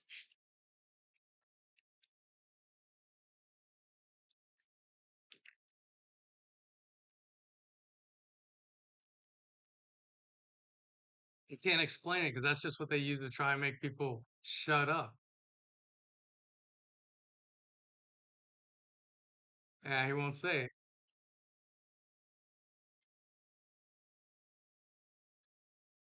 Yeah, that's sad. That's a sad, sad man. What was he doing? Pulling out pepper spray to pepper spray? Oh man,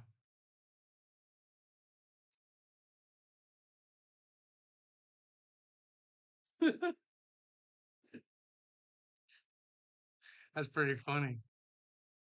What a bunch of unhinged people, though. It's unhinged. It's called being unhinged.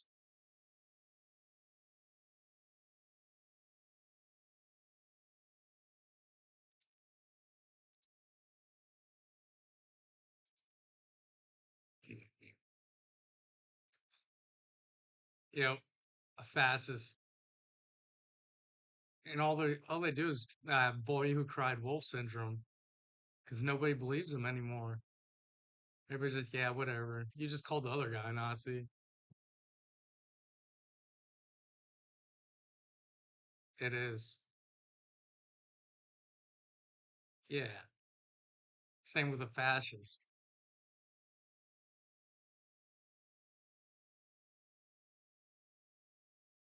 I'm sure they will.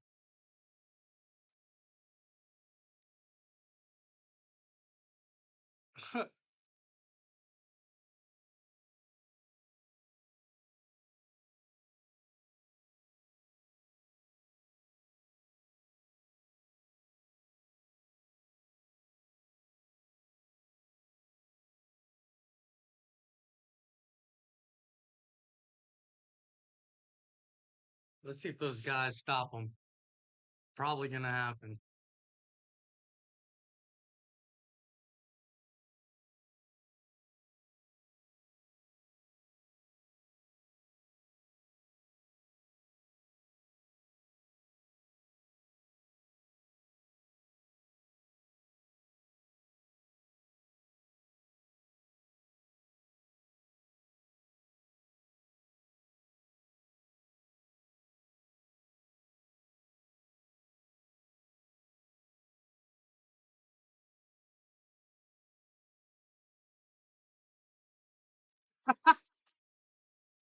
Interesting looking people. That's the most non-offensive way to say it.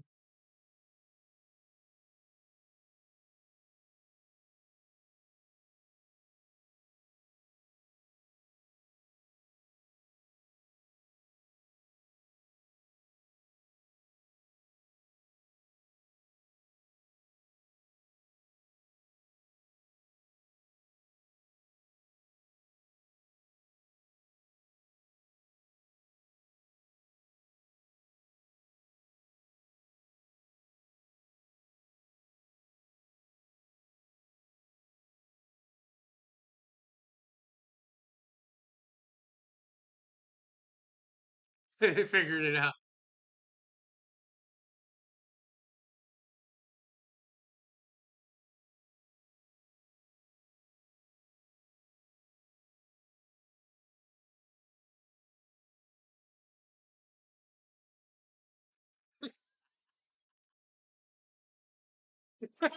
This guy's awesome.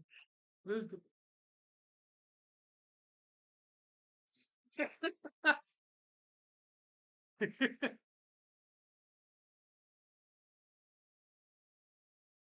That's pretty funny.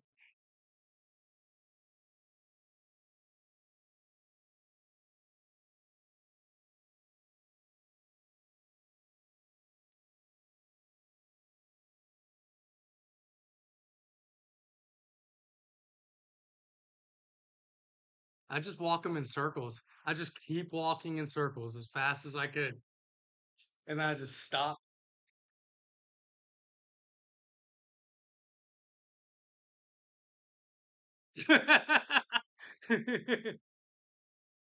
You're not here to help. That's awesome. Uh,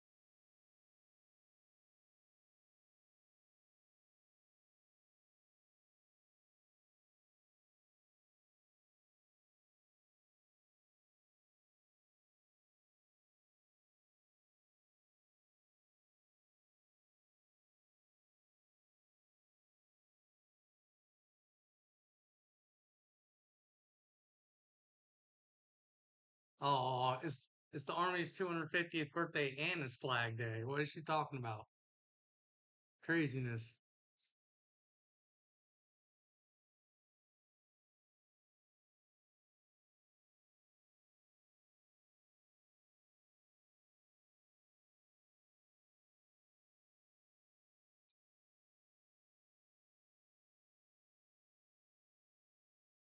So what would you rather do?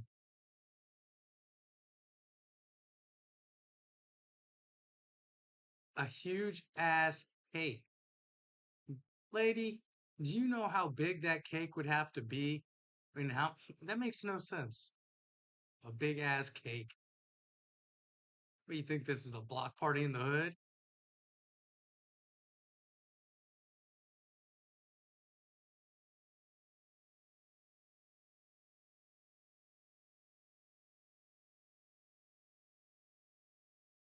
That's crazy.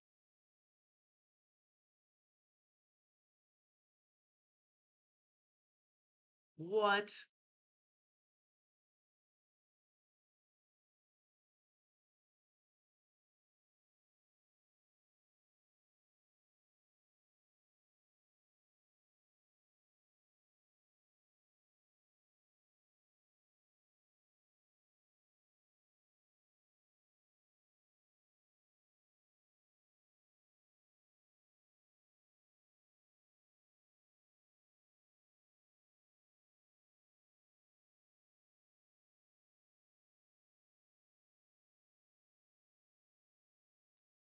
That woman's a weirdo. What a weirdo.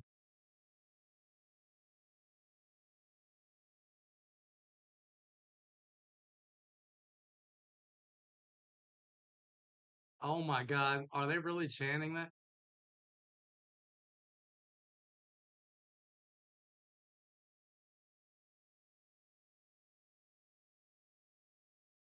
That's pretty insightful.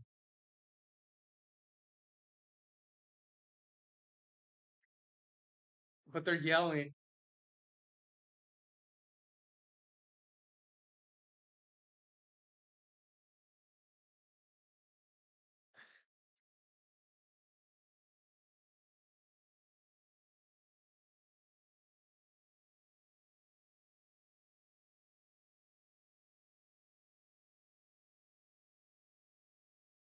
Nope, not really. Yeah, it does. That's exactly what it means.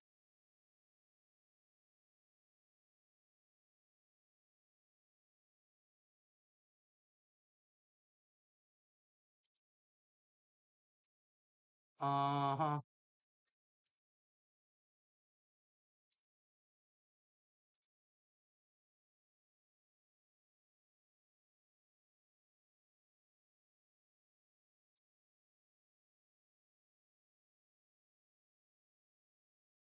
Is he still being followed? Nope.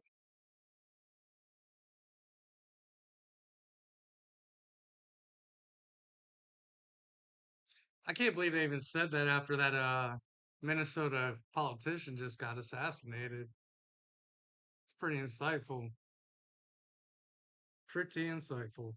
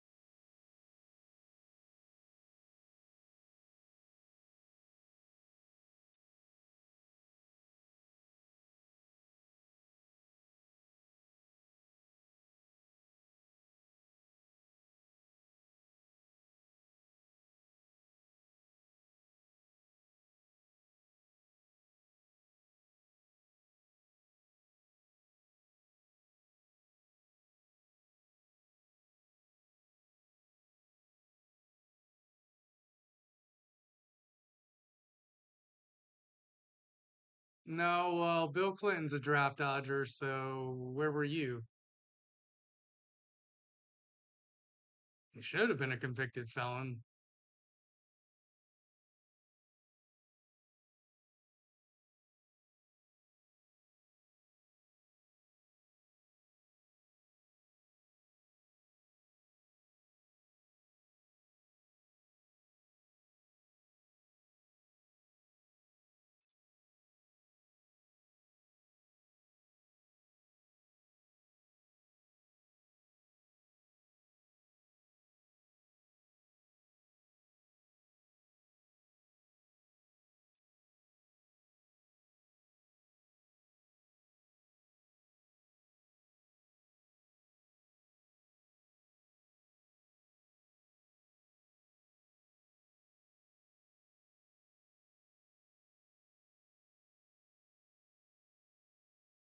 Because no one's commenting.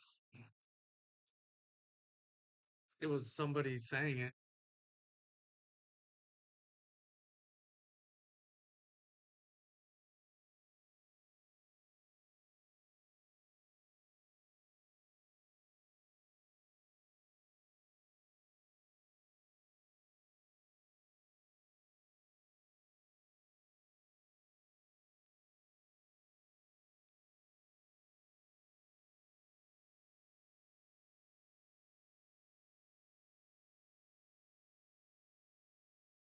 Your grandma brought her granddaughter out. We'll take you out for the weekend, Granny.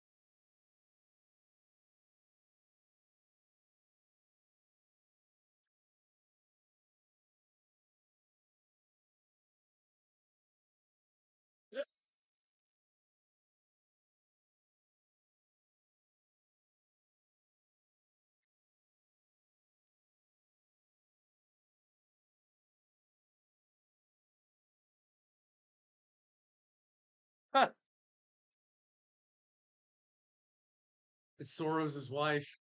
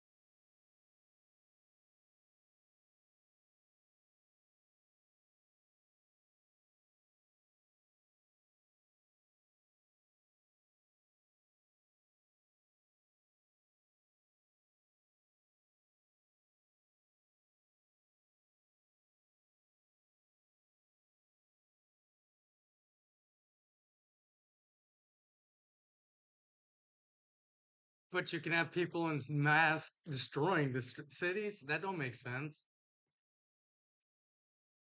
If you don't have people destroying the streets, you don't have people in mass snatching people. Every action has a reaction.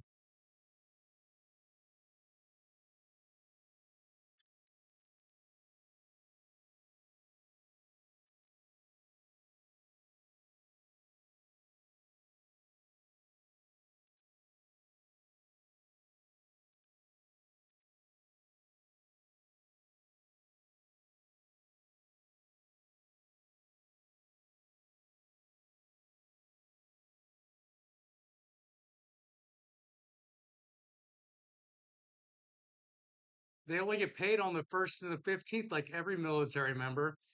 That would be, they would have got paid yesterday. And you sleep in foxholes if you're in the military. Why are you bitching about sleeping on the floor? There's much worse places to sleep.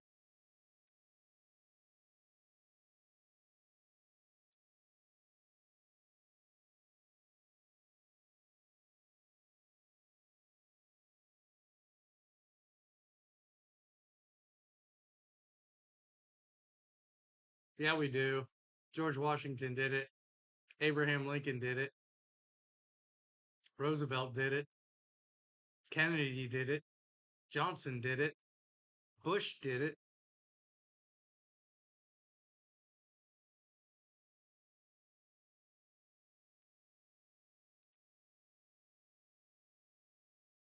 They should have had a static display all summer set up. That's what they should have done. They should have put it on like the National Mall and put like tanks and stuff out there all summer.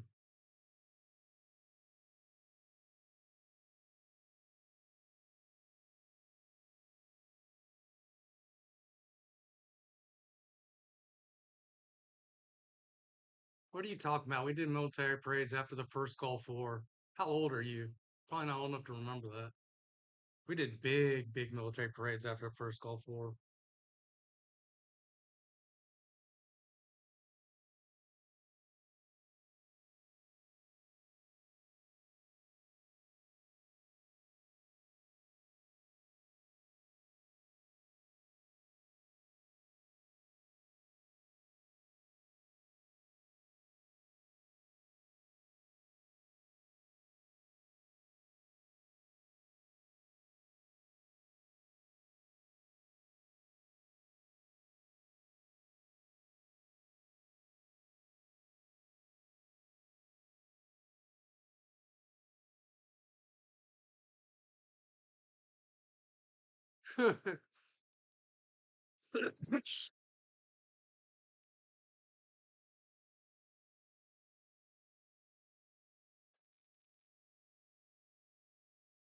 You ain't gonna be able to talk to the megaphone. You should know that.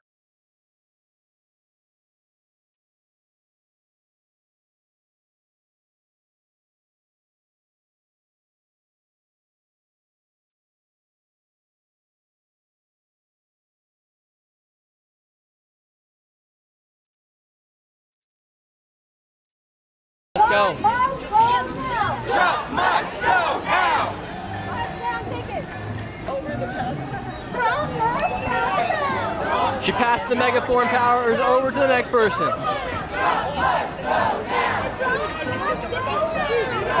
Really quick, everybody. Thank you, Spring Rider. Thank you very much. Thank you very much, Elizabeth. Thank you very much, Emmanuel. Thank you very much, Studio. Thank you very much, T. Tommy.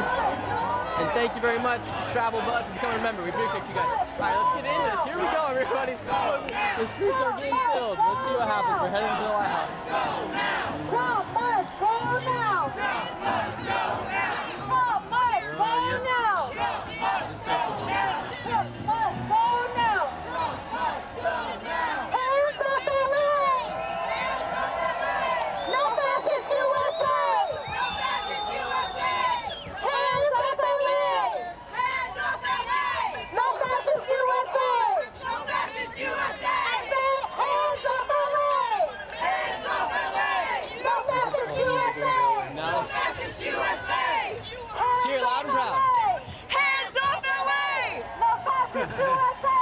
No fascist USA. Hands up the way. Hands up the way. No fascist USA. No fascist USA. What would you like to see happen in LA? I want all of them.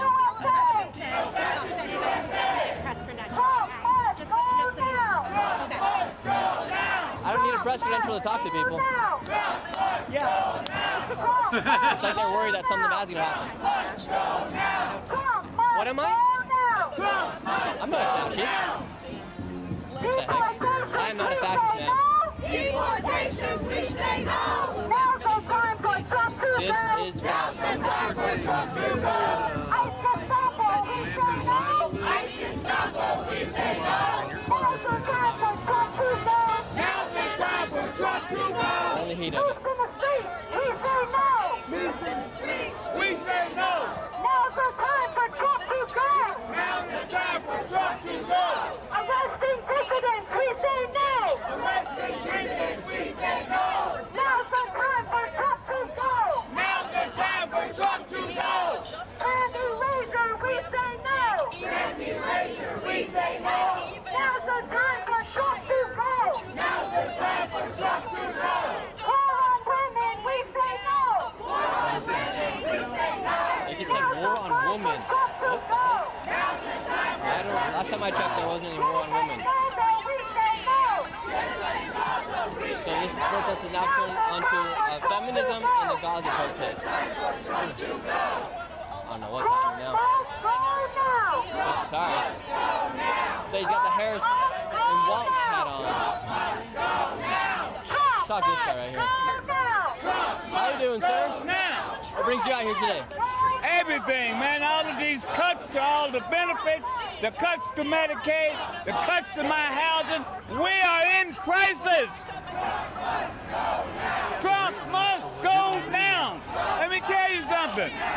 Trump has been hurting me and my people, and it's been going on for too long. And we won't be silent anymore. Trump must go now. You're a very passionate man. Absolutely. This is our lives we're playing with. Your lives. As a young man, you have no future under this administration. Trump must go now. Why do you think America is so divided? We got people over here. America is not divided as they wanted to think. Look around.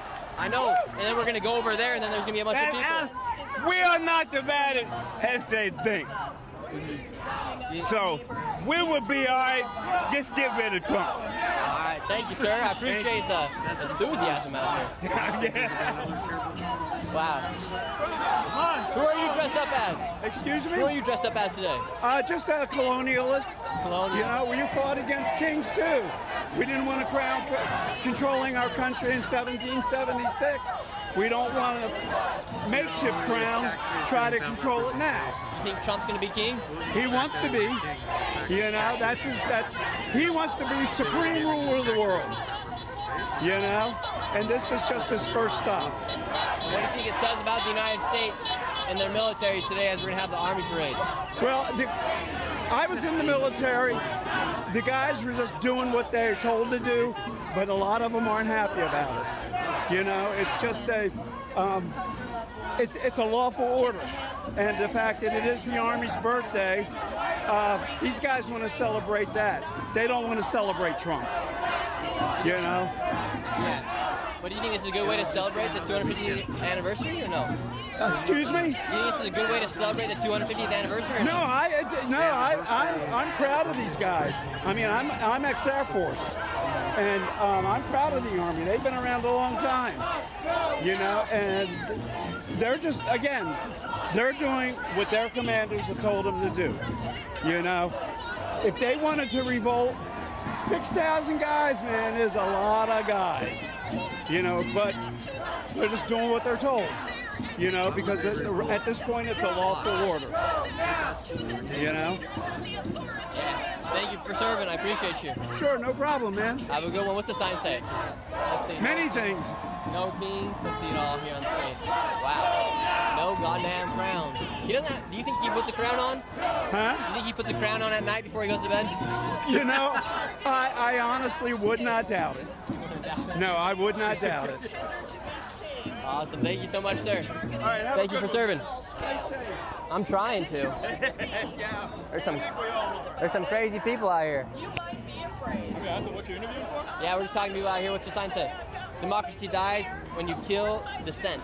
What do you mean by dissent? You have a right to disagree with the government. We've seen a conflation with Trump that disagreeing with him is disagreeing with American values. That, like, protesting the parade that we're having today is protesting the military itself. But fundamentally, dissent is one of the single most American values. We were founded as a country by a group of dissenters who were dissenting against the British monarchy. People who stand up for what they believe is right, regardless of what the authorities in power say. That is the most American thing that you can do. And like, my dad was in the military, and when he was in college, he was asked to write a paper about there was a Supreme Court case at the time about burning the U.S. flag, and whether or not that, like, making that illegal is a violation of the freedom of speech. And the conclusion he ended up coming to, he initially opposed it. The conclusion he ended up coming to was that if you make it illegal to burn the U.S. flag, because that's disrespectful to the military, disrespectful to soldiers, that you're violating the very rights that they went and fought and died for us to have. Our military members went out and fought not for us to bow down to a king, but for us to be here, standing up for disagreeing with whoever wants to be king. I don't support the burning of the flag, personally, but people can do whatever they want. Oh, no, what I don't appreciate, we can make an argument as to what's respectful. What I don't we can appreciate, make an argument about what's legal. Yeah, it's absolutely a freedom of expression to burn the U.S. flag. Yeah. What I do disagree with is people that come in here illegally burning the U.S. flag like we saw in L.A. They should instantly, if they don't want to represent the flag, they could go ahead and leave, right? What do you mean by burning, like illegally burning the flag? Like illegal immigrants that came over the border illegally were seen in the parades, or in the riots in L.A. They were burning the flag. It's like, okay, if you don't want to be here, you don't want to respect the flag, get out. I guess you could make the argument that's one way to interpret that single. The other is to say that what America stands for, or what that flag is being co-opted to stand for, no longer accommodates. Like, we have what is inscribed at the feet of the Statue of Liberty. Give me your poor, your huddled masses, those yearning to be free. That is what America stands for. And we could argue now that the idea of stripping people of legal protected status, of deporting people who came here legally, of admitting administrative errors in our deportations without due process, that all of that is, you could make the argument that the interpretation of what the flag stands for now is that. And they're burning in protest of that. To me, that gives the same energy as people who fly the American flag upside down as a sign of distress, as saying that this is not the America we stand for. We burn this because we know what America really stands for is freedom. America is built on immigrants. You can see the hat. We are on native land. The original Americans were illegal immigrants. The original my dad's side of the family is from Hawaii. The United States military stole the Kingdom of Hawaii from its sovereign government. And this is something that's not super taught, on the grounds that everyone has the loose interpretation of, Captain Cook arrived in Hawaii and then it became a state and nothing happened in the middle. But what people miss is close to a century in which it was a sovereign, after Western contact, there was native government there before, but Europeans were like, that's not formal government. We don't recognize that. Yeah. So they created a constitutional monarchy. They adopted Western alphabet so they could write a constitution, and they were a recognized and sovereign government for a century. They had trade agreements. They had treaties, they had mutual protection agreements. King David Kalakaua was invited to the White House on the world tour. It was a recognized government. And then the U.S. military and other people stole it using the force of U.S. Marines.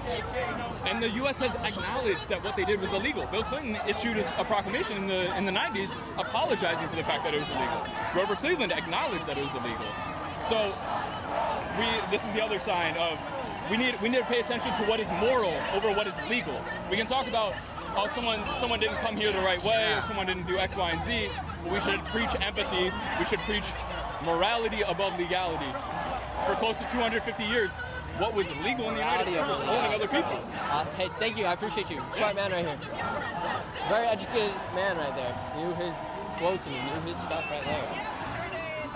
I was talking to people at the parade yesterday, pre-preparations, and they were saying, name the land that hasn't been conquered at one point in history. Every land's eventually been conquered by one group or another, and if you're going to get conquered here in the United States, I think we did it. I think U.S. is the best country in the world, so I don't know why people are so angry about what happened so many years ago. Hundreds of years ago. How you doing, sir? You got the clown nose on, the red nose. You want to know? We got extras. You want one? Oh no, I'm all right. I don't want to look like a clown. I appreciate it though. Right on. Wow, there's a lot. How many people have we got out here? I don't know. Truth or spill? Not enough. He says not enough.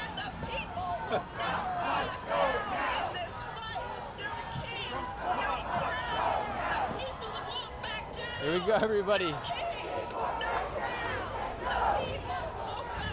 You got this protest is pretty much for everything the protesters have been protesting for. We got people chanting anti-ICE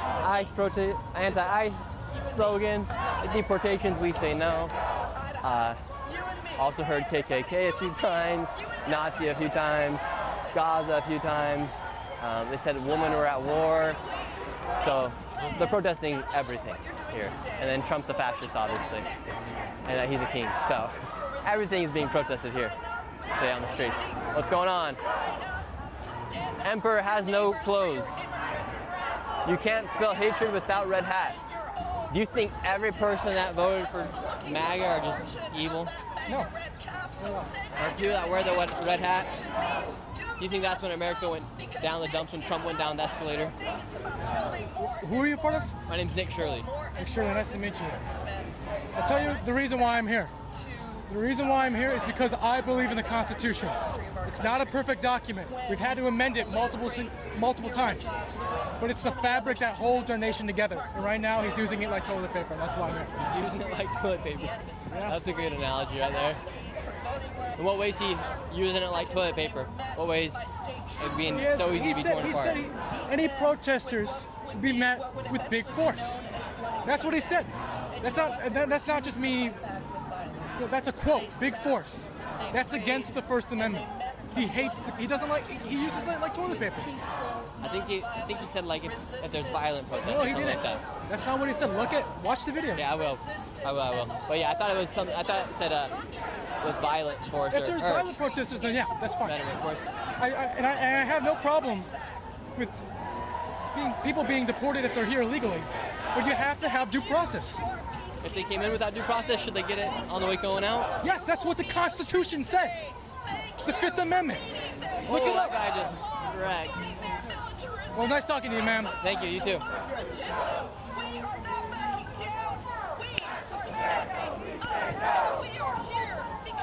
Look, we got.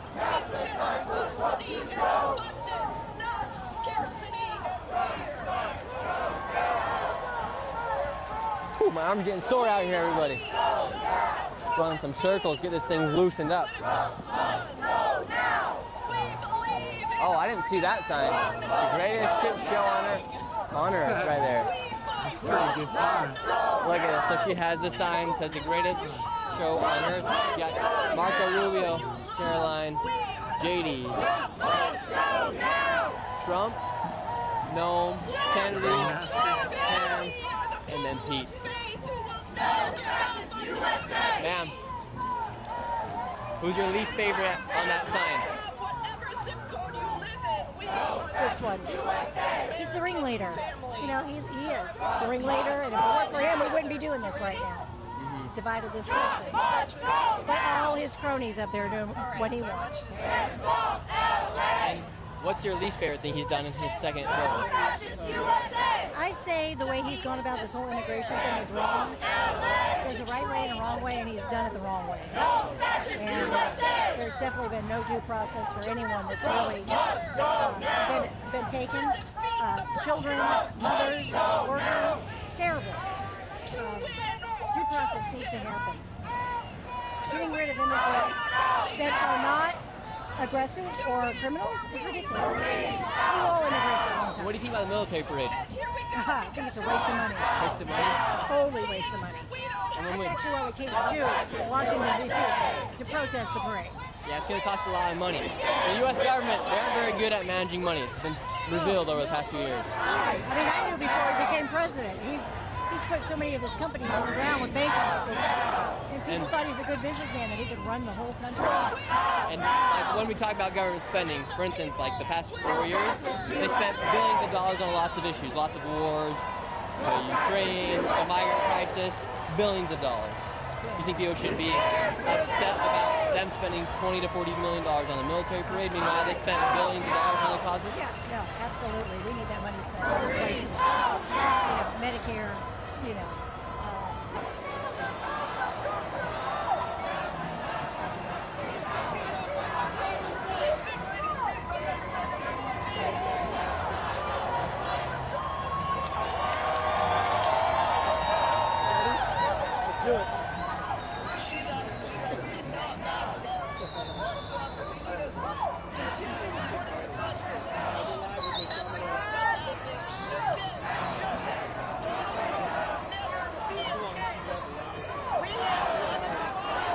so sorry. Somebody crashed the live stream, so we're back now.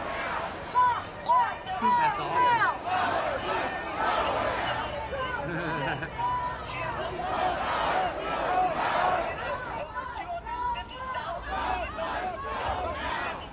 There must. All right, we're here in Washington D.C. right now, here at this anti-Trump No Kings protest. Right now we got thousands of people here in the street. They're all heading to the White House right now.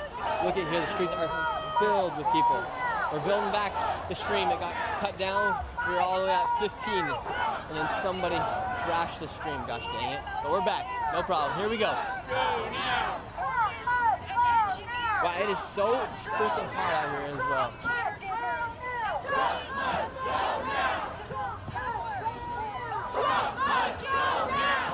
How are you?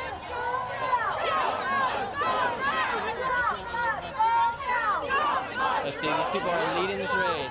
What's going on, man? What makes you want to come out here today? Jump! My community. Let me get a picture, gentlemen. Why? Who are you? Nick Shirley. Yes, we're good buddies, and you're just keep following me around everywhere here today. Over there. I was all the way over there. I know, now you're following me back around. This guy right here, I don't know what he's up to. Crazy people.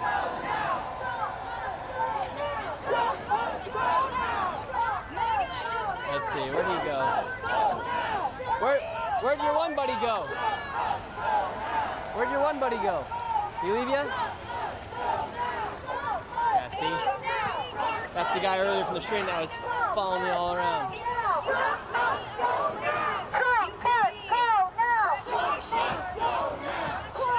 How are you doing? Enjoying the protest? Yeah, enjoying, sure. Enjoying it? What are you filming for? We're live right now. We're talking to people out here. Speak to this gentleman. Look at this guy. Look at this guy. Camelback. You got some water I could drink? I'm a little thirsty. Get it from your Camelback. Oh, this lady. Seen her at so many protests? This lady was at the DNC. Where else did I see her? You're everywhere. I live in DC. Oh, you live. Wow, you're everywhere. I always see you out here. What's your favorite protest to protest? I am fighting fascism. Wherever fascism is, I'm fighting it. So I'm going to be everywhere. Now, you might be the #1 protester in America. George Soros doesn't pay me enough, though, if that's what you want to know. Oh, no, I wasn't asking that. This lady's always out here. She's a advocate. What's up? Say hi. I'm here too. Alright, you guys. Look at this guy following me around in the Camelback. Which gives me the freedom to speak. We're back, everybody. The stream cut out, but thanks everyone for joining back in. Now we got the one guy following me around again. Where'd Mr. Camelback go? Oh. What? I want to read your sign. You have the warning signs of fascism right here. Can we see some of the signs? What news outlet are you with? Nick Shirley. Oh, I don't talk to fascists. What? I'm not a fascist, though. All right, we're here at the White House. We've made it. Now they're all saying, this is what democracy looks like. Uh-oh, you guys. This is where it could get hectic because MAGA's here as well, obviously, over there. What's your channel? Nick Shirley. What is it? Nick Shirley. Nick Shirley? Yes, sir. All right, man. This is where it could get heated. You got MAGA all over there. Yeah. And then we're coming. I got you, man. You're just looking chill, dude. Yeah, we really are just chill. I got no problem with it. Thank you, I appreciate it. We're gonna see what happens. All right, man. Be safe, all right? Thank you. Hey, I want to get this on tape. DC cops are great. Nobody out here's trying to fuck with DC cops, for real. Everybody's been saying that. All right, man. This guy is a great guy right here. Here at these protests, there are really good people that do come out and they're in support of their cause. And then there are also like the guy in the Camelback, just follow me around. There's also people that are literally paid to cause chaos. Like you guys saw in the LA video. I literally pointed out the people that were about to cause the chaos before it happened and they went and caused it. Alright, we're on the White House grounds right now. I think this is Lafayette Square we're in right now. Trump must go now! Trump must go now! Trump must go now! Oh boy, here we go. This is where it could get wild because Trump and all of the patriots that are in support of the military parade and support of Trump are probably going to be coming out around here somewhere.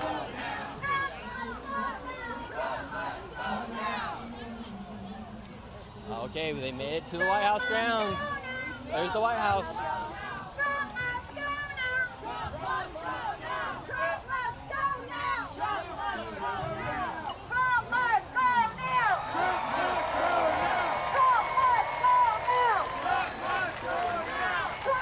Yeah, quick roll call. Thank you to Chris for coming. Remember, thank you very much, MCO.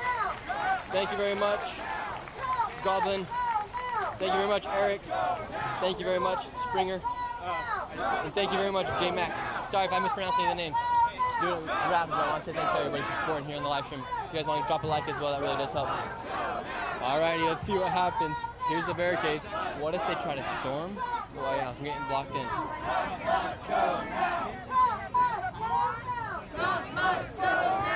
Oh shoot! Oh shoot! You guys, we're gonna be in the front news right here.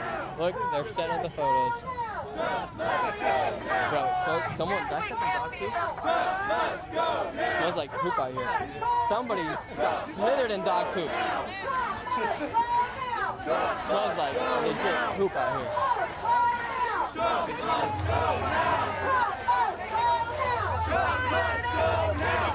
Outside the White House.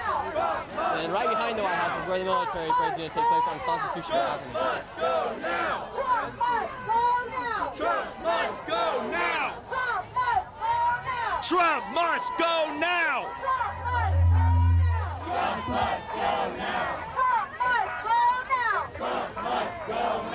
I'm going to be using this live stream as well for the video we're posting tomorrow from the parade to show the extreme contrast between the patriots and the protesters here.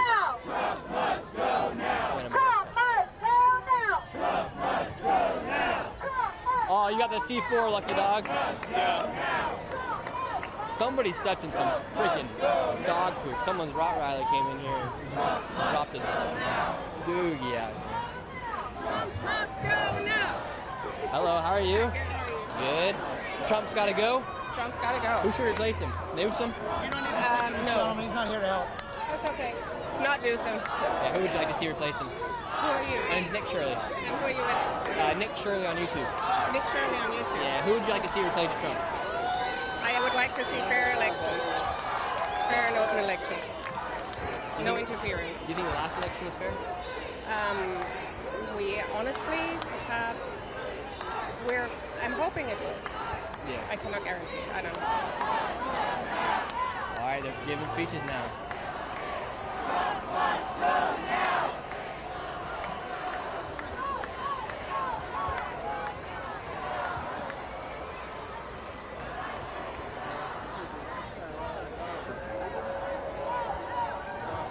F you, dear leader.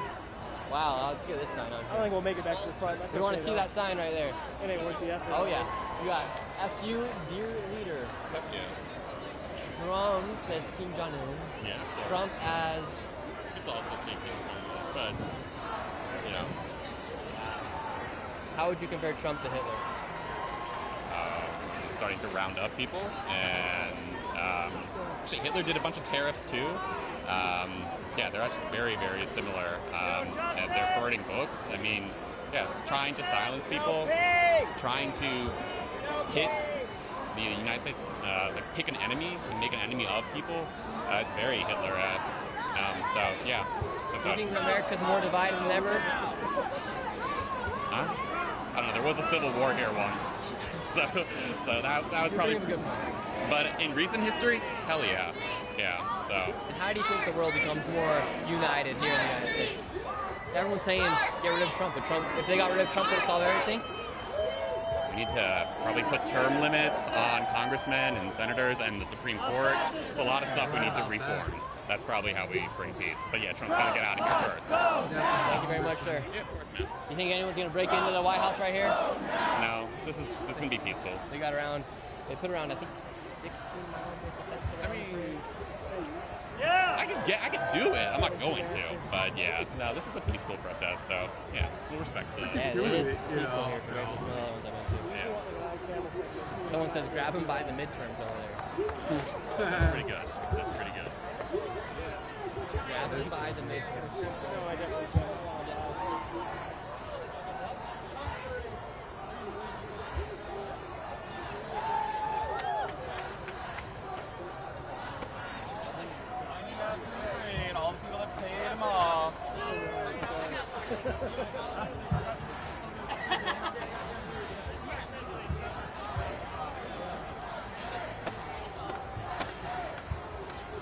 Search for us. Boo, you billionaires! Boo! My grandkids, if you're from here, hate you! Your country hates you! Fuck you, billionaires!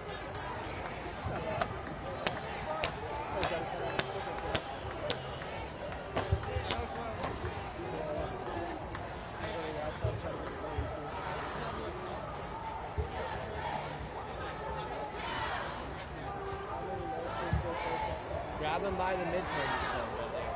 What's the other sign say? Pro-Army, anti-Trump. Do you think, are you stuck in a hard place because this is to celebrate the 250th anniversary of the Army and also it's also Donald Trump's birthday?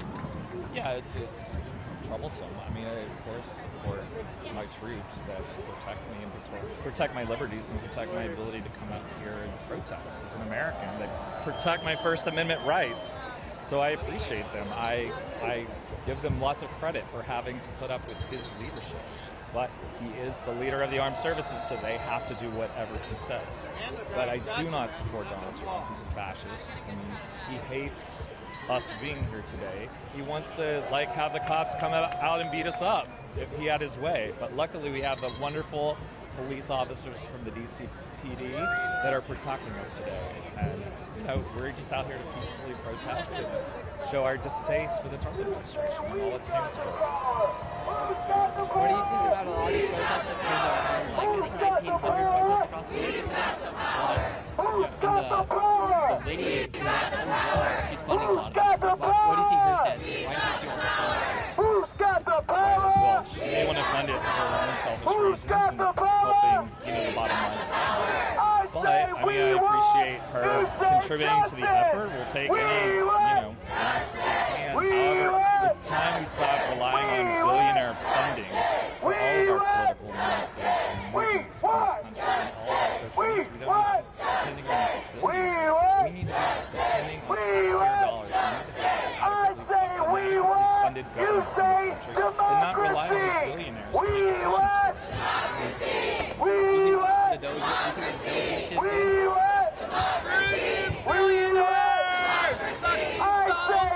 us. You say no kings!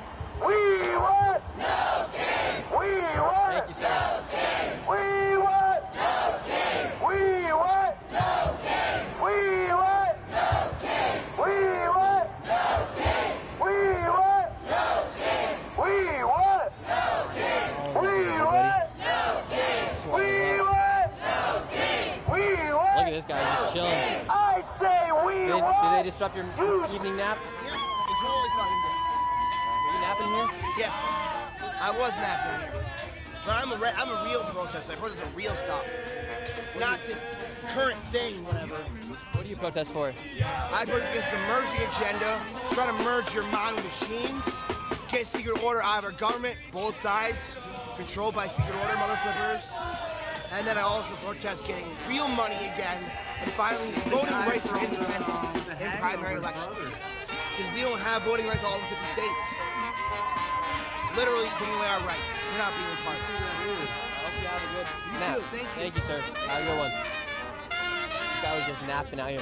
Dude, this smells so freaking bad out here. The guy was just napping and then all of a sudden gets woken up by the protest.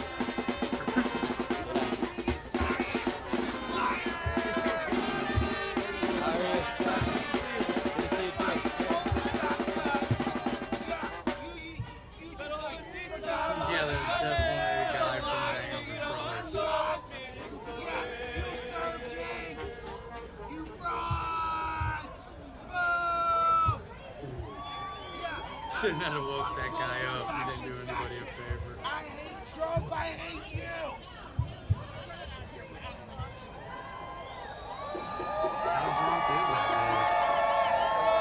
How long has he been out there? Bro needs to finish his nap.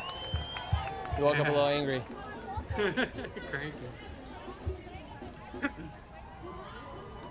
How are you guys doing? Very good. Thank you. Thank you. I think that guy got woken up from his nap. Oh yeah. He's just, I don't know, he's talking the truth or not, but I don't know what he's doing there. I think they woke him up and now he's angry. Yeah. Have a good rest of your guys' day. Did I stutter? And what phrase are you referring to that? As far as the stutter. Welcome immigrants, deport racist. Do you think by Trump deporting these people, do you think it's him being racist? Yeah. And oh, let me get that. I got it. I like the outfit. Looking great out here, actually. And what would make him do? Dude, I'm really sorry, but I'm trying to listen to her. Oh, okay. Was Obama racist for deporting migrants too? He just couldn't help himself. He had to ask. It's hot out here. It's hot. Immigrants make America great. Fun fact, Obama deported around 3 million migrants when he was president. There were no protests. How you doing? Good. Good. What are you out here today for? Just anti-Trump stuff. What's the sign say? Patriots against Trump. Patriots against Trump. That guy looks like he's about on 100 different types of presents. Yeah. Appreciate He's so you for being out here. hot. No problem. Yes, sir. That's what happens when you give someone 1,000 fucking antidepressants. Hey, thank you so much. Appreciate you. I can tell that I was born in Canada, and I don't like the fact that he says Canada's the 51st state, because where I grew up, there's a lot of Canadians that are hardworking people. I didn't grow up in Canada, I was born there, but where I live in, where I grew up in Cary, North Carolina, half the city's all Canadian, and you're hardworking Half people the there. city in Canadian, Cary, Shouldn't be North Carolina. talked about What the like fuck that. are you talking about? That's all. Would it be a good extension of the United States, the 51st? No, it's an insult. It's an insult more than a insult. Well, if it's What's an the opposite of insult, an go insult? back to I got fucking brain Canada. fog right now. A compliment? Yeah. It's not a compliment to Not a say. compliment. No. Canada's been a... I think it's more of an insult because it got so bad that it got to a point where President Canadian Kidd troops got around. burnt down the White House in 1812 war. So I mean, Canada's a pretty strong nation when it comes to military might. We don't act like Canadian it troops because, didn't but do it. we took our own English beach troops did it in in World War II in World War II at Normandy. We have our own beach there. We took that before American troops were even to get out We of had their way beach. less So resistance I'm not there. trying to say America's a terrible army. It's got one of the best armies in the world, but you can't say that Canada's a pussy country when, like, it's bad to say, but what's the last war that America won? Canada wasn't a country until Thank you very much, 1980. sir. Let's see, who else do we got out here today, everybody? England gave Canada their independence in 1980. It's only been a country for like 50 years. What is he talking about? Alrighty, you guys, let's see if anything happens out here. Gonna head up to the front. July 1st through July 4th. Washington, D.C. Where are we going to be July 1st through July 4th? Where are we going to be July 1st through July 4th? What's going on? TikTok? I do TikTok every now and then. Oh, no, I don't want to be in front of the White House to make the biggest Oh, cheer man. ever. Trump must go Here we go, now. everybody. Trump must go now. Trump must go now. Trump must go now. Trump must go now. Trump must go now. Okay, I want to welcome up Morgan from the Refuse Fascism DMV chapter. You guys think they give me a chance to give a speech? I want to give a speech out here. I don't think Let's they try to would, give a my speech, friend. everybody. Think they'll let me give a They speech? let you say shit. Probably not. Holy crap, look at you guys. Look at us. Look at us. We have a lot to be proud of, people. Let me tell you something. My name is Morgan, and my people have been in this country or colony or whatever you want to call it since 1720. Okay? I come from enslaved people. I come from people who had their families ripped apart. I come from people who lived through Jim Crow, who lived through the Civil Rights Movement, who fought for everything we're fighting for again now. You alright? This is enough, Having a good day out here? America. This is enough. My grandfather was a teacher. Okay? I'm just tired. If you don't know what that I was is, you here. really need National walk here? He was a fighter Stumble pilot, across this? Kinda all right? crazy, huh? In the museum down the way, 16 the streets African American History Museum, got there's pictures on there. 14th Street. But guess what? Guess what Trump is doing? It's He's for great marching reason. things that representative Looks like they're giving away some free water and Coke if you want in the lives that black folks have had in this country and marching it right out the door. Have a good one. Shame on him! Shame! This lady's giving a speech, but she won't show her face. Shame on The police him. just showed up. This president is doing division. He is also erasing. Moving that stuff out of the museum. Sorry. Where are we going to see it? Where are we going to learn about What is he moving We're out of not going museums? to. Police It's have showed up here. Oh, the BLM stuff? You erase it. He's definitely erasing. But the thing is, he's trying to erase us. He's trying to make us forget about our history. And he cannot do that. Oh no, these people they stand out here to sell stuff. If we don't know where we're come from, where do we go? Where do we go? We had powerful people. This lady's yelling here on the microphone, but she won't show her face. Is wiping it all away. Now, I'm looking around the crowd, and oftentimes I see I'm one of the only black or brown people out here. It's time that I see a lot more black and brown faces today, and I am proud. Really? We all need I to bet. be out here and stand in courage. Yep. Here's the thing. You guys remember the ice raids when they were separating mothers and children? I think there was a lady yesterday who was pregnant that had guns held on her. Anyway, remember those images. Go back. How are you doing? Having a good day out here? Those images before. A lot of people showed out here today. How many people think are out here today? I'm really bad at numbers like that. Okay. What happened? Black families Maybe separated. 2,000 maybe? Good afternoon out here. Man, it is hot. I wish I could freaking buy something. I haven't got my card on me. Let's see. Stand up, be brave, have courage. This is our time. Our ancestors, our parents, they've done all this. Now is the time to stand up and be brave.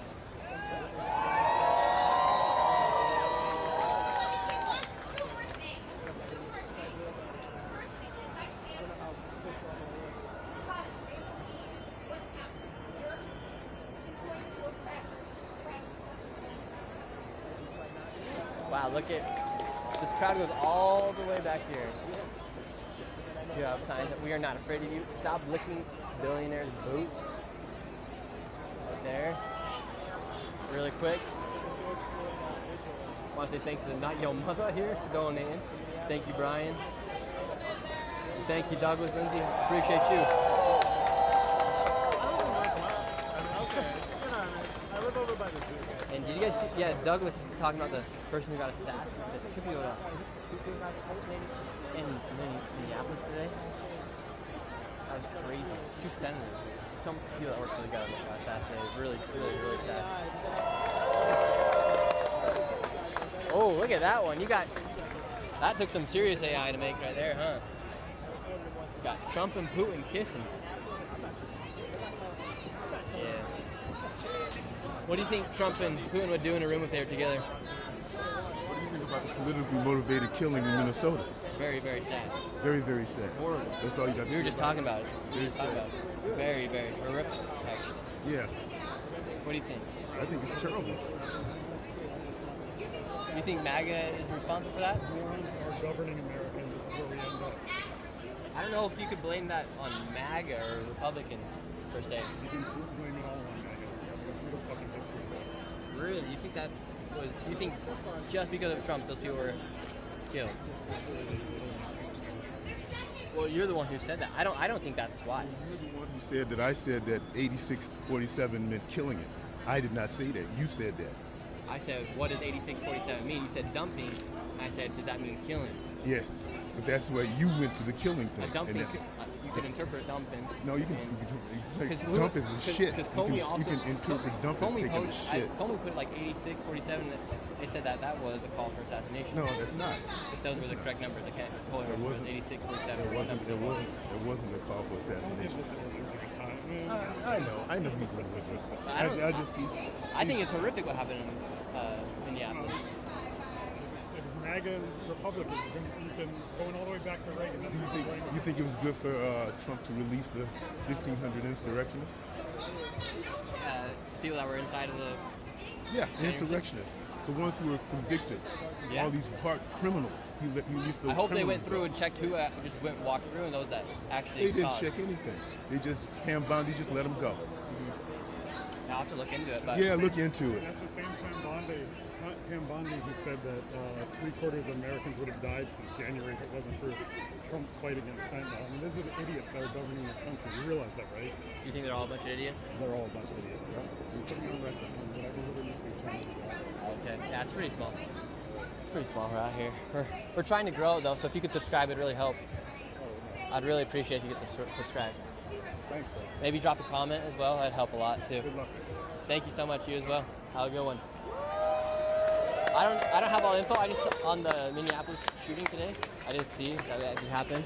It happened right before we left the hotel this morning. It's super sad. I don't know. I think I just blamed it on Trump though and MAGA, so I don't know how that's even possible. And as far as the people being released from J6, the people that were being held for the insurrection that took place, I think it was. I hope they went through and figured out who actually was an insurrectionist, but I think a lot of normal people got caught up inside that Capitol building. Let's see what this guy's flag right here says. Here's a foreign, I don't know what flag this is right here. How are you doing? Oh, sorry. I don't know, what flag is this, chat? Someone let me know.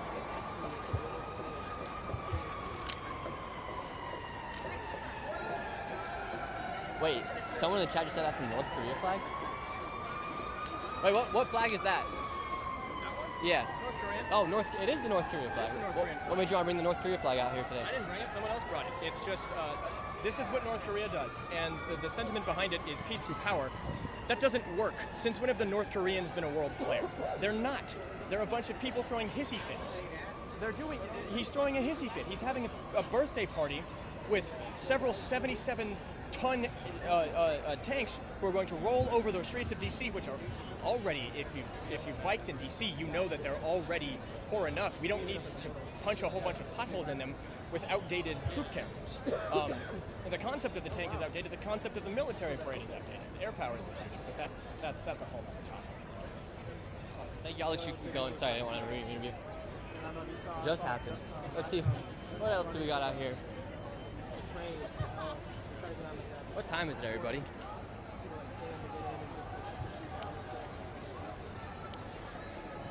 $3:10. All right, everybody. We're gonna be doing. We have to head back, grab something from the hotel because we're going to the Trump. We're going to the parade. I'm gonna be doing a whole entire separate video that's gonna be coming out hopefully tomorrow. We're gonna use some of the clips from this live stream. We're gonna keep going for a sec. We'll go ahead and become a member. We're gonna do a members only live stream from the parade. We actually got tickets, so we'll be right up close to it. So join. We'll be doing a members only later this evening at the parade. It'll be pretty cool to watch that. So go ahead, become a member as well. It's $5 a month, help support the channel. But we're gonna keep going, talk for people just a little bit, and then head out. You think we need to go back to the hotel? Yeah, we gotta hustle because the hotel's about 30-minute walk and 30-minute walk back. All right, everybody, let's keep talking to some of these folks out here.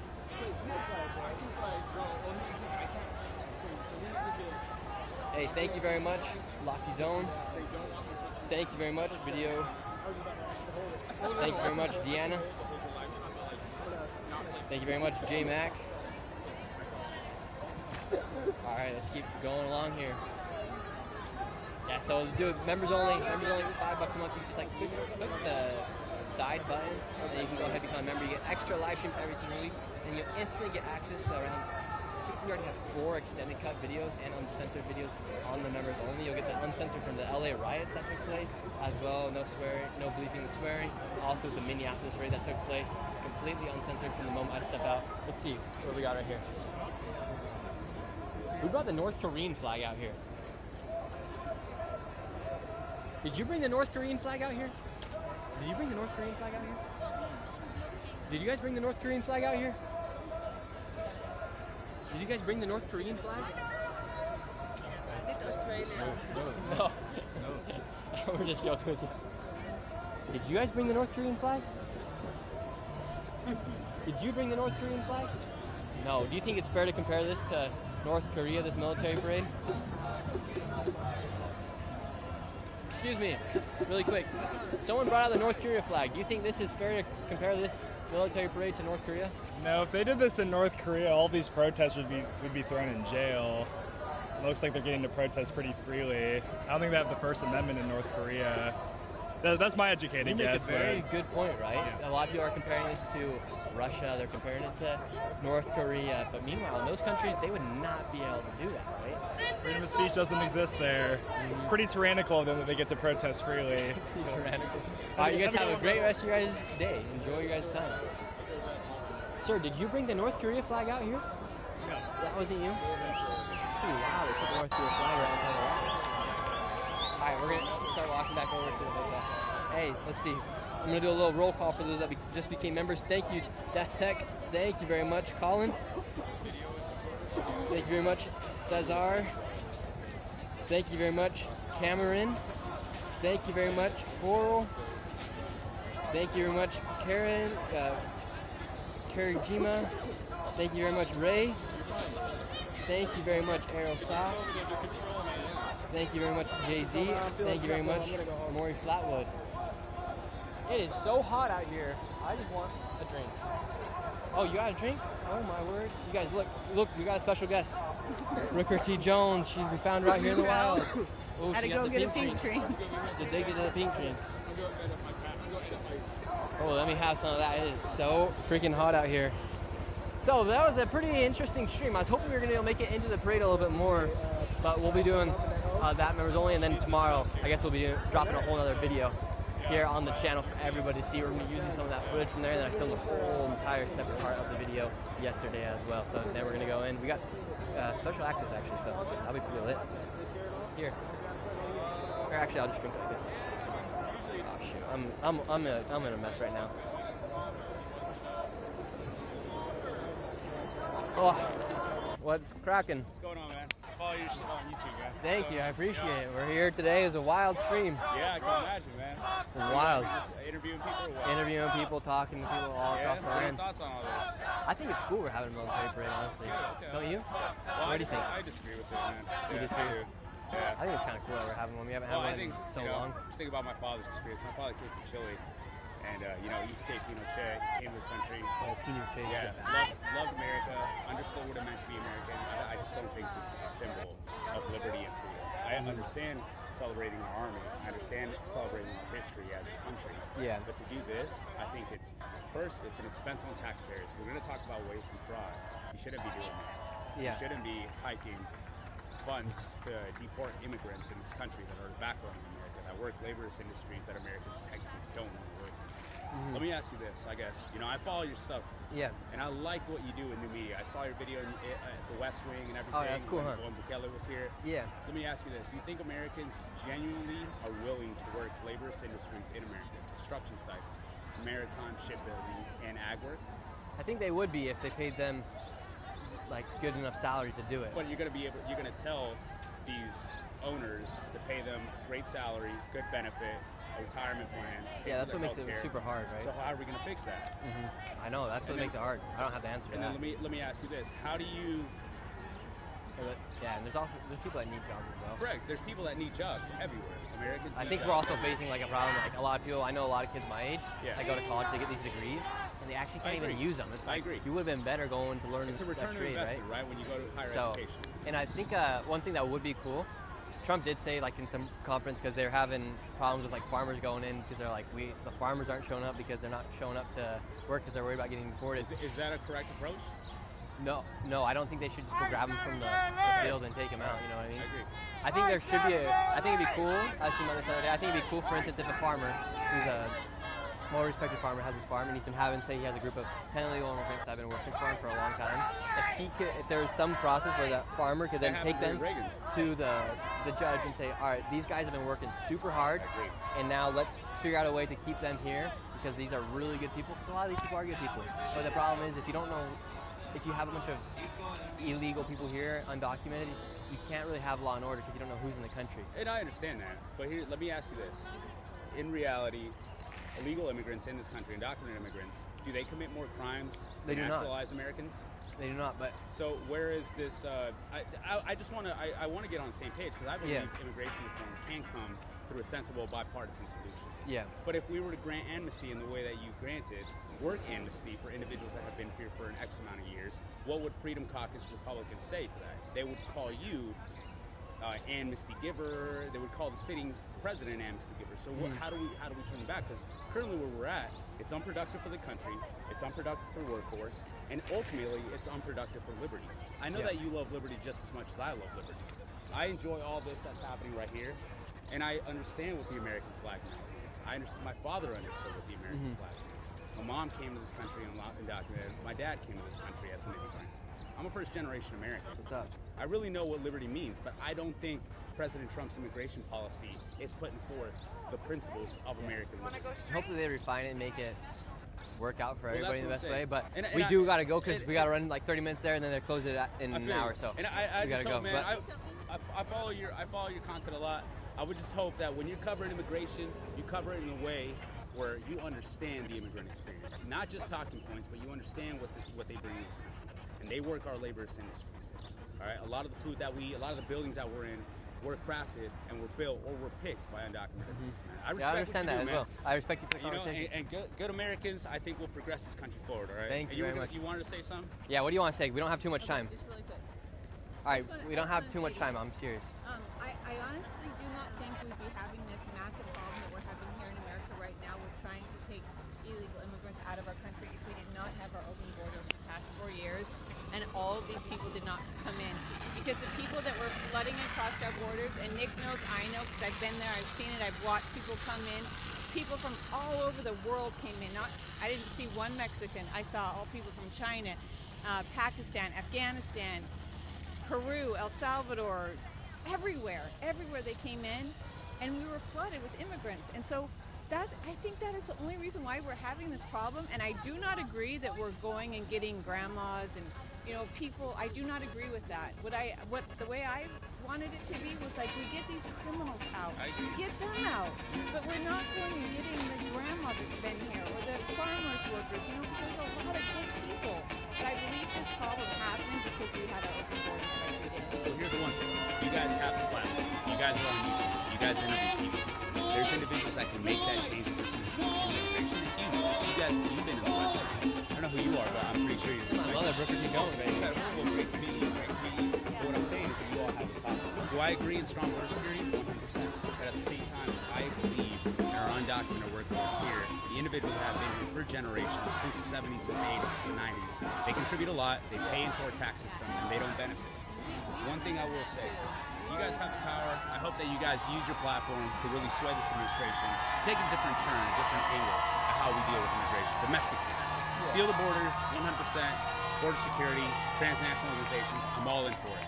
But don't be treating the working class here, undocumented immigrants that provide for us as Americans every single day, and they get less than we do, as wrongfully as we do right now. All right? Appreciate Thank you, Nick. Have a good one. Yeah, I'm sorry. All right, we gotta seriously get going. What's up? How you doing? How you doing?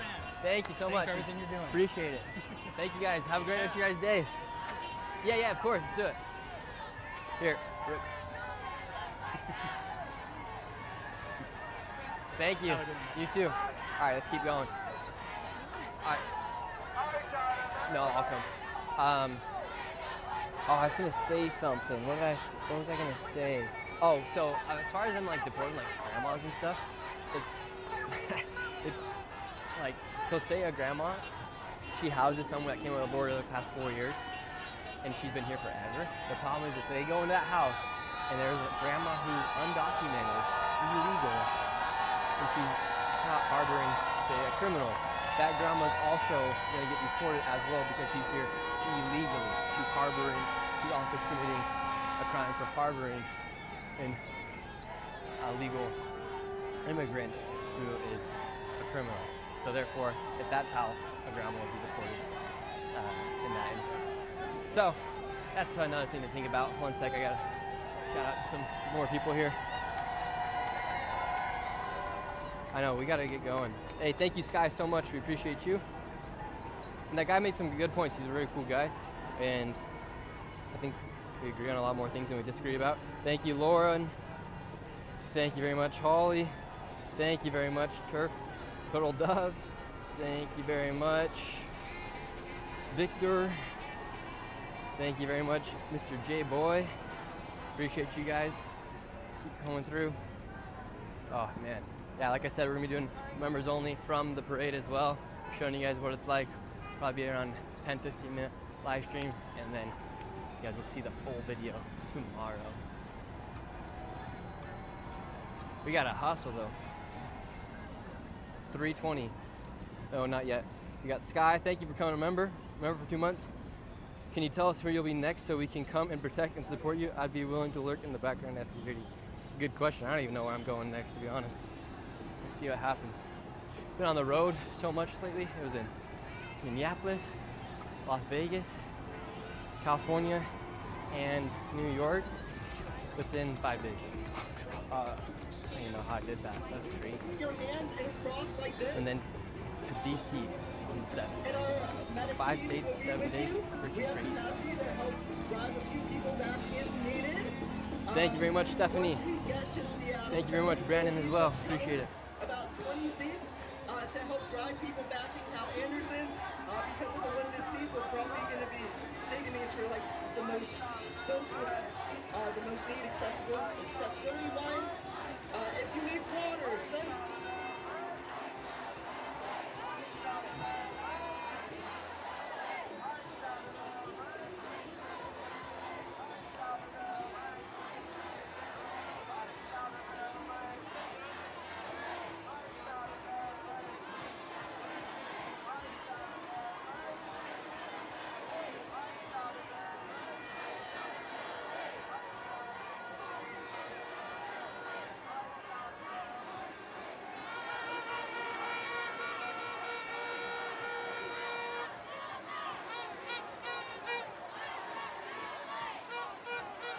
protest that is required to protect the most vulnerable right now. Our destinies undeniably intertwined, and I remind you that much more proximal than you think. I am here to remind you that we are not helpless. We do not need kings. We need coalition.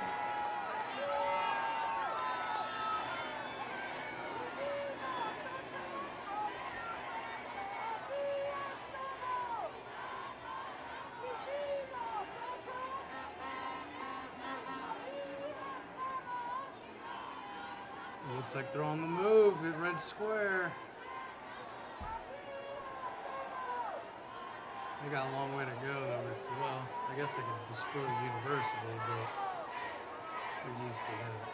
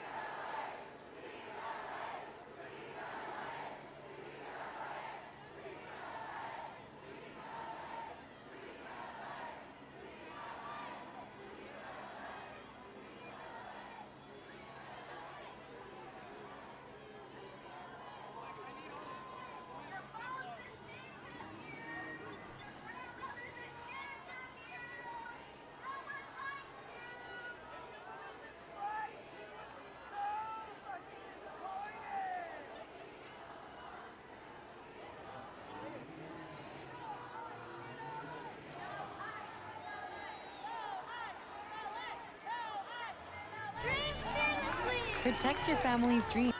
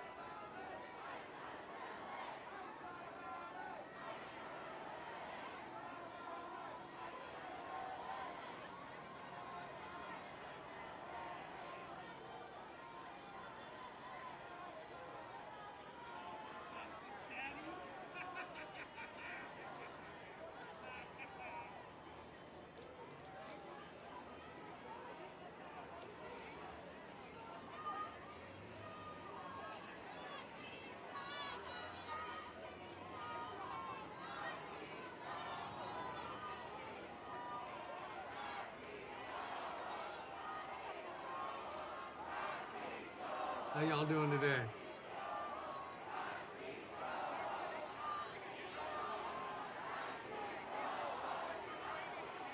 I don't think he's gonna get another run.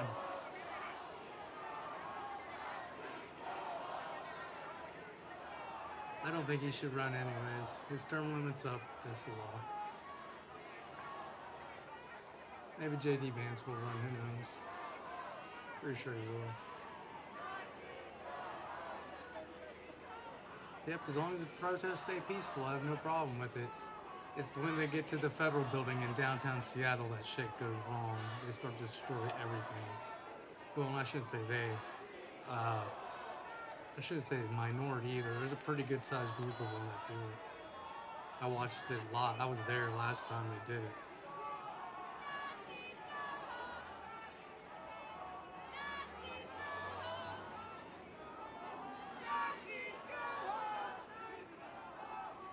This is in Seattle.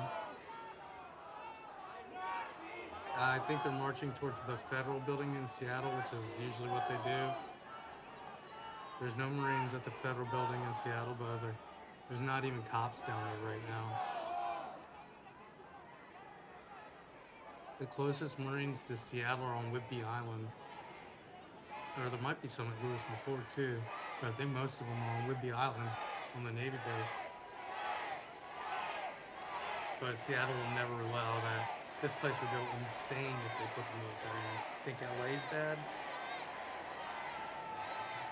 You got people who live in the dark 6 months out of the year. They're pissed off as hell all the time.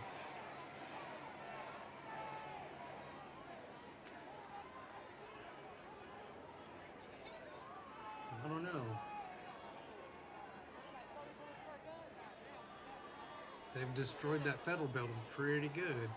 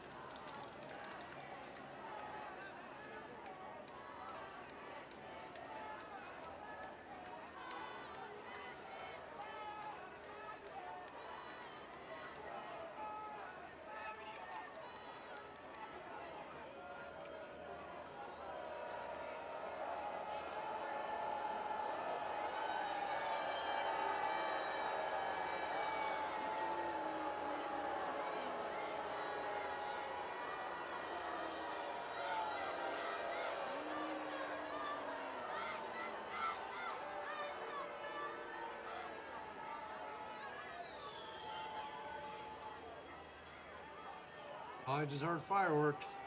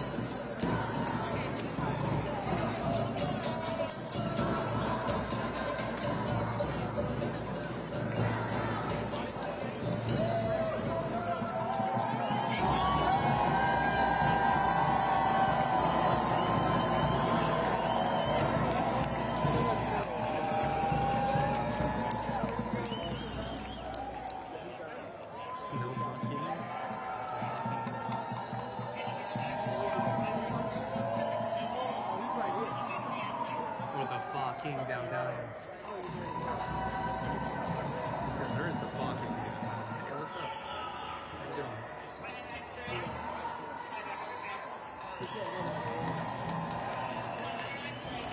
What's up? How you doing?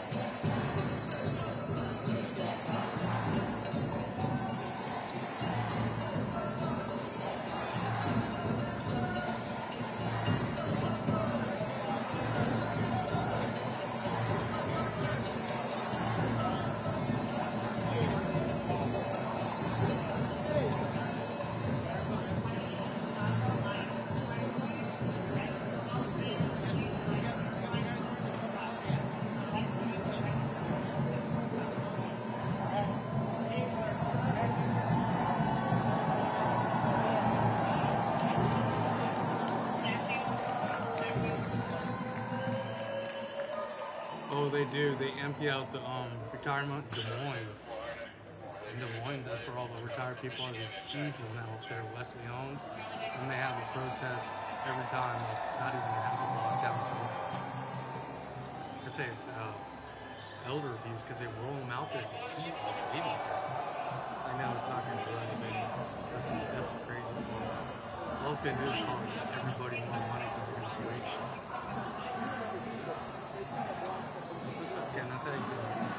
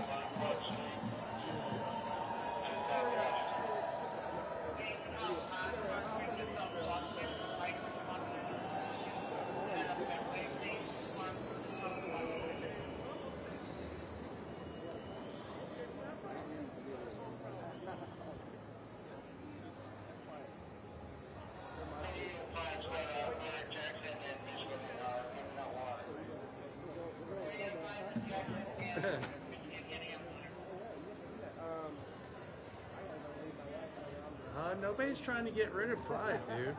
I don't know why anybody. That's not a pride parade. That's an immigrant protest or something. I don't know.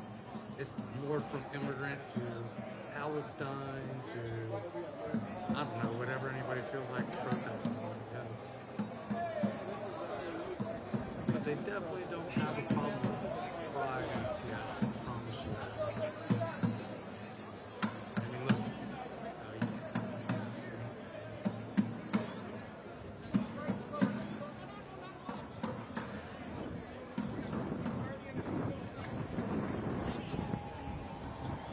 No bad jokes. Blame the governors who refused to do what the Department of Homeland Security asked them to do before Trump was even in office. He told them, he said, look, give us the criminals in the jails, or we're going to come into your community and get them where they live, they work, they pray, they go to school, wherever. If you don't want that, then give them to us in the jails. They refused. So what happened? They did exactly what they said they were going to do. They're not going to just not do it. Crazy. Yeah, but don't blame ICE. Blame the governor of the states and the mayors who refuse to let the cops go in there and move the jails. That's all it takes, is allowing ICE to go into the jails and get the criminals. And we'll stop going into places.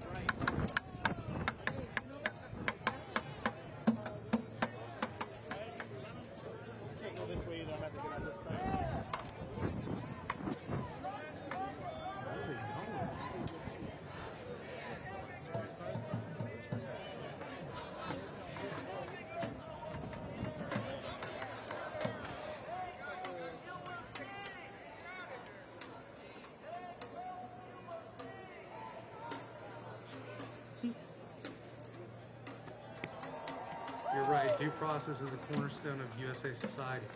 That means coming into the country legally through due process.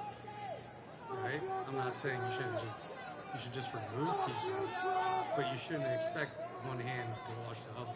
If you can't follow rules, why they shouldn't apply to you. It's like if you commit a crime and win $1 million, the $1 million is not yours.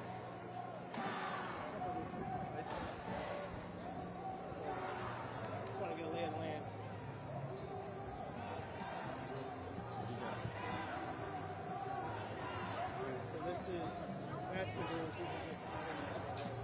There's more bikes over here than that. We're pretty much contained to Daily Plaza. Correctly, I think saying like, this is it, and then yeah. This is the group that guy with the dreads right there. That's the group we got.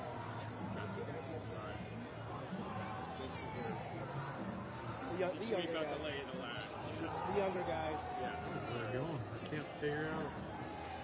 We're on night. We're fine. Are they just stopping? Hola. Tengo dinero, no sé qué. I brought nothing. My ID.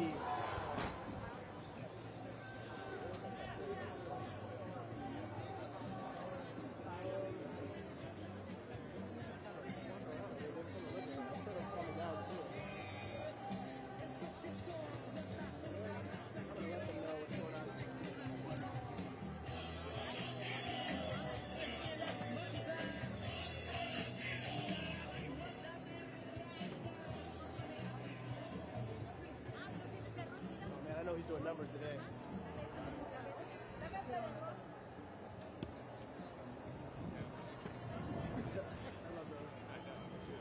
Wish I could have one. Man, life would kill me. I don't think they're not arresting people or doing it the right way. Their cases are dismissed, which means they have no further claims. That's when they arrest them. I have to ask permission to see if he's okay with going.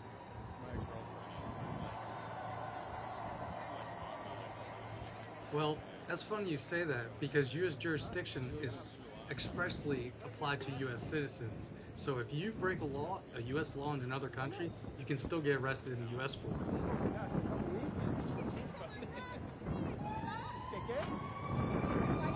Oh, no. No tengo cámara, so... Quiero aprender a bailar, pero es muy difícil. Just because you come into the country, due process is for everyone. I'm not saying it's not. I'm just saying it shouldn't be. If you come in the country legally, you should be deported immediately. There should be no ifs, ands, or buts about it. If you come in the country illegally, you should be deported immediately. If you break into my house, you should be removed immediately. You don't get to go to court and argue about why you get to break into my house. That makes no sense.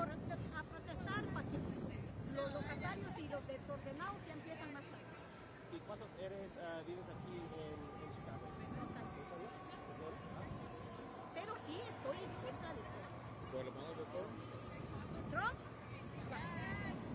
presidente no, porque para... ¿Qué noticia eres tú? Reuters. Tenía amigos allá en Guatemala. Oh, ¿verdad? Guatemala, Trump. Wow. Yo en Guatemala ser activista. Pero Trump no buena persona. Así que, Adiós, mucho gusto. Oh, you're fine, man. Yeah, she's her style is not what I'm used to either. Oh, let's go that way. Let's go that way. So yeah, let's go home time. Is the theory. My guess. That line looks really crowded. Looks like there's bikes over there, so they know that one's they're up there too. But it stretches all the way around. So I'm guessing they're going to be here too. So I don't know what's going to happen, but I mean, I don't think everybody's going to leave immediately.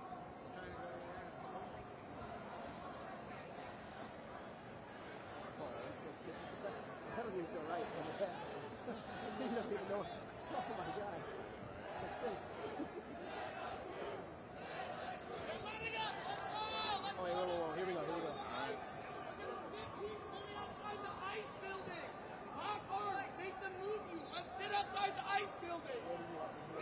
Oh, there they go. They're going to the ICE building in Seattle.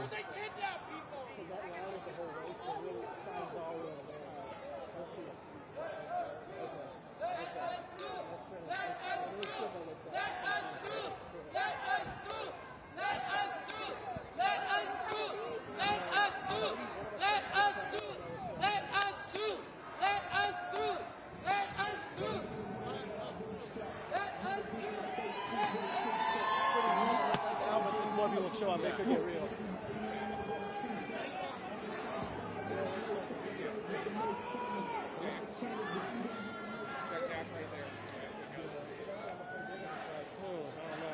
Wait, they stopped. I think they're scared. Dearborn and Washington. Here they go. He's got it. Good. I don't see him, but good, he's here.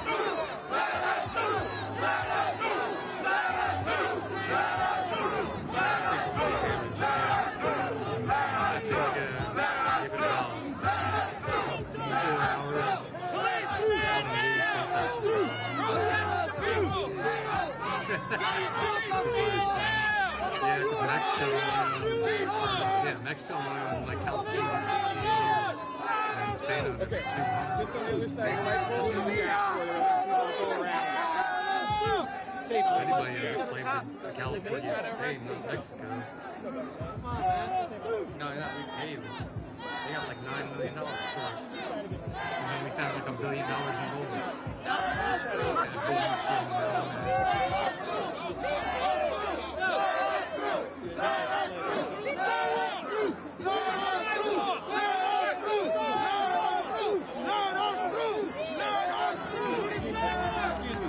I mean, that's true. I can see that, but I can also see Biden not being prosecuted because he's too senile, which is exactly what the FBI prosecutor said.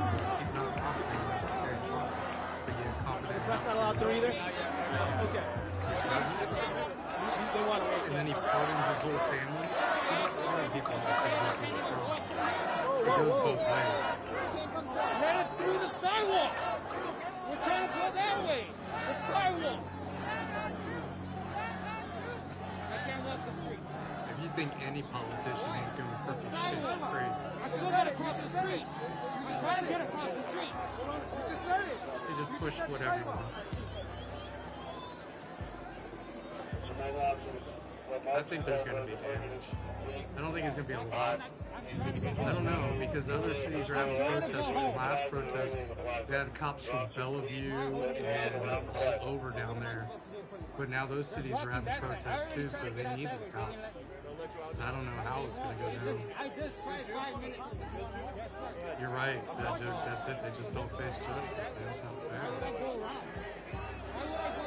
That's what, like that senator who interrupted Nancy Pelosi speaking the other day. If a citizen did that, they go to jail for destroying the peace. So he got the wrong thing. He would just wait 10 minutes to ask his question. The press conference so they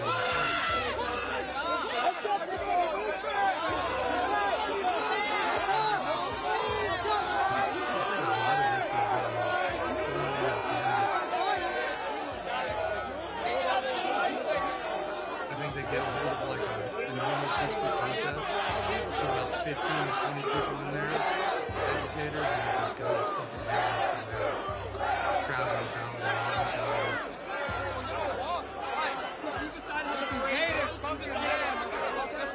Yeah, it is. If somebody's speaking and you go into a room and start yelling, that's disturbing the peace. You can't do that. That's the law. Do I need to show you the law?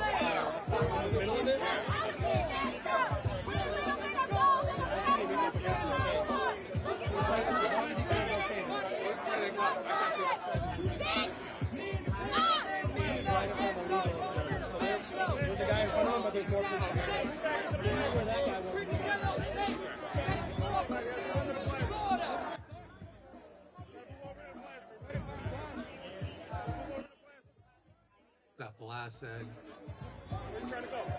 use Go that way. YouTube will get angry real quickly. Sorry. You guys are just pushing me. I'm not cattle. I'm not fucking cattle to be heard around.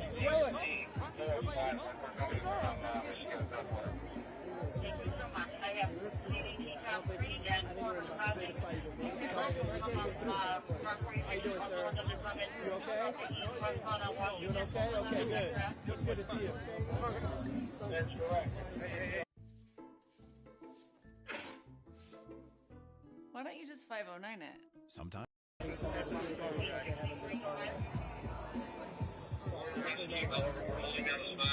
After that, hold it.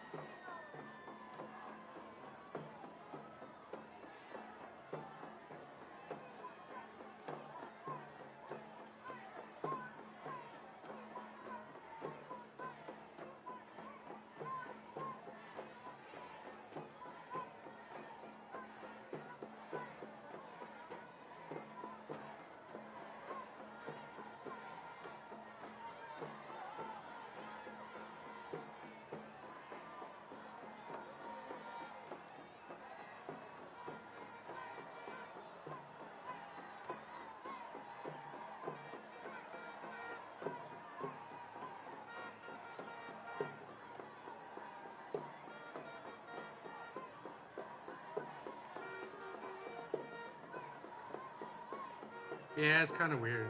Question, worded weirdly. I thought about that, but if I end it, then if I try and change it, I gotta end it. So I'll just like fuck it all that stuff.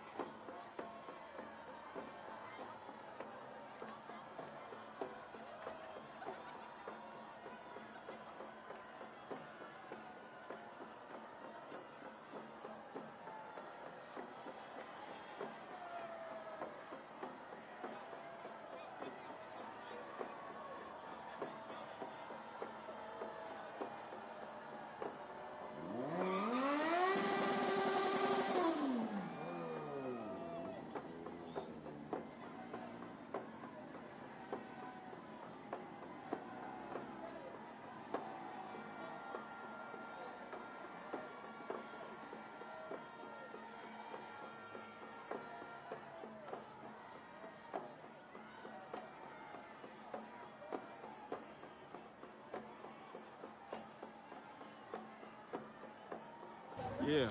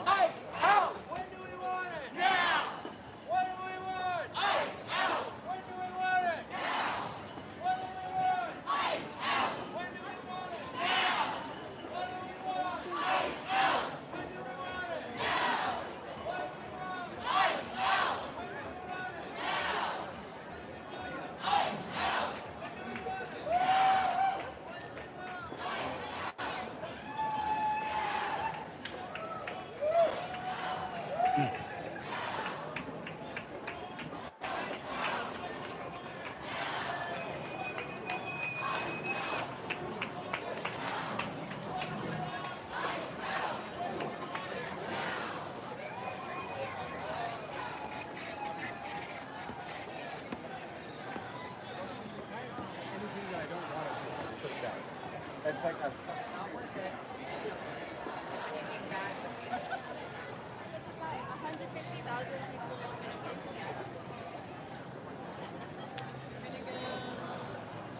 shit, I didn't know that.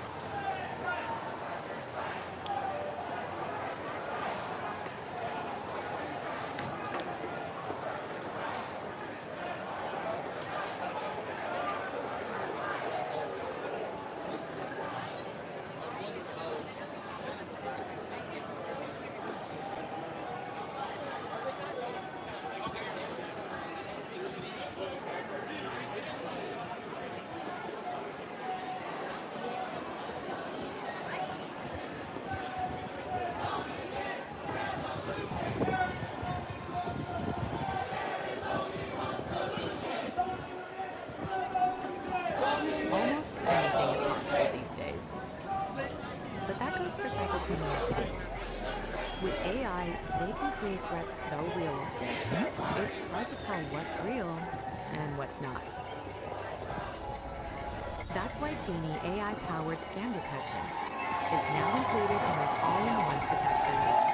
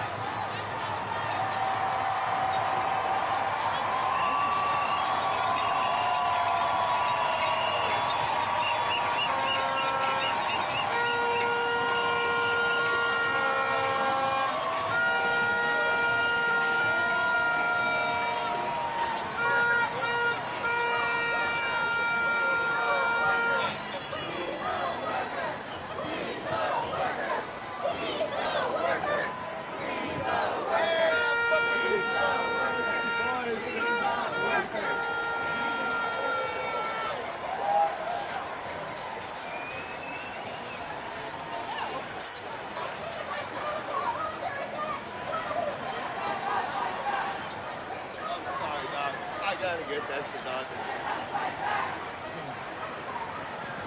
You're selling away for it?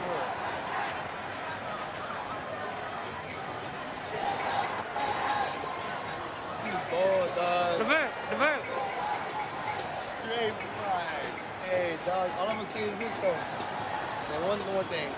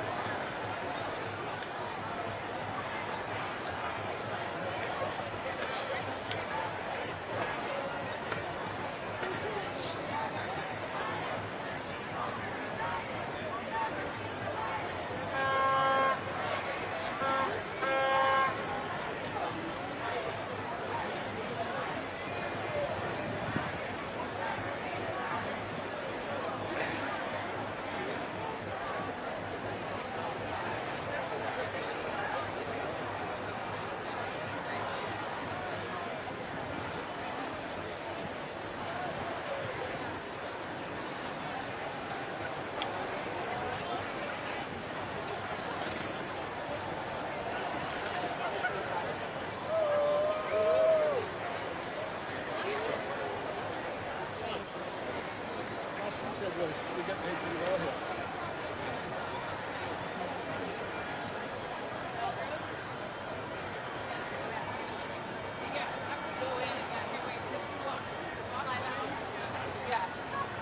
Start up here then.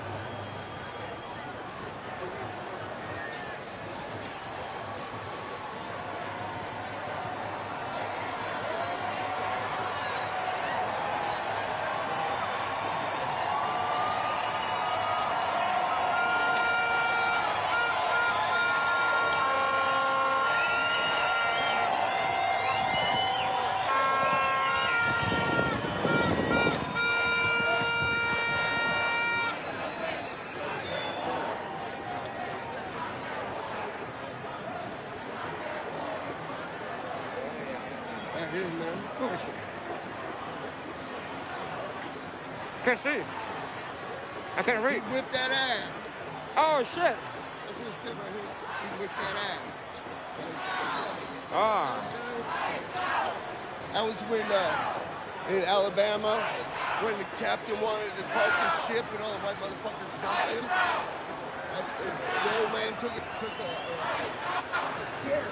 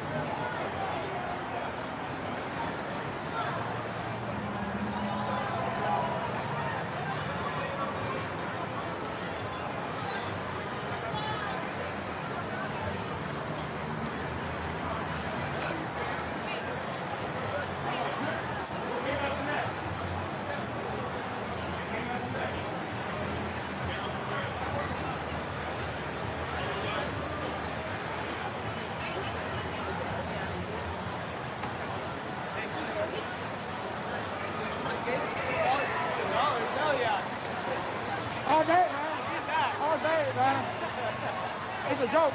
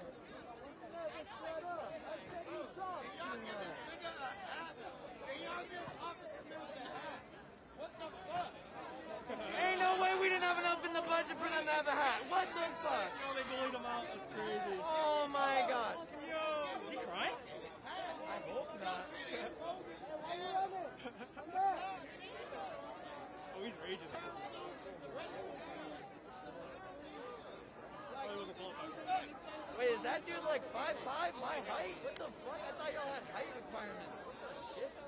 I thought y'all didn't get people like me in your crew, bro. That's fucked up, bro. Y'all got little people in this shit? Y'all can't do that. It's fucked up. I think I'm taller than Nava, man. What the fuck? Oh, he's got like 2 inches on his shit.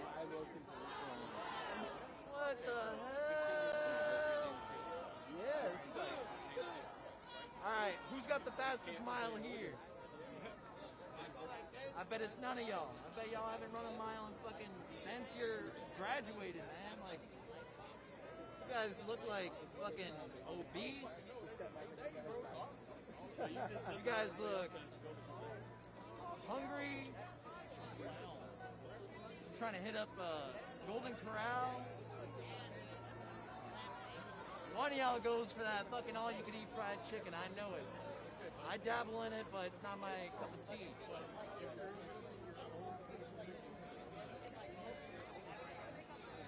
Oh, he's out. Hey, where you going? All right. I'll miss you. Grow some inches while you come back. I'm not talking about height.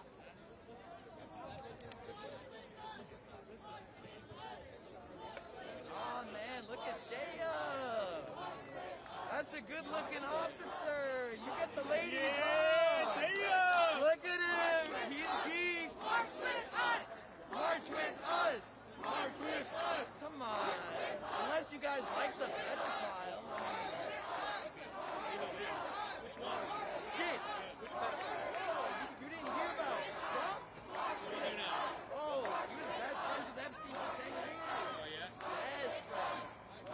This is who they're protecting. I heard about that about 10 years ago. I wish.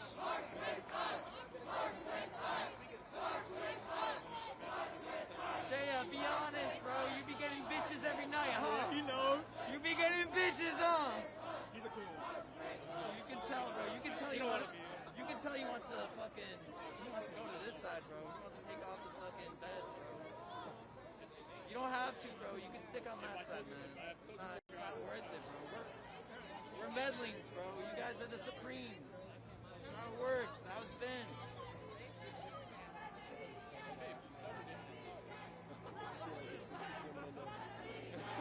There's an actual clown there. He's a mime, yes. Oh, is he a mime? He's supposed to be a mime, but he's talking. A protesting mime. It's tough. Yeah. Bro, even the mime is fucking protesting. He's speaking up, dude. What the fuck? Dude. You can't get out of this box, man. This box. You know how they do that. Come on. Bro, y'all fucked up patrolling the funniest city of all time, bro. Y'all fucked up for real. Y'all about to fucking laugh your way to disassembling yourself. New York's pretty funny. New York City might have you guys beat. But they're East Coasters, you know what I mean, bro? Say the same thing about the Midwest. But they're like right next to New Jersey, bro. That guy looks like he's from New Jersey. I swear to God. No, he can't. Bro, this dude looks like the fucking dad from fucking That's So Raven. I swear to God, bro. The head shape and everything. I swear to fucking God. He's talking. That mime is talking. I know. I've seen him talk a couple times. It's pretty fun. There's a strict code of honor. He broke a worse code than the cops would, bro.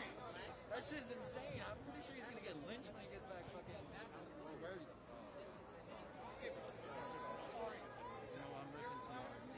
He's roasting them over there, so you're both doing the same thing. I'll be a little more just trying to get on the Why do some of y'all paint your fucking batons, but like the others don't? Like, your paint's chipping. You forgot to get a fresh paint job, dude. I wouldn't let my car get like that, and I wouldn't let my baton get like that. This is really cool. I mean, at this point, they're going to be 5%, but they still keep fucking 80 cops, bro. I wonder if there's like 2 guys there. I think so. We might, I don't know, do something about it. I don't fucking know.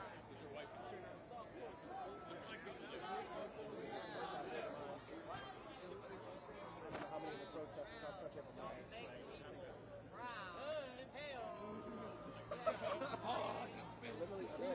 Hey, Sham, scratch that smile off your face, bro. You're trying to intimidate us, man. What the fuck? I do like that. He's cute. He's a cutie pie, bro. I've never, 15 years ago, I've never seen it. You've never seen a mom in a protest? This is. I've been to Ferguson, I've been everywhere. That's how you know shit's fucked up. Ferguson. What's your? You have a media company? No, I don't own my own company. No. You on YouTube? No, Reuters? Yeah.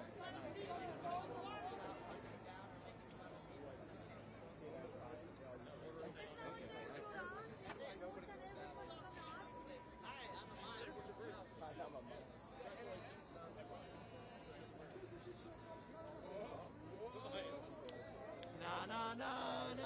I'm sorry, I'm just trying to get done.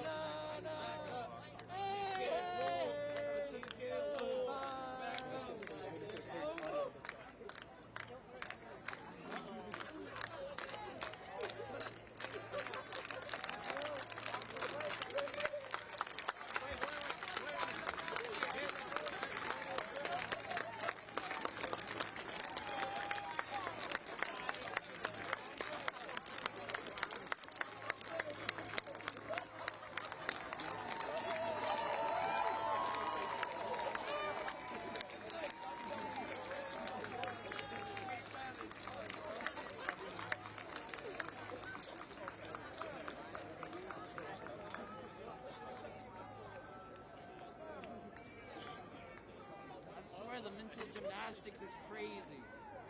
The president broke the Constitution.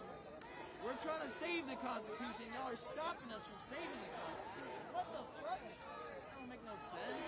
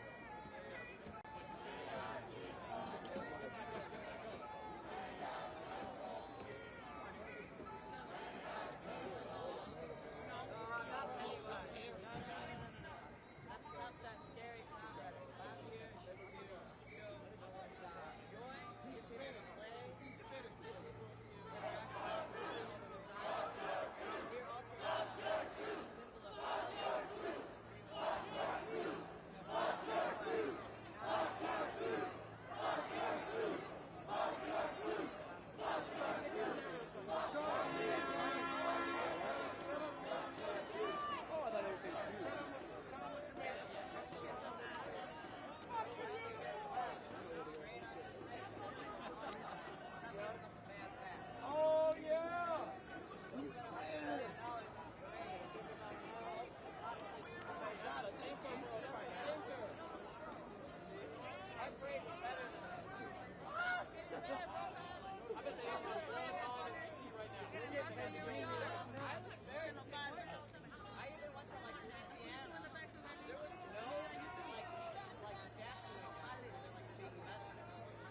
Where's the mom?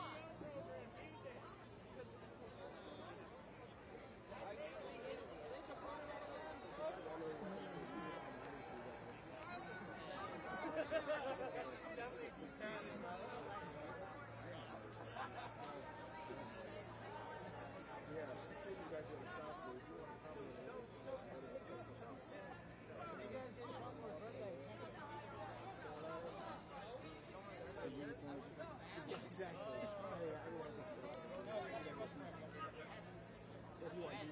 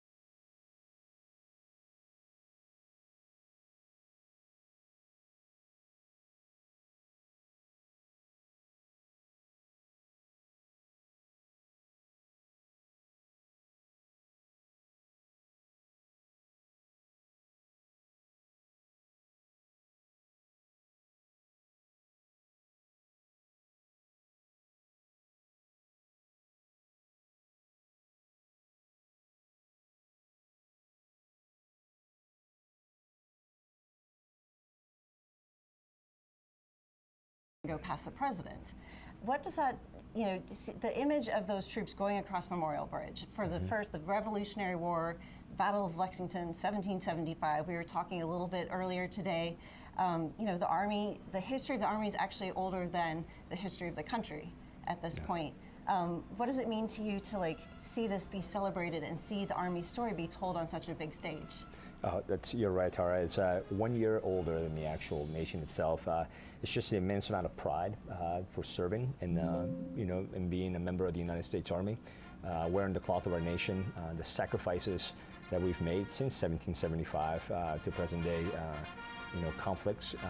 It's just no better way to showcase and show the amount of pride that we have in the servicemen and women. You can see on the screen, top left side, the top left of the 4 boxes, the presidential reviewing stand on Constitution Avenue. We just heard ruffles and flourishes. That can only mean one thing.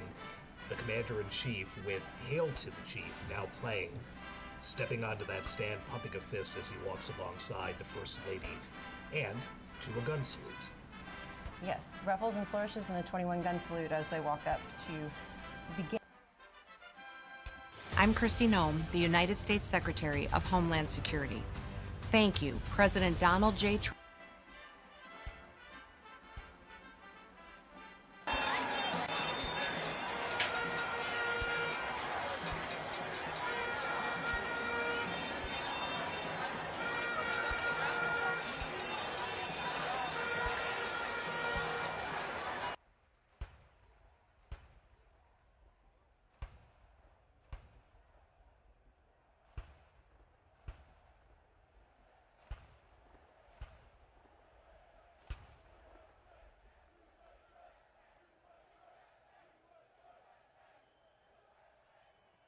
Ladies and gentlemen, to honor America, would you please rise for the singing of our national anthem?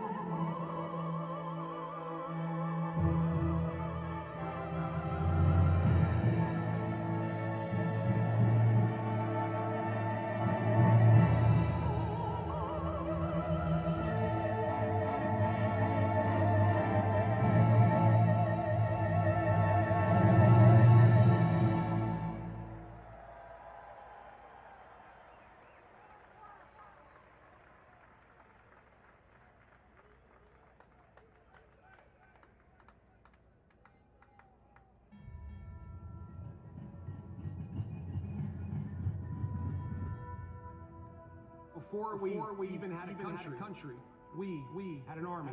They started small, unorganized group of travelers and farmers, but they fought the most powerful army in the entire world to stand still in Concord, Lexington, and Bunker Hill. Then our Continental Congress chose George Washington as general of our Continental Army. But it wasn't until 1 year later, on July 1776, that news arrived of the signing of the Declaration of Independence. Now we had a new army and a new nation. With little gunpowder, no shoes, bloody feet, few cannons, little training, even less. Valley Forge started in December. They went into winter camp in December of 1777. Approximately 2,000 Americans died that winter of disease. They lived through hell, but they never gave up. Not this army, not this first American army.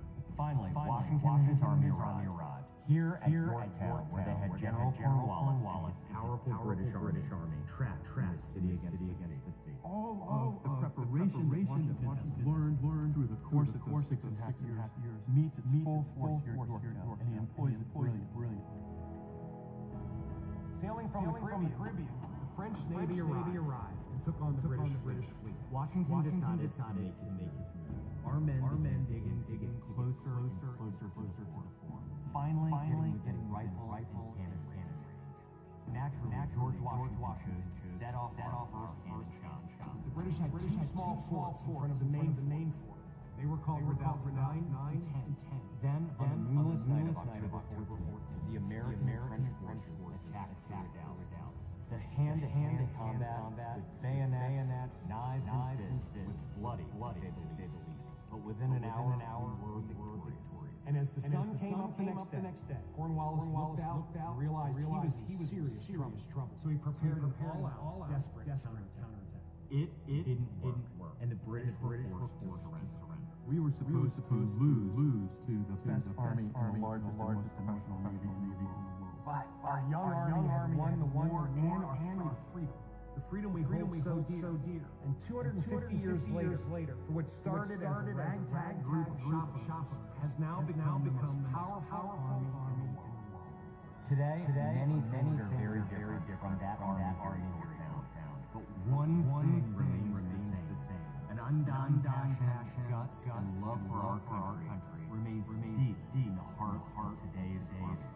When I look into their faces, you can see it. That will never change. God bless the United States Army. God bless the United States of America.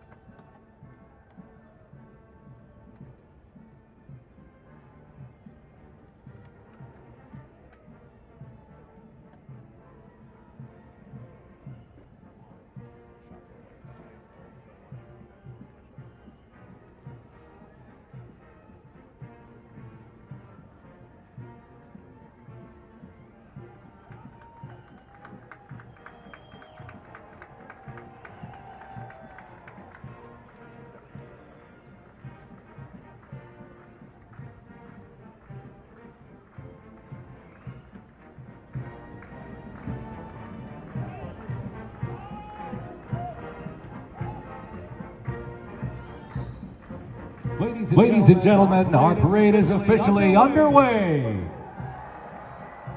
Up first, internationally renowned as one of the world's finest professional music organizations, the United States Army Band, Pershing Zone. They are the premier music organization of the U.S. Army, our nation's most senior service. Stationed at Joint Base Meyer-Henderson Hall, Virginia, it plays an important musical role in events of national and international significance. They were founded back in 1922 by Army Chief of Staff John J. Pershing. They're led today by Colonel Bruce R. Pulver and Drum Major Rob Moore. Today, Pershing Zone is playing a melody entitled "The Army Goes Rolling Along." This was actually written in 1908 by the then Lieutenant Edmund Louis Spitz Gruber, which was a descendant of Franz Gruber, who composed Silent Night. It was originally written to be the 5th Artillery Regimental song titled "The Caissons Go Rolling Along," and in 1956 the lyrics were revised by Harold Arberg as the official song of the U.S. Army, and then retitled "The Army Goes Rolling Along."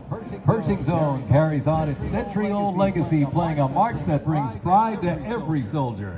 The Army Song. The 3rd Infantry Regiment is the oldest active duty unit in the U.S. Army. Established back in 1784, the unit was dubbed the Old Guard by Major General Winfield Scott during a victory parade in Mexico City after the Mexican War. It is the U.S. Army's official ceremonial unit and presidential escort, conducting year-round tactical training to ensure the highest standards and utmost discipline of its soldiers. The unit routinely represents the U.S. Army and our nation at official ceremonies, major sporting events, and their own with the U.S. Army's own Twilight Tattoo. The Old Guard also maintains 24-hour vigil of the tomb of the unknown soldier, while also conducting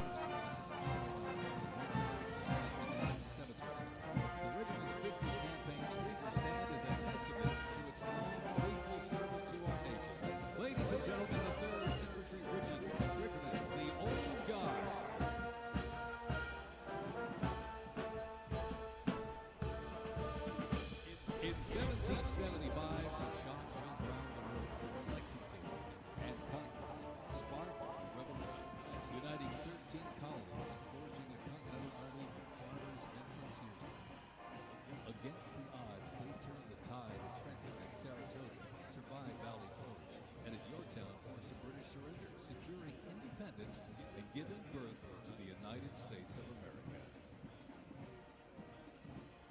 Forge, and at Yorktown forced a British.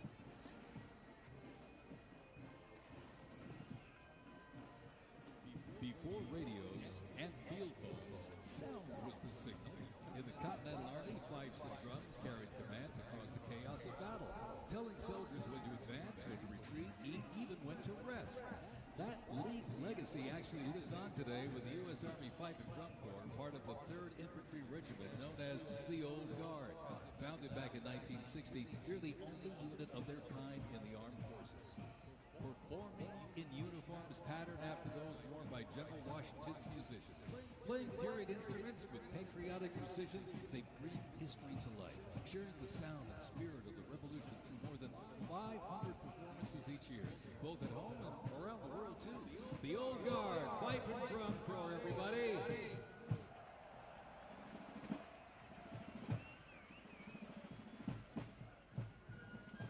And now, from high above, ladies and gentlemen, celebrating 250 years, your United States Army parachute team, the Golden Knights.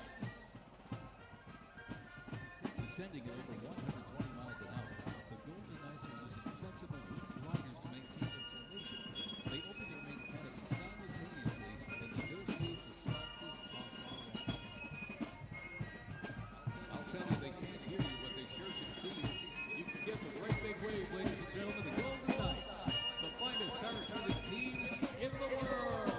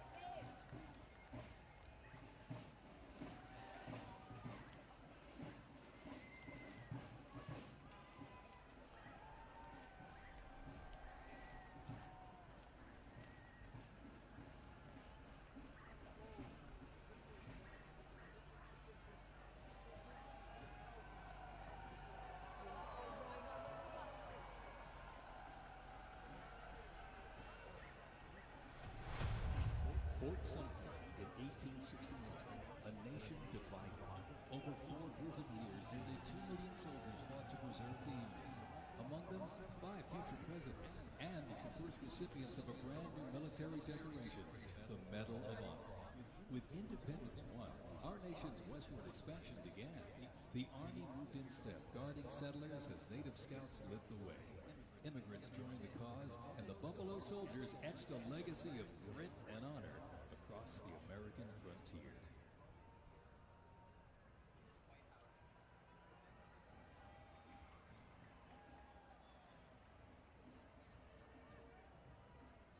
As they march by, a soldier's uniform signals their duty, their role, and their readiness. And by the late 1850s, official regulations outlined distinct looks, shaping the Army's identity and function across the force.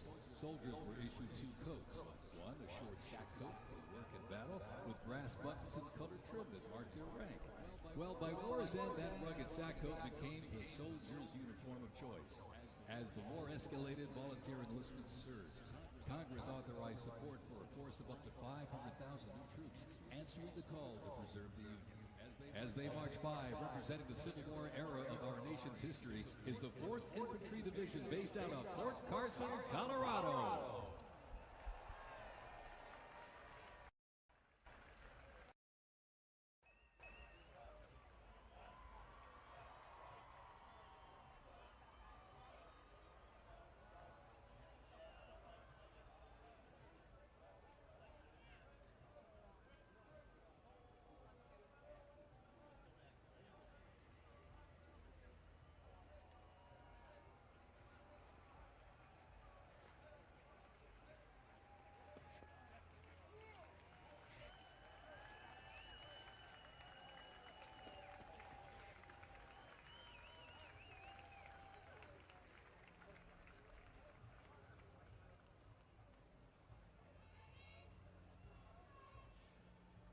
From Fort Cavazos, Texas, home of legends, the 1st Cavalry Division rides with pride. Born from the thunder of horse cavalry traditions of the Civil War, the 1st team forged its reputation on the front lines of history.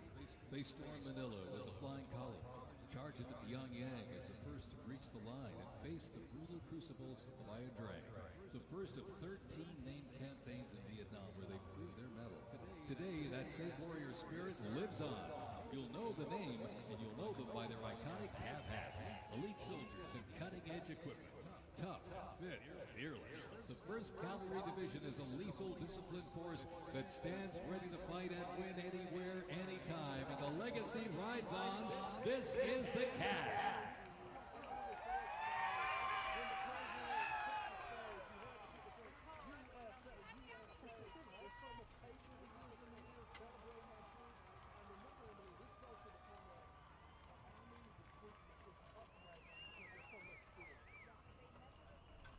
Special thanks to our sponsor, Lockheed Martin.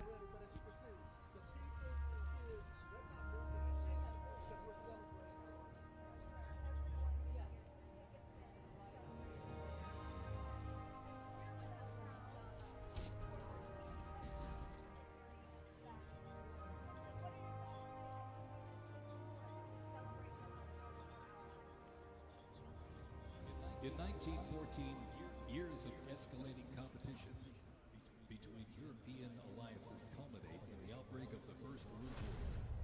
The 2 sides engage in the savage war of attrition, defined by opposing trenches, barbed wire, poison gas, and mass casualties. The United States initially maintained its neutrality, but was eventually drawn into the conflict in 1917. Despite having less than 130,000 soldiers at the beginning, the Army eventually grew to over 4 million, with nearly 2 million soldiers serving in Europe. In 6 months of fighting, nearly 50,000 Americans lost their lives, with another 190,000 wounded. The guns fell silent with the armistice of November 11, 1918.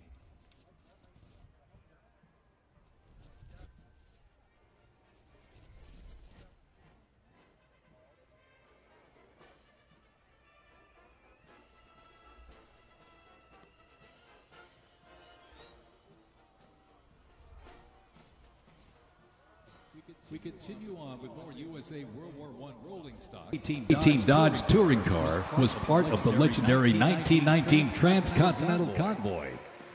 3,251 miles and 62 grueling days across the Lincoln Highway. Remember, no pavement, no GPS, and no power steering. Just grit, determination, and the drive to push Army mobility into the future. This car literally helped pave the way for the roads we rely on today, and reminds us when the Army moves, the nation follows. The 1918 Dodge touring car.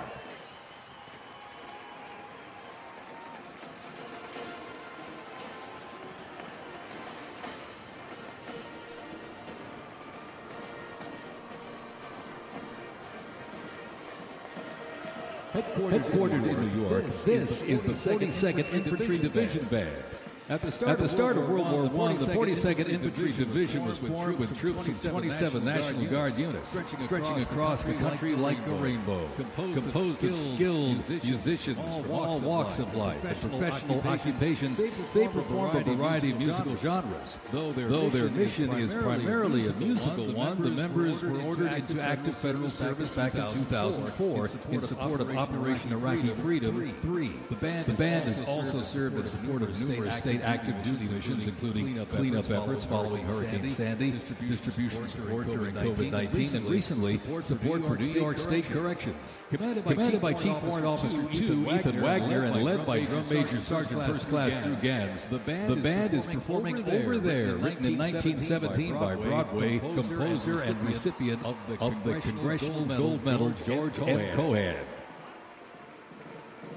Representing the world era is the 82nd Airborne Division, based out of Fort Bragg, North Carolina. You'll notice the unit is wearing replica World War I uniforms signifying the soldiers who served our nation during this time. When the Americans entered the Great War, our soldiers, under the command of General Blackjack Pershing, hit the trenches in the new standard. It was the olive drab winter service uniform. Now on their heads you'll see a steel helmet with sand-textured paint built to deflect deadly shrapnel from above. Not bulletproof, but battle tough. Nicknamed the Pershing boot, on their feet was the M1918 French boot. It was designed to survive the brutal grind of trench warfare. And on their backs, the field pack, rations, ammo, first aid, and a gas mask. Everything a doughboy needed to fight and to win.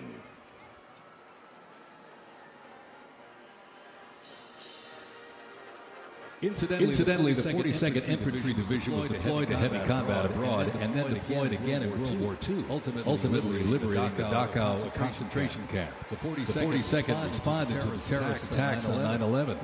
Later, with the war on terrorism, the rainbow stretched across the world again, deploying in Iraq and Afghanistan.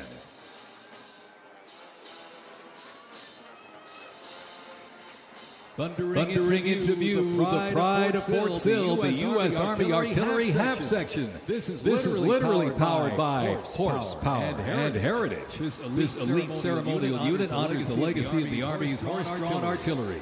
With precision, discipline, and 6 majestic horses pulling a vintage 1918 caisson, the half section keeps tradition alive and rolling strong, representing the power, pride, and precision of America's field artillery. This is Fort Sill's finest, ladies and gentlemen.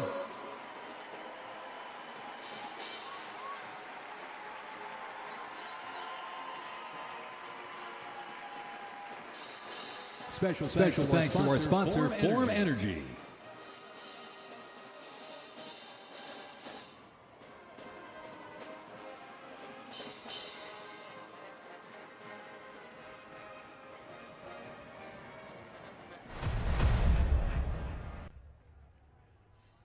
World War II, a global fight for freedom. In history's darkest hour, the United States Army was on the front lines, from the beaches of Normandy to the islands of the Pacific. Greatest down tyranny and turn the tide.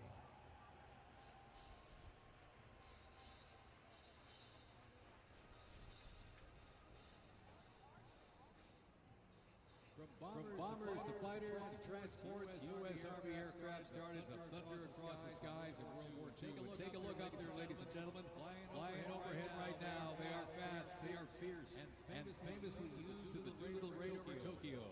Leading up front, the mighty B-25 Mitchell. Up next, the Cadillac of the sky, the P-51 Mustang. From the sky, we're back down on the ground. In World War II, one vehicle led the charge, the legendary quarter-ton 4x4 command recon vehicle, the Jeep. You might have a Jeep in your driveway, but not like this. The U.S. Army truck quarter-ton 4x4 command reconnaissance, better known as the Jeep, was an iconic vehicle of World War II and was the world's first mass-produced four-wheel drive vehicle. The Army used the Jeep for almost every military activity, including command vehicles, scout cars, medical ambulances. Fast, rugged, the Jeep became a symbol of American ingenuity.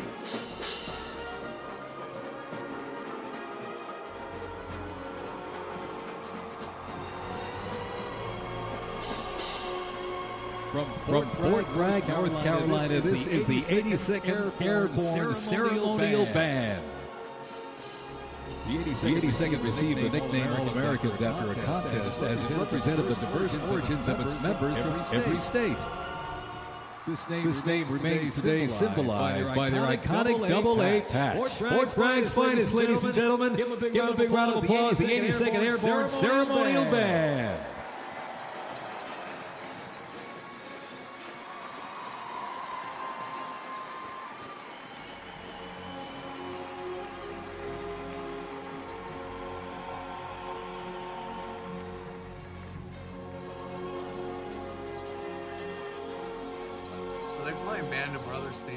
In a global fight like World War II, the U.S. Army knew our troops needed more than courage. They needed innovation. Uniforms evolved for every environment, but olive drab remained the mark of the American soldier. Shaped by lessons from the trenches of World War I, the Army introduced two battlefield essentials: the M1 helmet, tough, stable, and built to protect under fire, and the M1 Garand rifle, powerful and fast. It gave American troops a very clear edge. General George S. Patton called the M1 rifle the greatest battle implement ever designed, and history proved him right.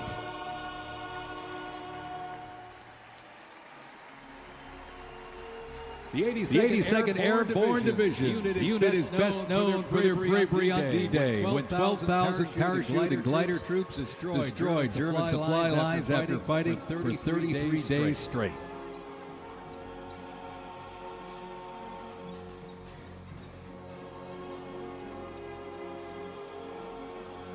The 101st Airborne Division, based out of Fort Campbell, Kentucky, traces its lineage back to 1918, when it first established as the 101st Division. Known for their ability to rapidly deploy across the world, the unit has held a crucial role in operations since its inception. From parachuting behind enemy lines on D-Day to leading helicopter assaults in Vietnam, the 101st redefined modern warfare. In the 50s, the Screaming Eagles stood tall at home, protecting the Little Rock Nine during the fight for civil rights. In recent decades, they've been sent across the world with stints as far as the Middle East, where they took part in Operation Desert Storm and participated extensively in the war on terrorism in Iraq and Afghanistan.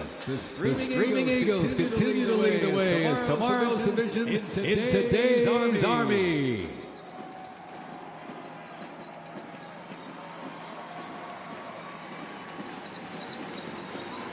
The iconic Sherman tank is here, ladies and gentlemen. It was the cornerstone of the U.S. Armed Forces, showing its military might in World War II. It became one of the most influential tank designs of the 20th century. The M4 tank was nicknamed the Sherman tank after Civil War General William Tecumseh Sherman. Actually, it was named by the British. With almost 50,000 produced during World War II, the Sherman tank was in active service until 1957. In World War II, the M16 half-track was a force to be reckoned with. It was a self-propelled anti-aircraft weapon with speed, firepower, and grit. Nicknamed the Meat Chopper, its quad 50 caliber mount could unleash 2,300 rounds a minute. Quite devastating. It served through Korea, Vietnam, and beyond, and remains in use with U.S. allies to this day. The M16 half-track brings the fight wherever it rolls. And sounds good.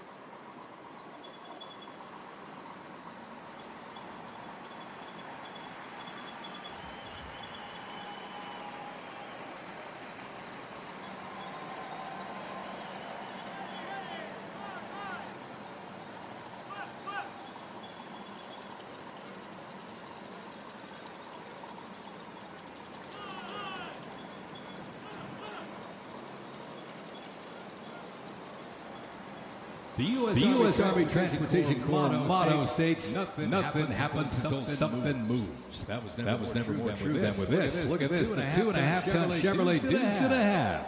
Move up to 10,000 pounds of cargo and was the backbone of the Red Ball Express that kept the Allies supplied after D-Day in World War II.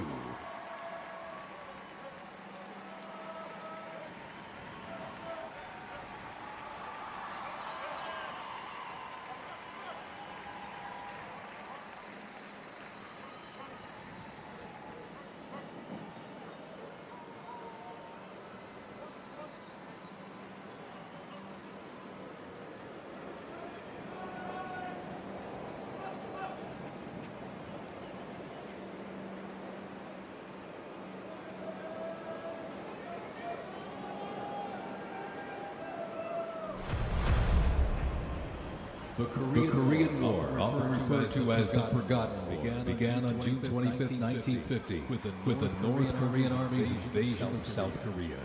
A coalition of South Korea, the United States, and other United Nations members defeated the invasion and advanced into North Korea. The coalition defeated two Chinese offensives in the spring of 1951. Armistice negotiations began shortly after that defeat in July of 1951, until the armistice was signed 2 years later in 1953. Combat consisted of small attacks, raids, and patrolling. During this war, the United States deployed approximately 6.8 million military forces to the Korean Peninsula.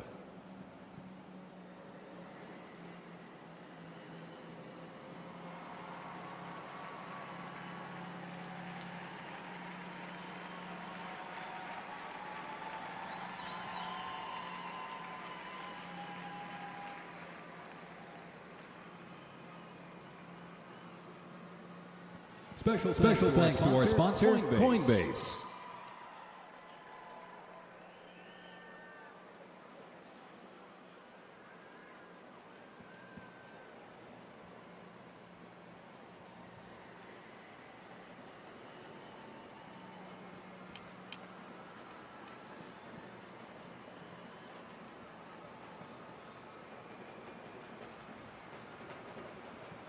The M151 kept rolling along as the lightweight, high-mobility general-purpose vehicle replacing the famed World War II Jeep back in 1961.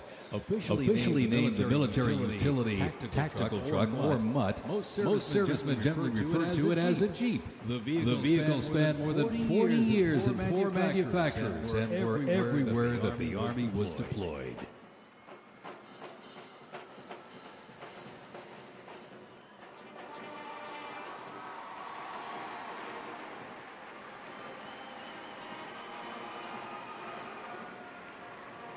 Another rolled by earlier, and at 2.5 tons, this Deuce and a half, the M35A2 Classic military transport truck was a mainstay of the U.S. Army for decades, particularly during the Vietnam War and Operation Iraqi Freedom. The Deuce and a half proved its value moving cargo, supplies, and soldiers. Its capabilities include up to 5,000 pounds off-road and 10,000 pounds on-road, making it ideal for moving just about anything. In the jungles of Vietnam, the U.S. Army faced a new kind of war.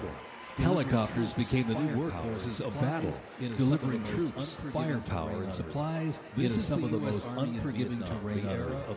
This is the U.S. Army in Vietnam, the era of air mobility, fierce firefights, and unwavering brotherhood.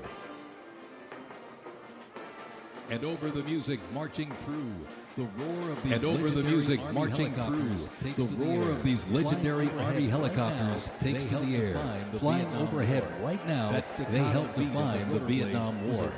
That staccato beat of the rotor blades was a welcome sound to many troops mired in combat.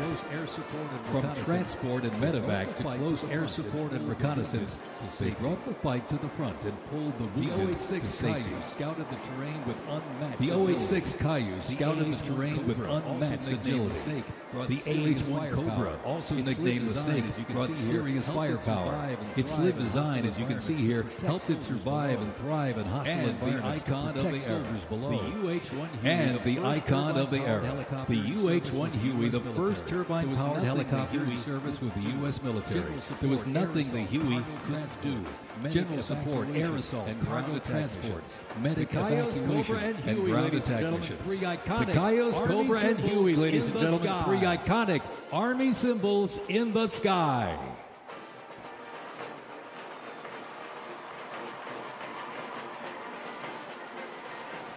The 1st Cavalry Division Band, based out of Fort Cavazos, Texas, has played a vital role in U.S. military history. Since its origins back in 1855 as the band of the 2nd Cavalry, it has supported operations from the Civil War to Desert Storm. Over time, it's evolved into a powerful force using music to strengthen bonds between soldiers and engage with communities. From World War II in Korea to the Vietnam War in Bosnia, the 1st Team Band has enhanced morale and upheld the division's enduring legacy. Today, the band continues its mission using music to shape perceptions, foster trust, and promote national Army and division interests. Standing ready to serve, it remains an enduring symbol of the 1st Cavalry Division's legacy and commitment to duty. The band performs Hit the Leather and Ride on march composed by Captain Robert Merritt Wilson. This piece reflects the cavalry's transition from horses to mechanized warfare, capturing the speed, the resilience, and the tradition of the division.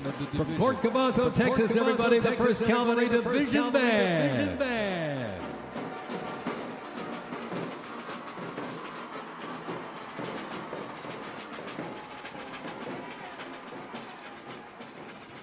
The U.S. Army deployed large numbers of troops in support of the Vietnam War. The first contingent of U.S. Army advisors arrived in Vietnam in the late 1950s, and that quickly grew to a small team of around 100 soldiers, which then expanded to more than 600 over the next decade. As the war intensified, troops numbers quickly grew as the war between the South Vietnamese government and the communist insurgents, supported by North Vietnam, intensified. By January 1969, more than 64,200 soldiers organized around 7 divisions and 20 separate combat brigades. The United States began withdrawing its forces in July of 1969, and the last Army combat unit left South Vietnam in August of 71. The last U.S. combat soldier came home in March 1973, while a small number of non-combat personnel remained until April 1975.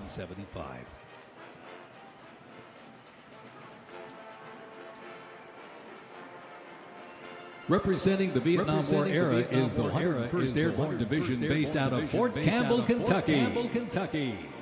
The unit is wearing replica Vietnam War uniforms signifying the soldiers who served our nation during this time.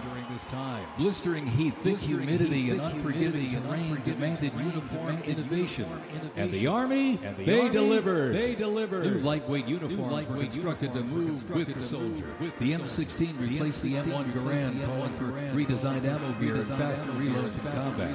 Body armor got smarter, jackets and trousers got lighter, and field equipment was reimagined to meet the mission head-on. Gone were the heavy Mickey Mouse boots replaced by canvas tropical combat boots that offered better grip, faster drying, and all-day endurance.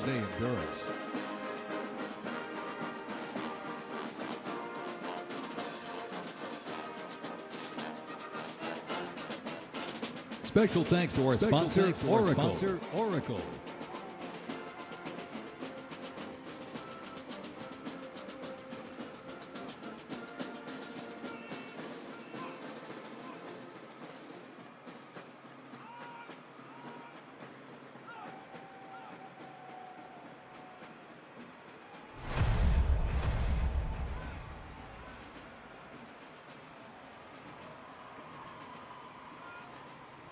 When Saddam Hussein's Iraq invaded Kuwait in August 1990, the U.S. Army deployed to Saudi Arabia to deter further Iraqi aggression in the region for what was known as Operation Desert Shield.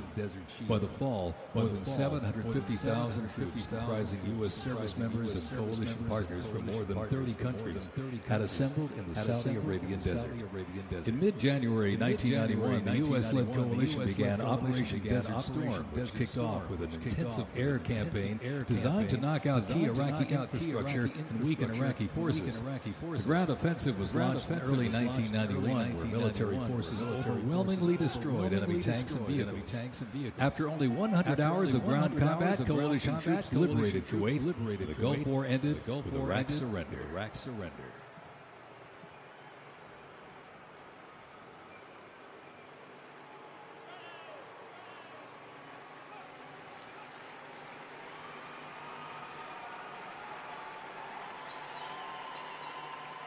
From Fort Riley, Kansas, this is the 1st Infantry Division, one of the Army's most storied divisions. Nicknamed the Big Red One because of the distinctive red on their unit patch. As the oldest continuously serving division in the U.S. Army, the unit has participated in every major operation since World War I, living up to its motto, no mission too difficult, no sacrifice too great, duty first. The 1st Infantry Division was originally established as the 1st Expeditionary Division in 1917 and spearheaded the American Expeditionary Forces in France during World War I. In World War II, the Fighting First stormed Omaha Beach on D-Day and liberated Nazi concentration camps. The highly decorated unit has had 37 members of the Big Red One awarded the Medal of Honor. In Washington, D.C., the 1st Division Monument stands in President's Park, memorializing those who died while serving in the 1st Infantry Division.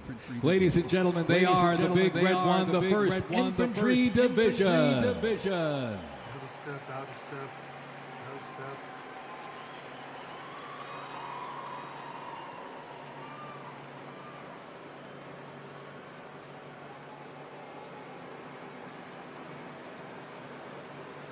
More military rolling stock.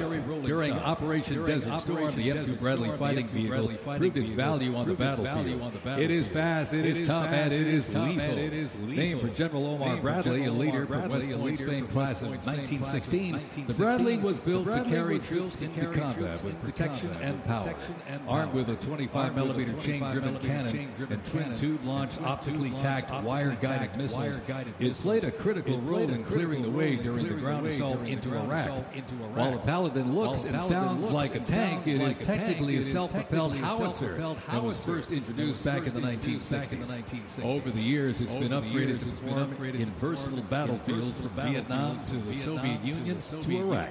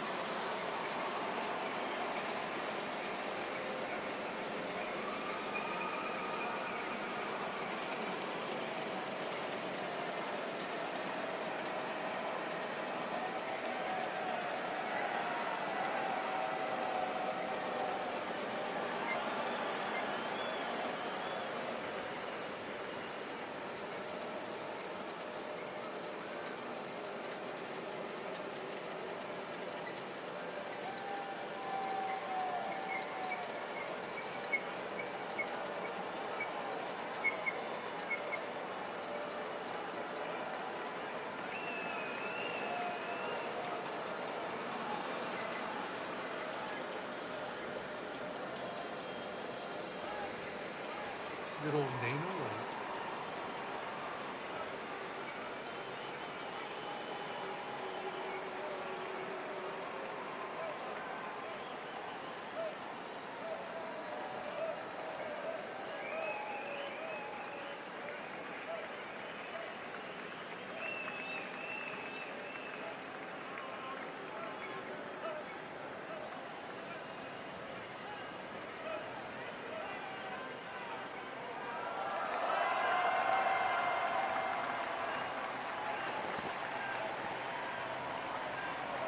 Yeah, the Gulf War, no division hit harder or moved faster than the First Armored.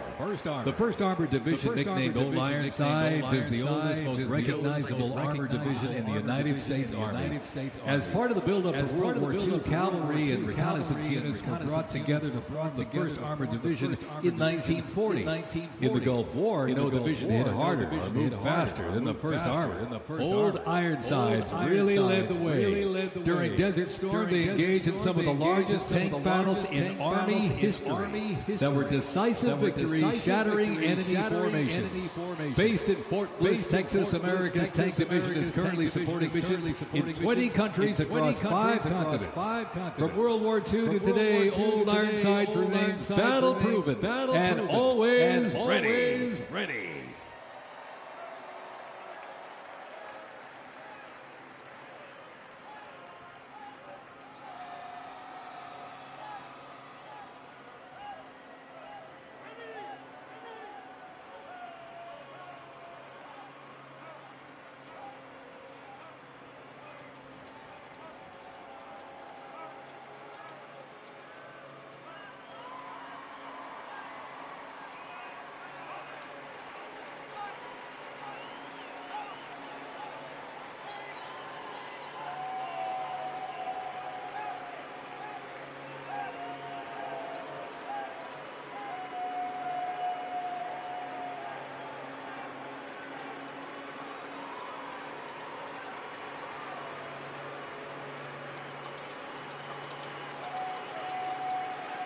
Bubba, is that you, Bubba? You better tuck that lip in before you get caught on a truck.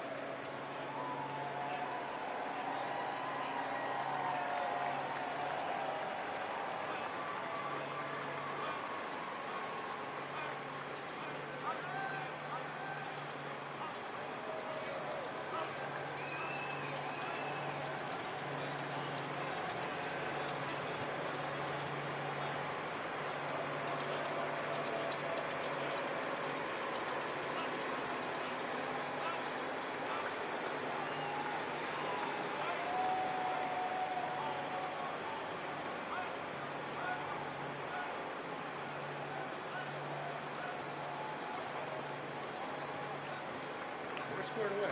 We're all in step. Up now. Back in. Yeah.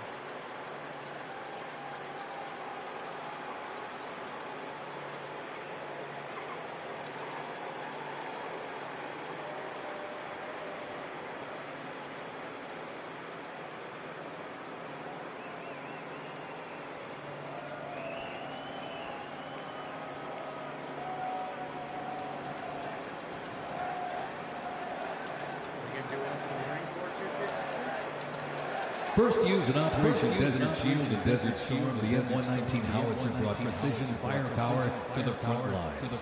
Lighter and more mobile than larger artillery, it was built for the infantry brigade, able to fire high into the air or directly at the target depending on the mission. Whether used in battery formation or as a standalone support weapon, the M119 delivered reliable, responsible fire when it mattered most. Still in service today, including on the front lines in Ukraine, it remains a trusted part of the Army's arsenal.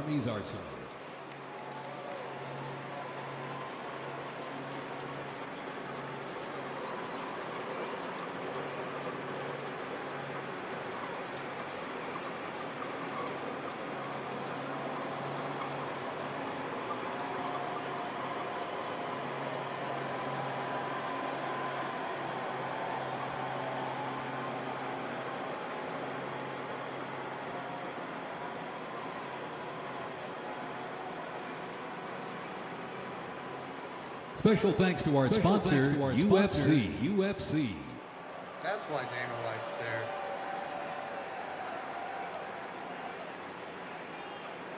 I wonder how much Trump milked out of him.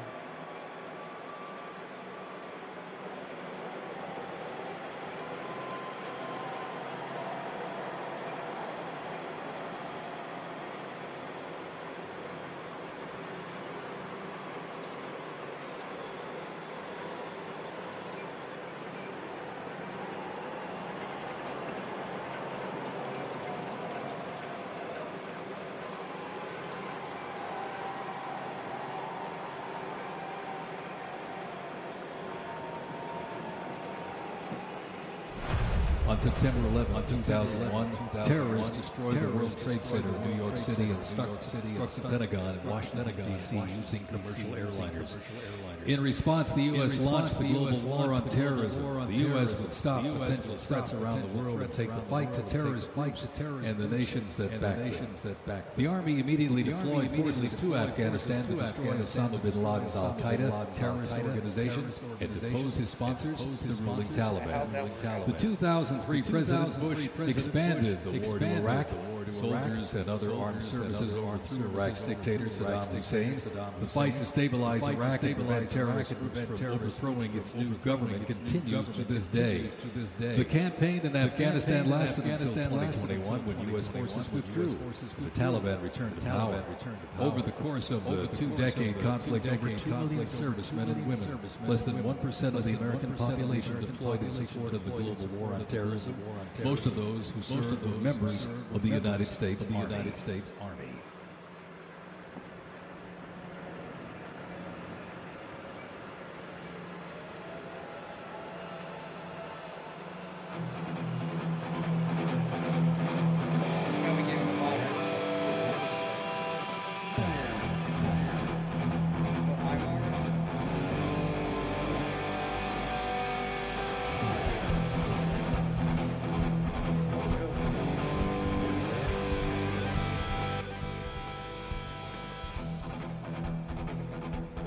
Gotta mute the sound because that is definitely copyright music.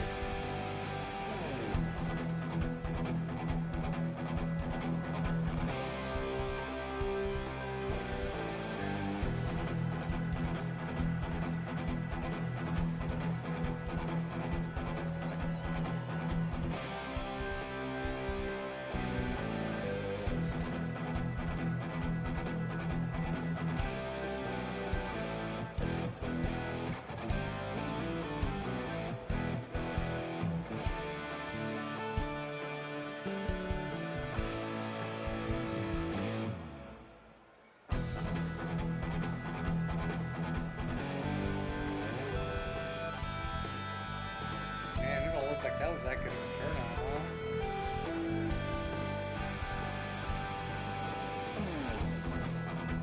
Everybody's just hitting or something. I don't see a lot of people.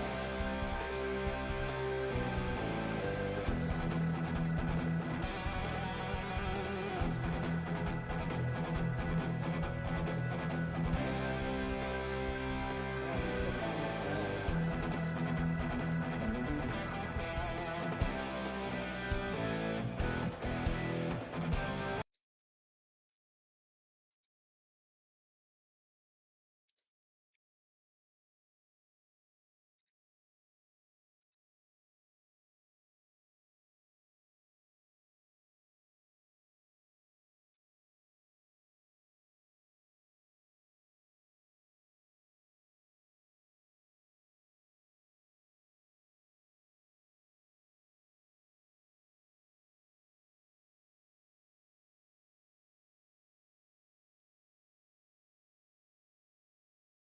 Blouse looks a little tight there, everybody.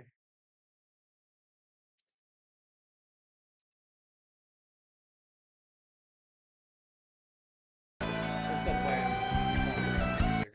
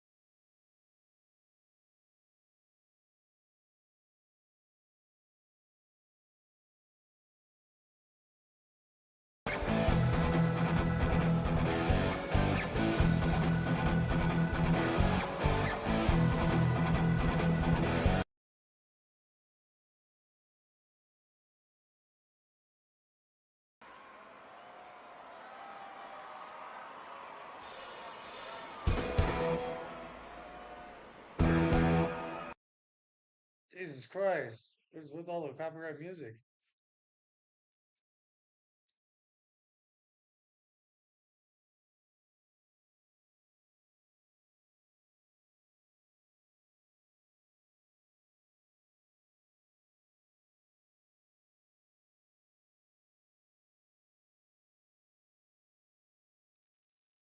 New technologies on the battlefield.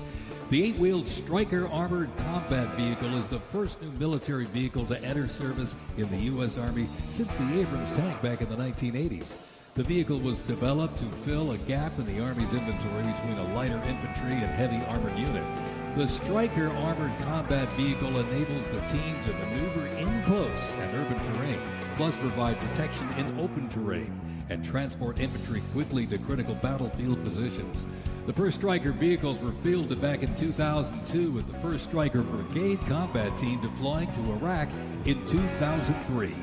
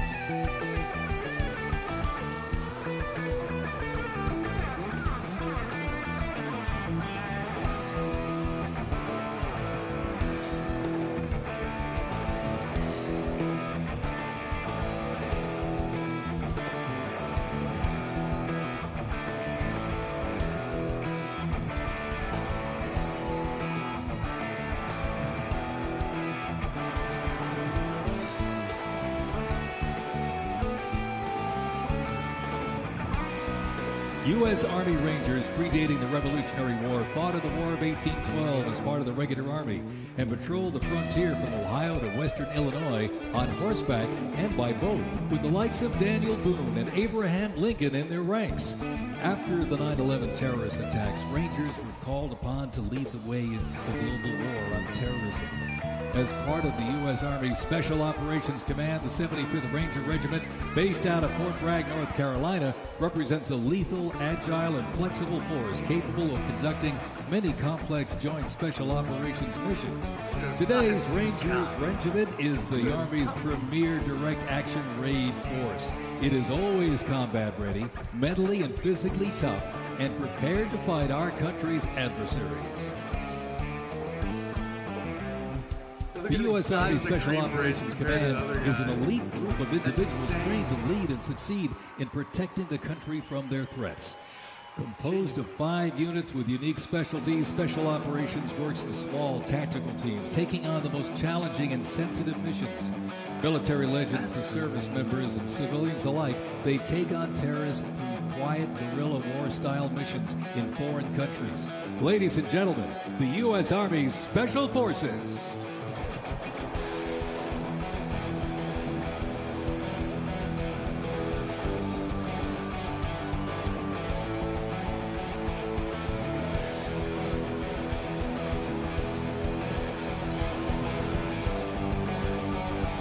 The Stryker Brigade Combat Team combines the capacity for rapid deployment with survivability and tactical mobility.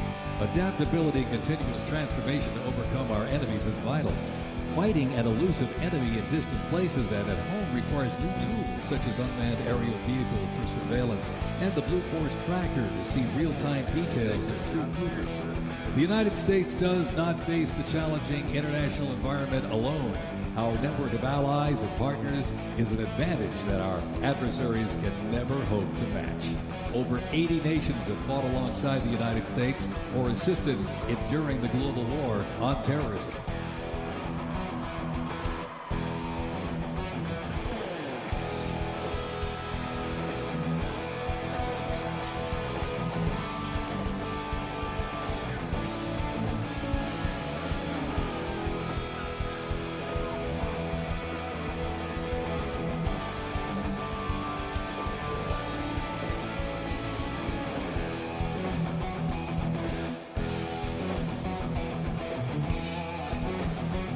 The 10th Mountain Division's climb to glory began with its establishment as the 10th Light Division in July 1943, the only one of its size in the U.S. military to receive specialized training for fighting in mountainous conditions.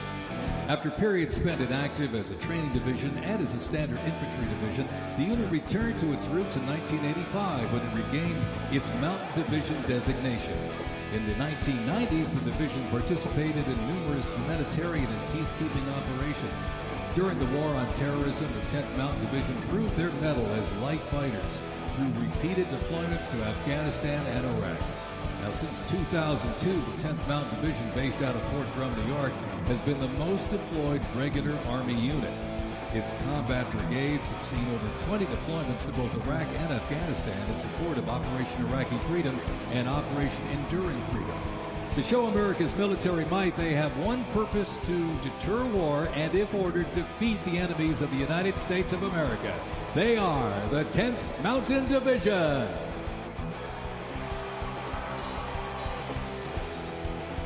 Investments in cutting-edge systems, drone technology, and AI capabilities strengthen the force, equipping soldiers with tools they need to protect the country and defend democracy. The Army has 8 Stryker Brigade combat teams, 6 in the active component and 2 in the National Guard. More than 2/3 of the 7,000 servicemen and women who sacrificed their lives fighting the global war on terrorism were part of one of the Army's 3 branches: active duty forces, the Army Reserve, and the Army National Guard. The Army is continuously transforming to deter aggression to ensure our adversaries cannot outrange or outpace us. This transformation is not just about adapting, it's about maintaining dominance, ensuring that America's Army remains unmatched in its speed, flexibility, and ability to support the nation's strategic priorities.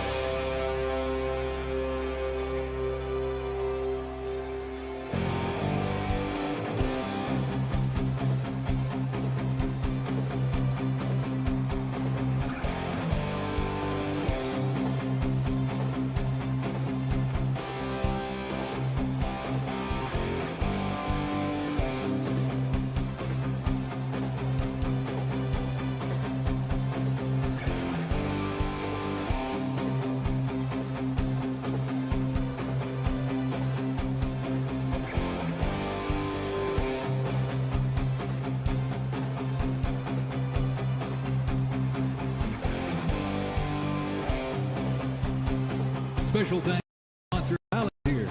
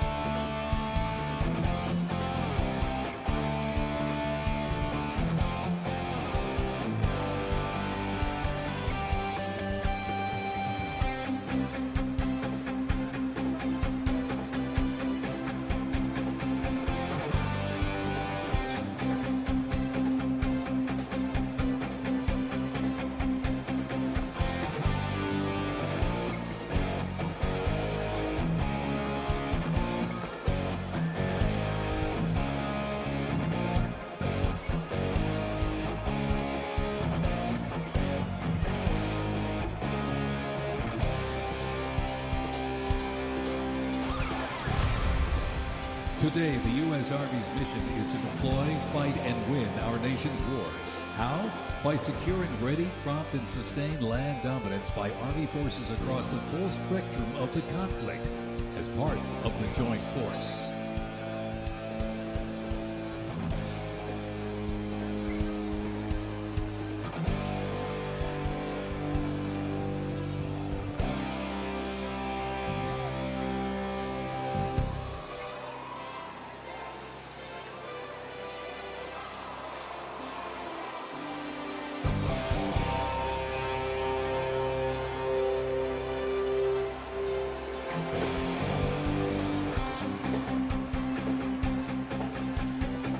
Keeping the Army forces battle-ready and nimble makes transportation for the U.S. Army a very vital element. Spread across the parade today, numerous fighting vehicles, some designed for very specific functions and others for flexibility, but they all must be maintained. With over 200,000 trucks alone, wheeled vehicle mechanisms ensure that the fleet of vehicles are ready, and these mechanics get the job done. This convoy starts with the M777, a lightweight howitzer. These lightweight howitzers may not look particularly lightweight, but are made from titanium. They are 7,000 pounds lighter than their predecessor, the old M198. Used by the Army since 2005, the M777 is currently being used in Ukraine. Weighing only 4,700 pounds, the M119 howitzer is smaller and is used by infantry brigades, particularly for air assault missions. It was first used in Operation Desert Shield and Desert Storm in 1991 and is also seeing active use in Ukraine.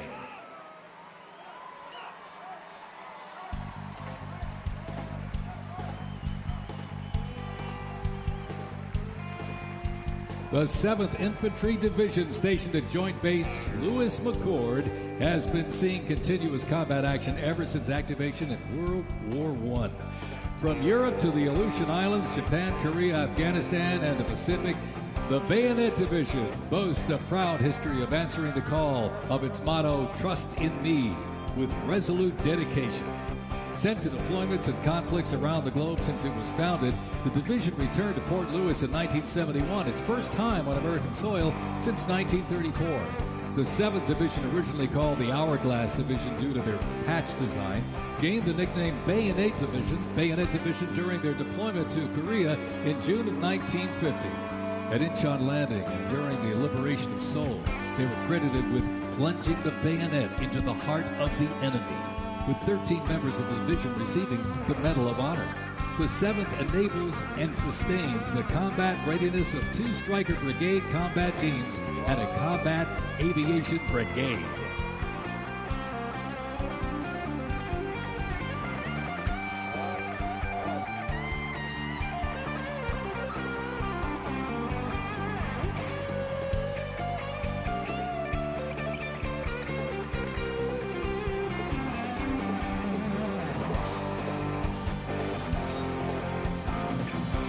With the American soldier, the cornerstone of everything the Army does, we are continuously transforming. Army careers span the spectrum from attorneys to astronauts and mechanics to engineers. The Army's greatest asset is our people, the finest men and women our great nation has to offer, with a myriad of talents that make us stronger. Aside from its people, the Army's next greatest asset is its technology and equipment. Coming up next, these vehicles offer a glimpse of what the Army employs for readiness and battle.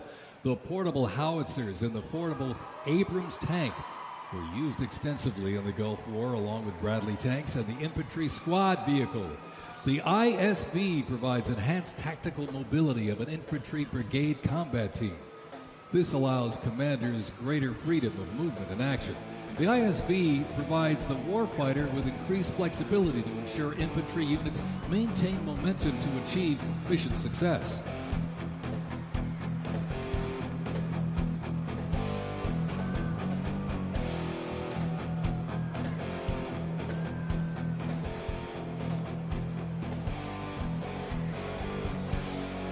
Yeah, the fridge is pretty good.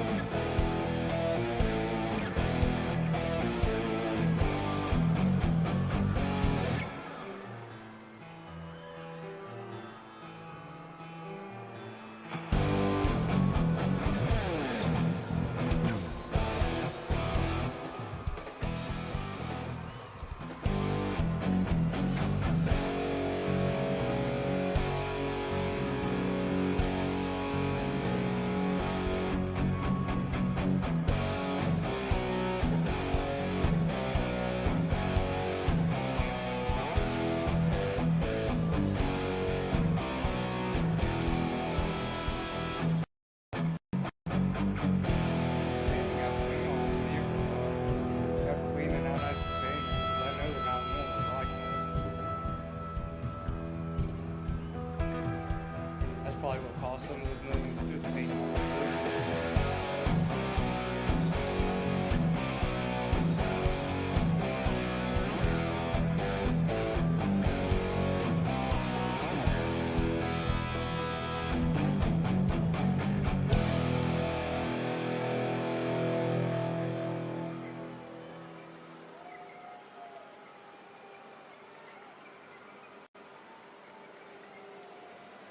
When duty calls, U.S. Army soldiers don't just answer, they lead. From Fort Bragg, witness a powerful demonstration of strength, purpose, and the unmatched capability of today's Army.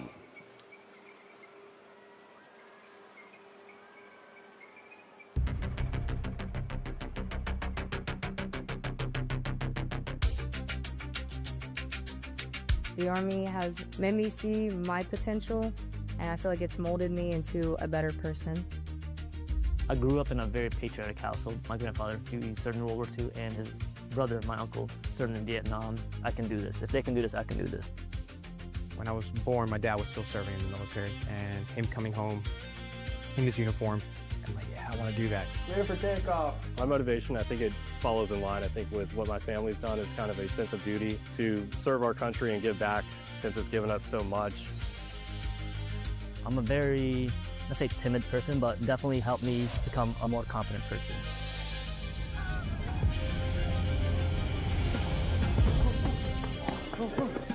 Working with a group and my peers, it really shows how much working with a team can strengthen you. All right, ready to go? Ready to go. I derive a lot of purpose from serving others.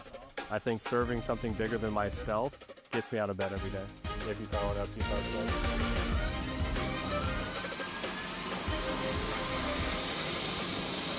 I definitely pushed myself further than I ever thought I could go. I joined military service because I want to deploy. That's my main goal, is deploy, deploy, deploy. If we get the call, we have to go somewhere, we'll do what needs to be done. That's just the way we operate here.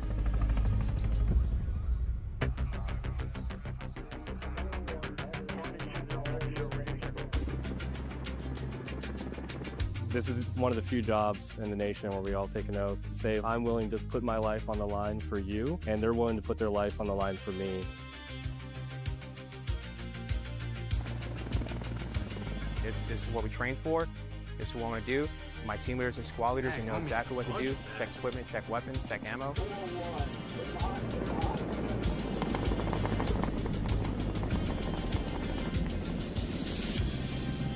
We're always ready to deploy within 18 hours and handle the mission at task.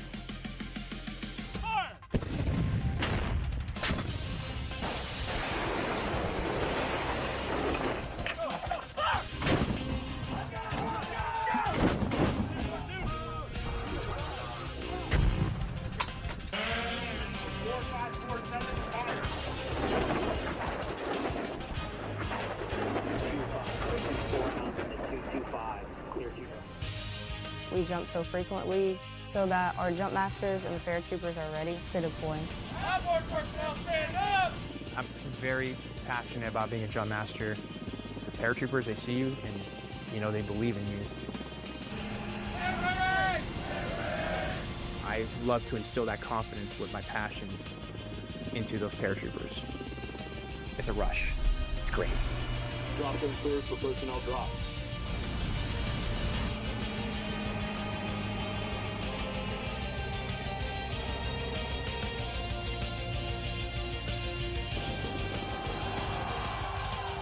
This week we honor 250 years of valor and glory and triumph by the greatest fighting force ever to walk the face of the earth, the United States Army. For 2.5 centuries, our soldiers have marched into the raging fires of battle and obliterated America's enemies. I love the Army. It is a great place to set yourself up for success, to prepare yourself for the future. God bless you, God bless our soldiers, and God bless the U.S. Army.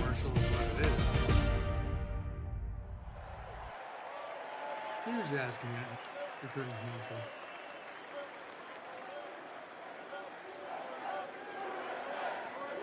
They got Medal of Honor. No joke. Joint Base Elmendorf, Richardson, Alaska is the home to America's Arctic Angels, who execute expeditionary operations worldwide, conduct multi-domain operations in the Indo-Pacific Theater and the Arctic, and on order decisively defeat any adversary in extreme cold weather, mountainous and high-latitude environments through large-scale combat operations. The Angels are the Army's only Arctic division. Masters of Arctic warfare, the 11th serves worldwide in all climates. Established in November of 1942, the Angels of the 11th Airborne Division led the way in the Philippines during World War II and spearheaded an amphibious invasion of Luzon and distinguished themselves during the liberation of Manila.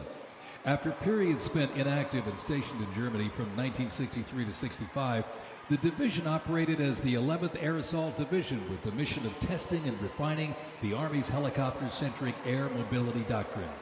Activated once again in June of 2022, they remain dedicated to defending America's interests throughout the Arctic, in Alaska, and beyond. The 11th Airborne Division, America's Arctic Angels.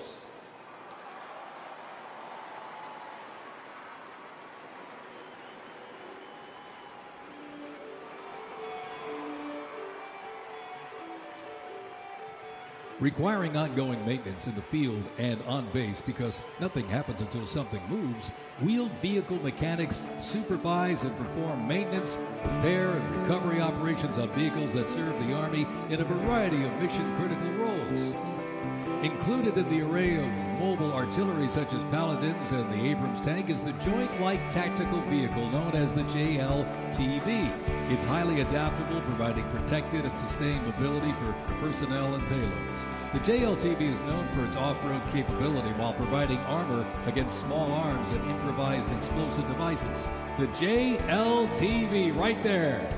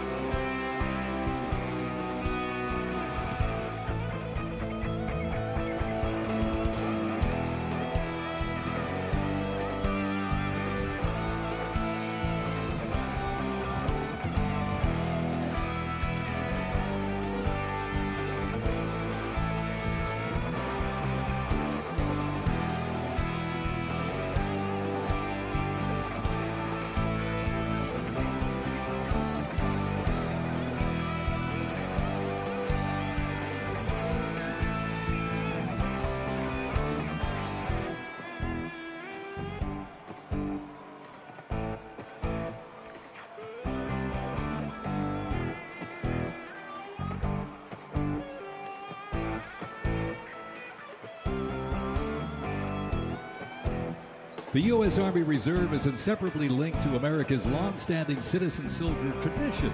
Organizationally, the Reserve's roots lie in the Medical Reserve Corps, established back in 1908 to provide a ready reserve of medical manpower.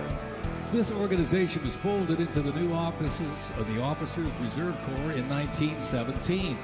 Reserve organizations furnished crucial manpower to the Army during World War I and were merged into 1920 into the Organization of Organized Reserve.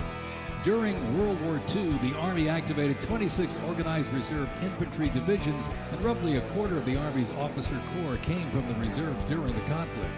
During the Korean War, the Organized Reserve Corps was reorganized and redesignated the U.S. Army Reserve. The Army Reserve has since served as a vital source of manpower for the force during times of need, gradually transitioning from a strategic force to an operational force in response to the pressures of the war on terrorism. In the 170,000 Army Reserve soldiers and 11,000 civilians serving their home communities, and when needed, they can quickly mobilize. The Army can't deploy, they can't fight or win without the Army Reserve. They are an important component of Army readiness. Let's have a big hand for the Army Reserve.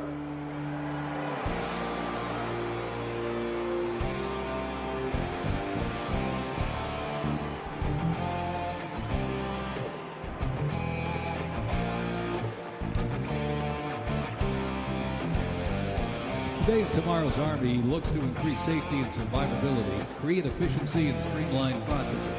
The Stryker is a great example of assessing evolving needs and developing the solution. Strykers provide a balance between heavy armor and infantry brigade and combat teams.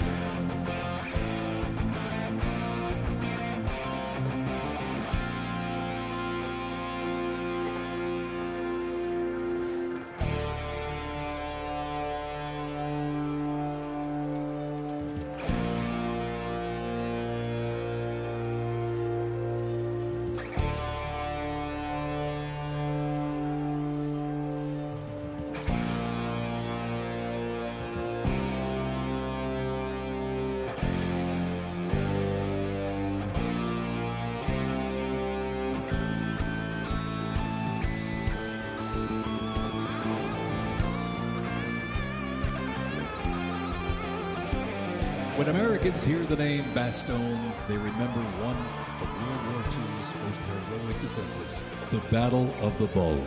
Surrounded by German forces in the frozen forests of Belgium in December 1944, soldiers of the 101st Airborne held the line.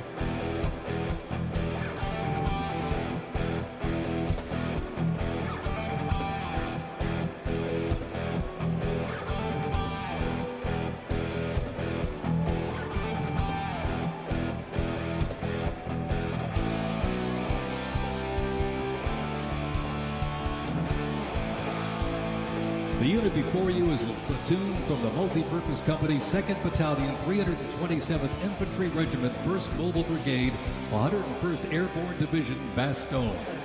They are showcasing the Army's Transformation in Contact Initiative, a program that allows the Army to rapidly test, evaluate, and equip our soldiers with the newest technologies.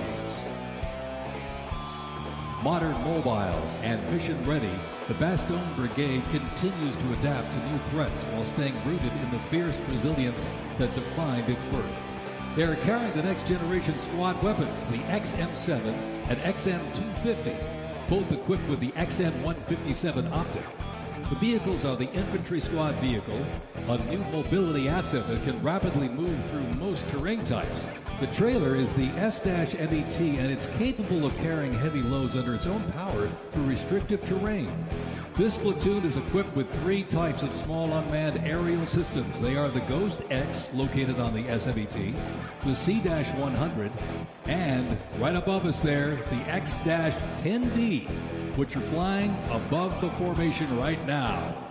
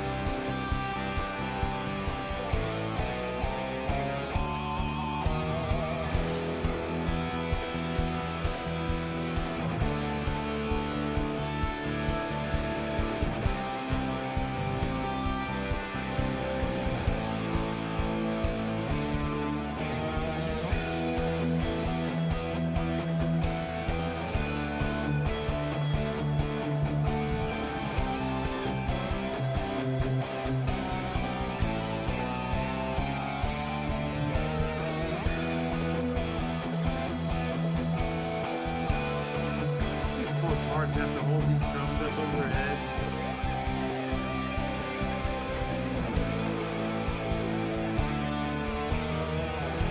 I can already see what the foreign media is going to say.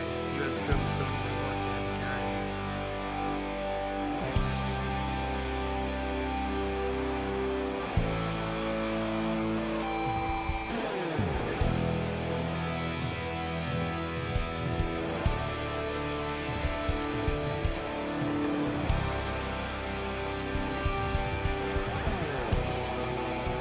The Bradley fighting vehicle has proved itself to be lethal and survivable in multiple theaters since it first fielded back in the 1980s.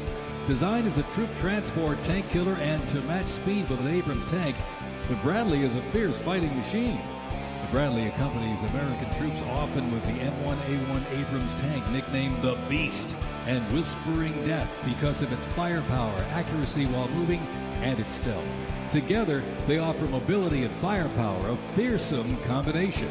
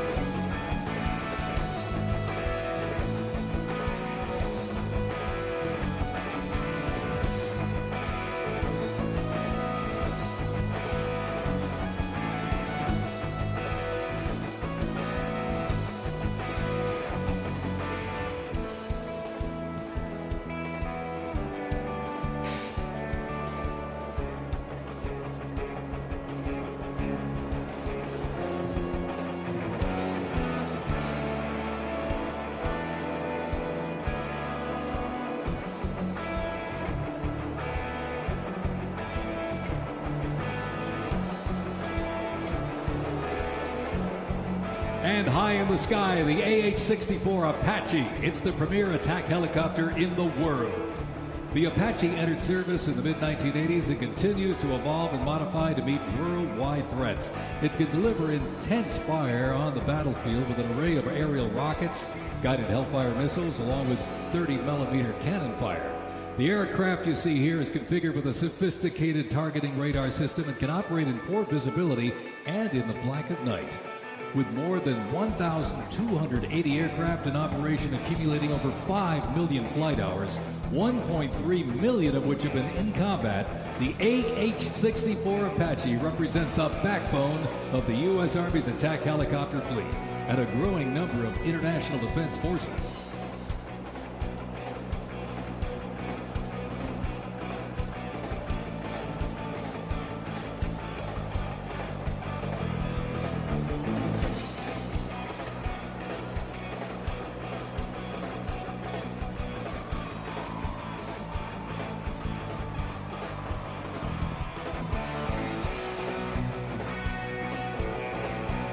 Special thanks to our sponsor, Lockheed Martin.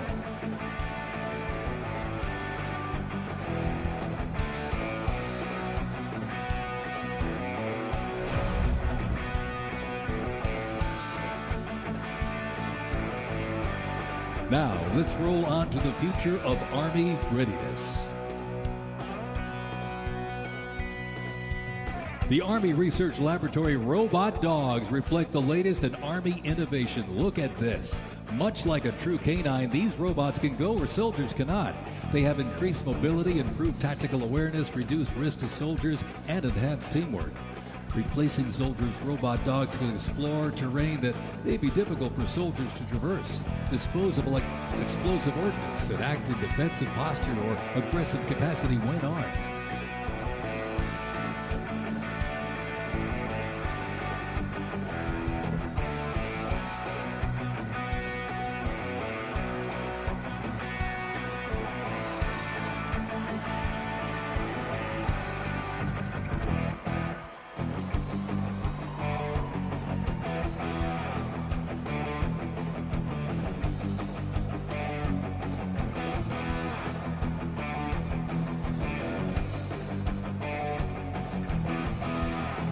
The Ghost Robot Dog is another innovation that can adapt seamlessly for various missions from recon to bomb recognition. These dogs reduce risk and support soldiers completely in high-stakes missions. They have a standard walk speed of 2 miles per hour and are working towards 6.7 miles per hour sprint.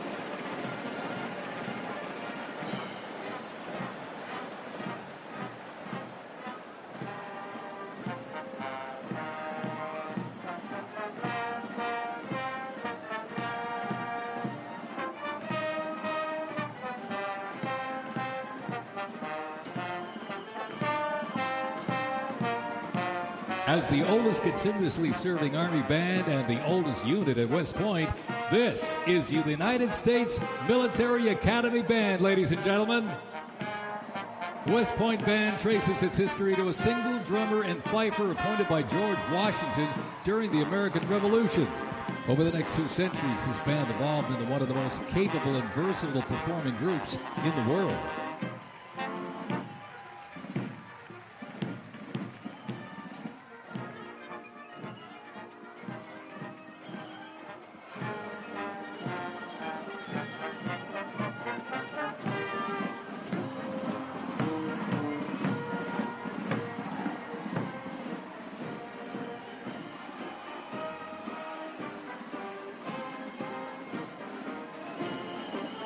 one of the most prestigious institutions in the world where leadership is forged and duty becomes destiny.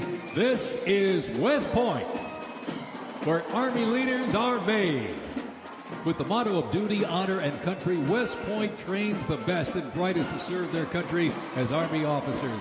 Founded back in 1802 by President Thomas Jefferson, West Point is the home of the Long Gray Line, a legacy of courage and excellence that includes 77 Medal of Honor recipients, 2 U.S. presidents, Grant and Eisenhower, and numerous generals, including John J. Pershing, Douglas MacArthur, and Norman Schwarzkopf.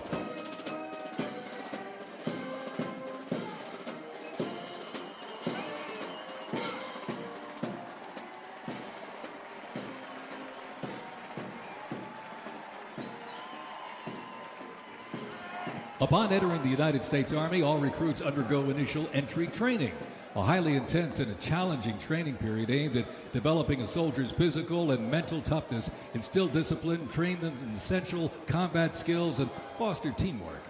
IET transforms civilians into soldiers based on the 7 core Army values: loyalty, duty, respect, selfless service, honor, integrity, and personal courage.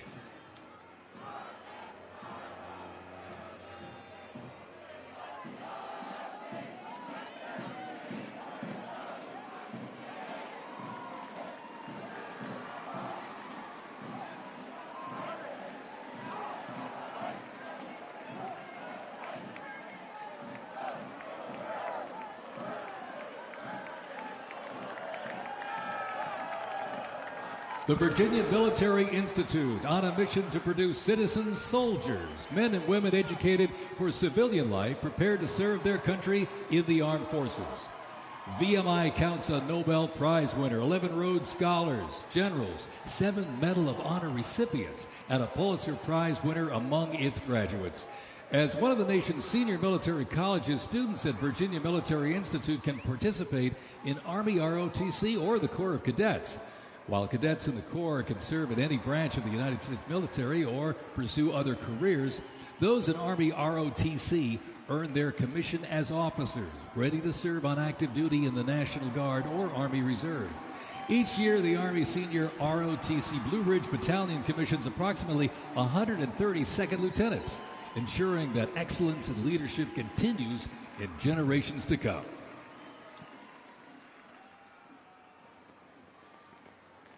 The Citadel, the Military College of South Carolina, offers students the opportunity to participate in Army ROTC or the historic Corps of Cadets. Founded in 1842, the Citadel is the 3rd oldest of the senior military colleges and is known for its Corps of Cadets living and studying under a classical military system that makes leadership and character development essential. While military service is not required in graduation, more than 120 students earn their commission each year through the Army Senior ROTC Palmetto Battalion, playing a vital role in shaping the future.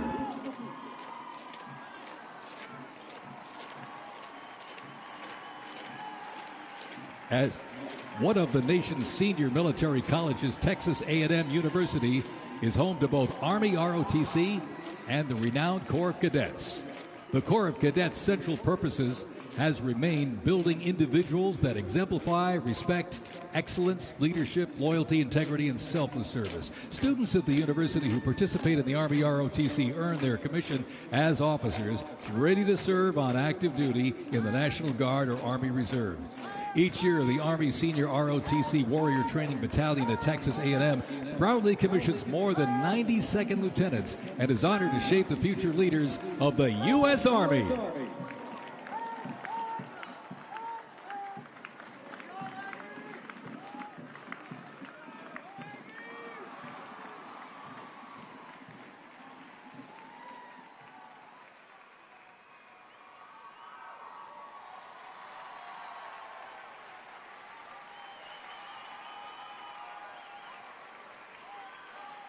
In a powerful display of commitment, these future soldiers will raise their right hand and take an oath of enlistment, pledging to serve our nation. This joint formation is proudly led by the Joint Task Force, National Capital Region, and the Military District of Washington Retention Team.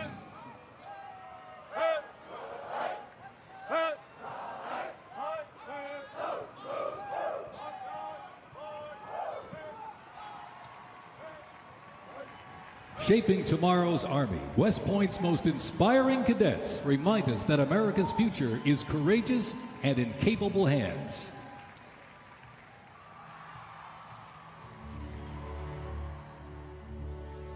The pride to serve my country knows that I'm doing it not for myself.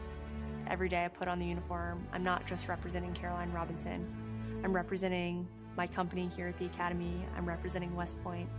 I'm representing the United States Army, and ultimately, I'm representing the United States of America. I really came to West Point because belief in the American dream and giving back to our country. You're a part of something that is much bigger than yourself. You're a part of a tradition of excellence and a legacy that's connected not only to the Academy, but to the American Army. I'm surrounded by people who want to make themselves better and serve our country. Excellence is their baseline, and that to me is what it means to be a West Point cadet. From the earliest days of our nation, this supreme tradition of American military service has been passed down from soldier to soldier and generation to generation, and it's a beautiful thing to watch. My brother preceded me here, and originally I didn't really know what West Point was until he came. But when I saw the mission that they were committed to, of upholding the principles of American democracy and protecting the Constitution, I knew it was somewhere I had to be. Every time that we lived outside of the United States, I always developed this sense of gratitude and pride of being an American, and I wanted to give back to my country what it gave to me. And it wasn't until I zipped up the blouse and I put the belt on for the first time that I realized that I was going to be serving my country, and it felt right. West Point was the place that I needed to be, and more importantly, the Army was where I wanted to be. I just looked to the left and right over basic training and realized that we all had the same American patch on our shoulders, that we're all fighting for the same thing. I mean, there was no better feeling in the world knowing that every single person around you is committed and willing to die for that mission. You came for excellence, you came for duty, you came to serve your country, and you came to show yourselves that you are among the smartest, toughest, strongest, most lethal warriors ever to walk on this planet. What excites me the most about my future in the Army is the opportunity that I'm going to have to give back to the American soldiers that I'm going to be leading. Because ultimately, they don't get to choose. And to me, it's that burden of responsibility to be the best leader. And as a young officer, that's going to be exactly what I get to do. I was the cadet basic training first detail for the first 3 weeks. And I got to see the new cadets come in from their families' homes and being in process on their very first day and watching them grow so quickly. I would do all the formations, and I looked out at these 1,000 new cadets, people who just come out of high school. They were completely different people. I don't think there's another institution in the country like West Point where the student body is so committed to furthering the mission of America and ensuring our democracy and freedom for generations to come. I'm really surrounded by the best of the best, and that's when I realized this is the place that I absolutely want to be. West Point itself is an amazing institution, but it only provides opportunities. The people here have to choose to take those opportunities and grow and lead and serve. And the people here want to do that. And I'm proud to be a part of that, and I would tell any high schooler who is considering it, you won't regret it.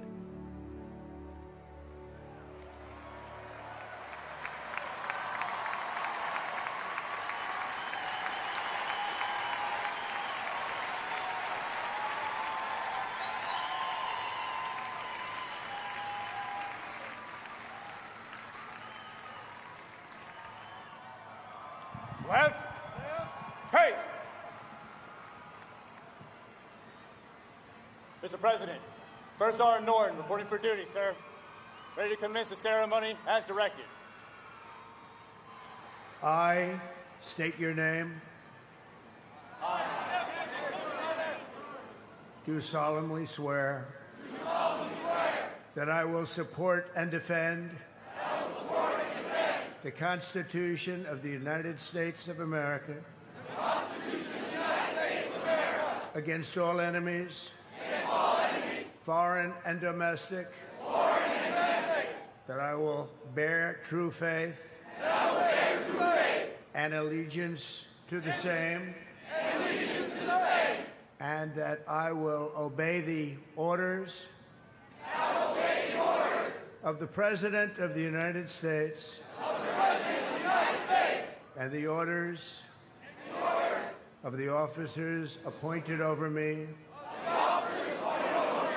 According to regulations. and the Uniform Code of Military Justice. So help me God. So help me God. Congratulations. Congratulations. Welcome to the United States Army, and have a great life. Thank you very much. Have a great life. Thank you.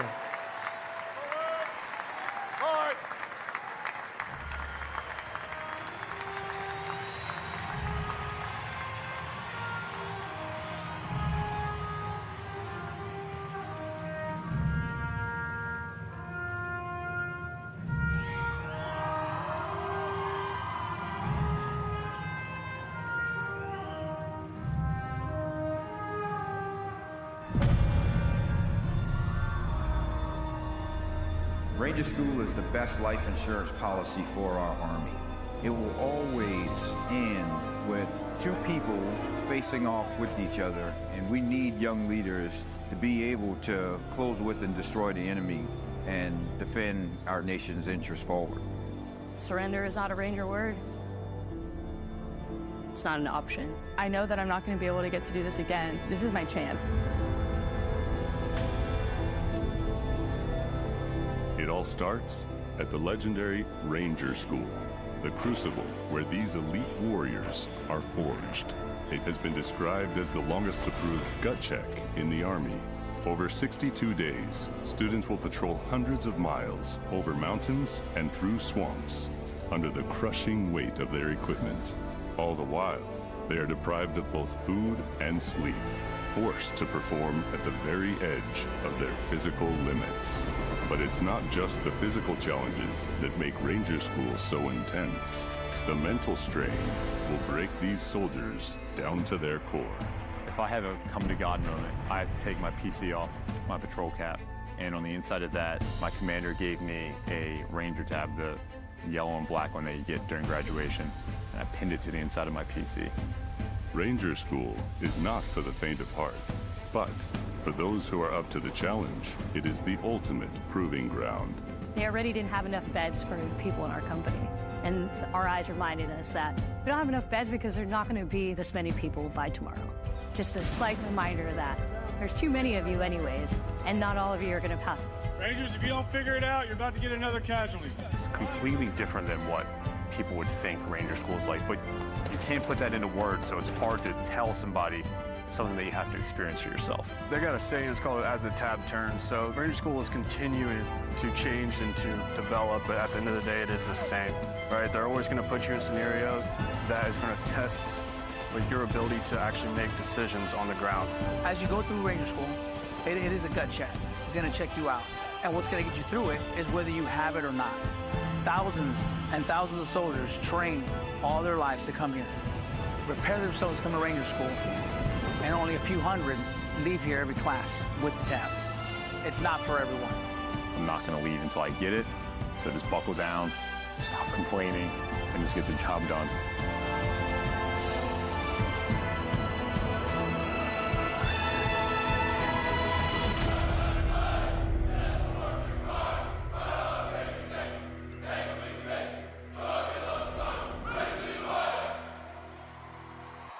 Please welcome country music sensation and proud supporter of our troops, Warren Ziders.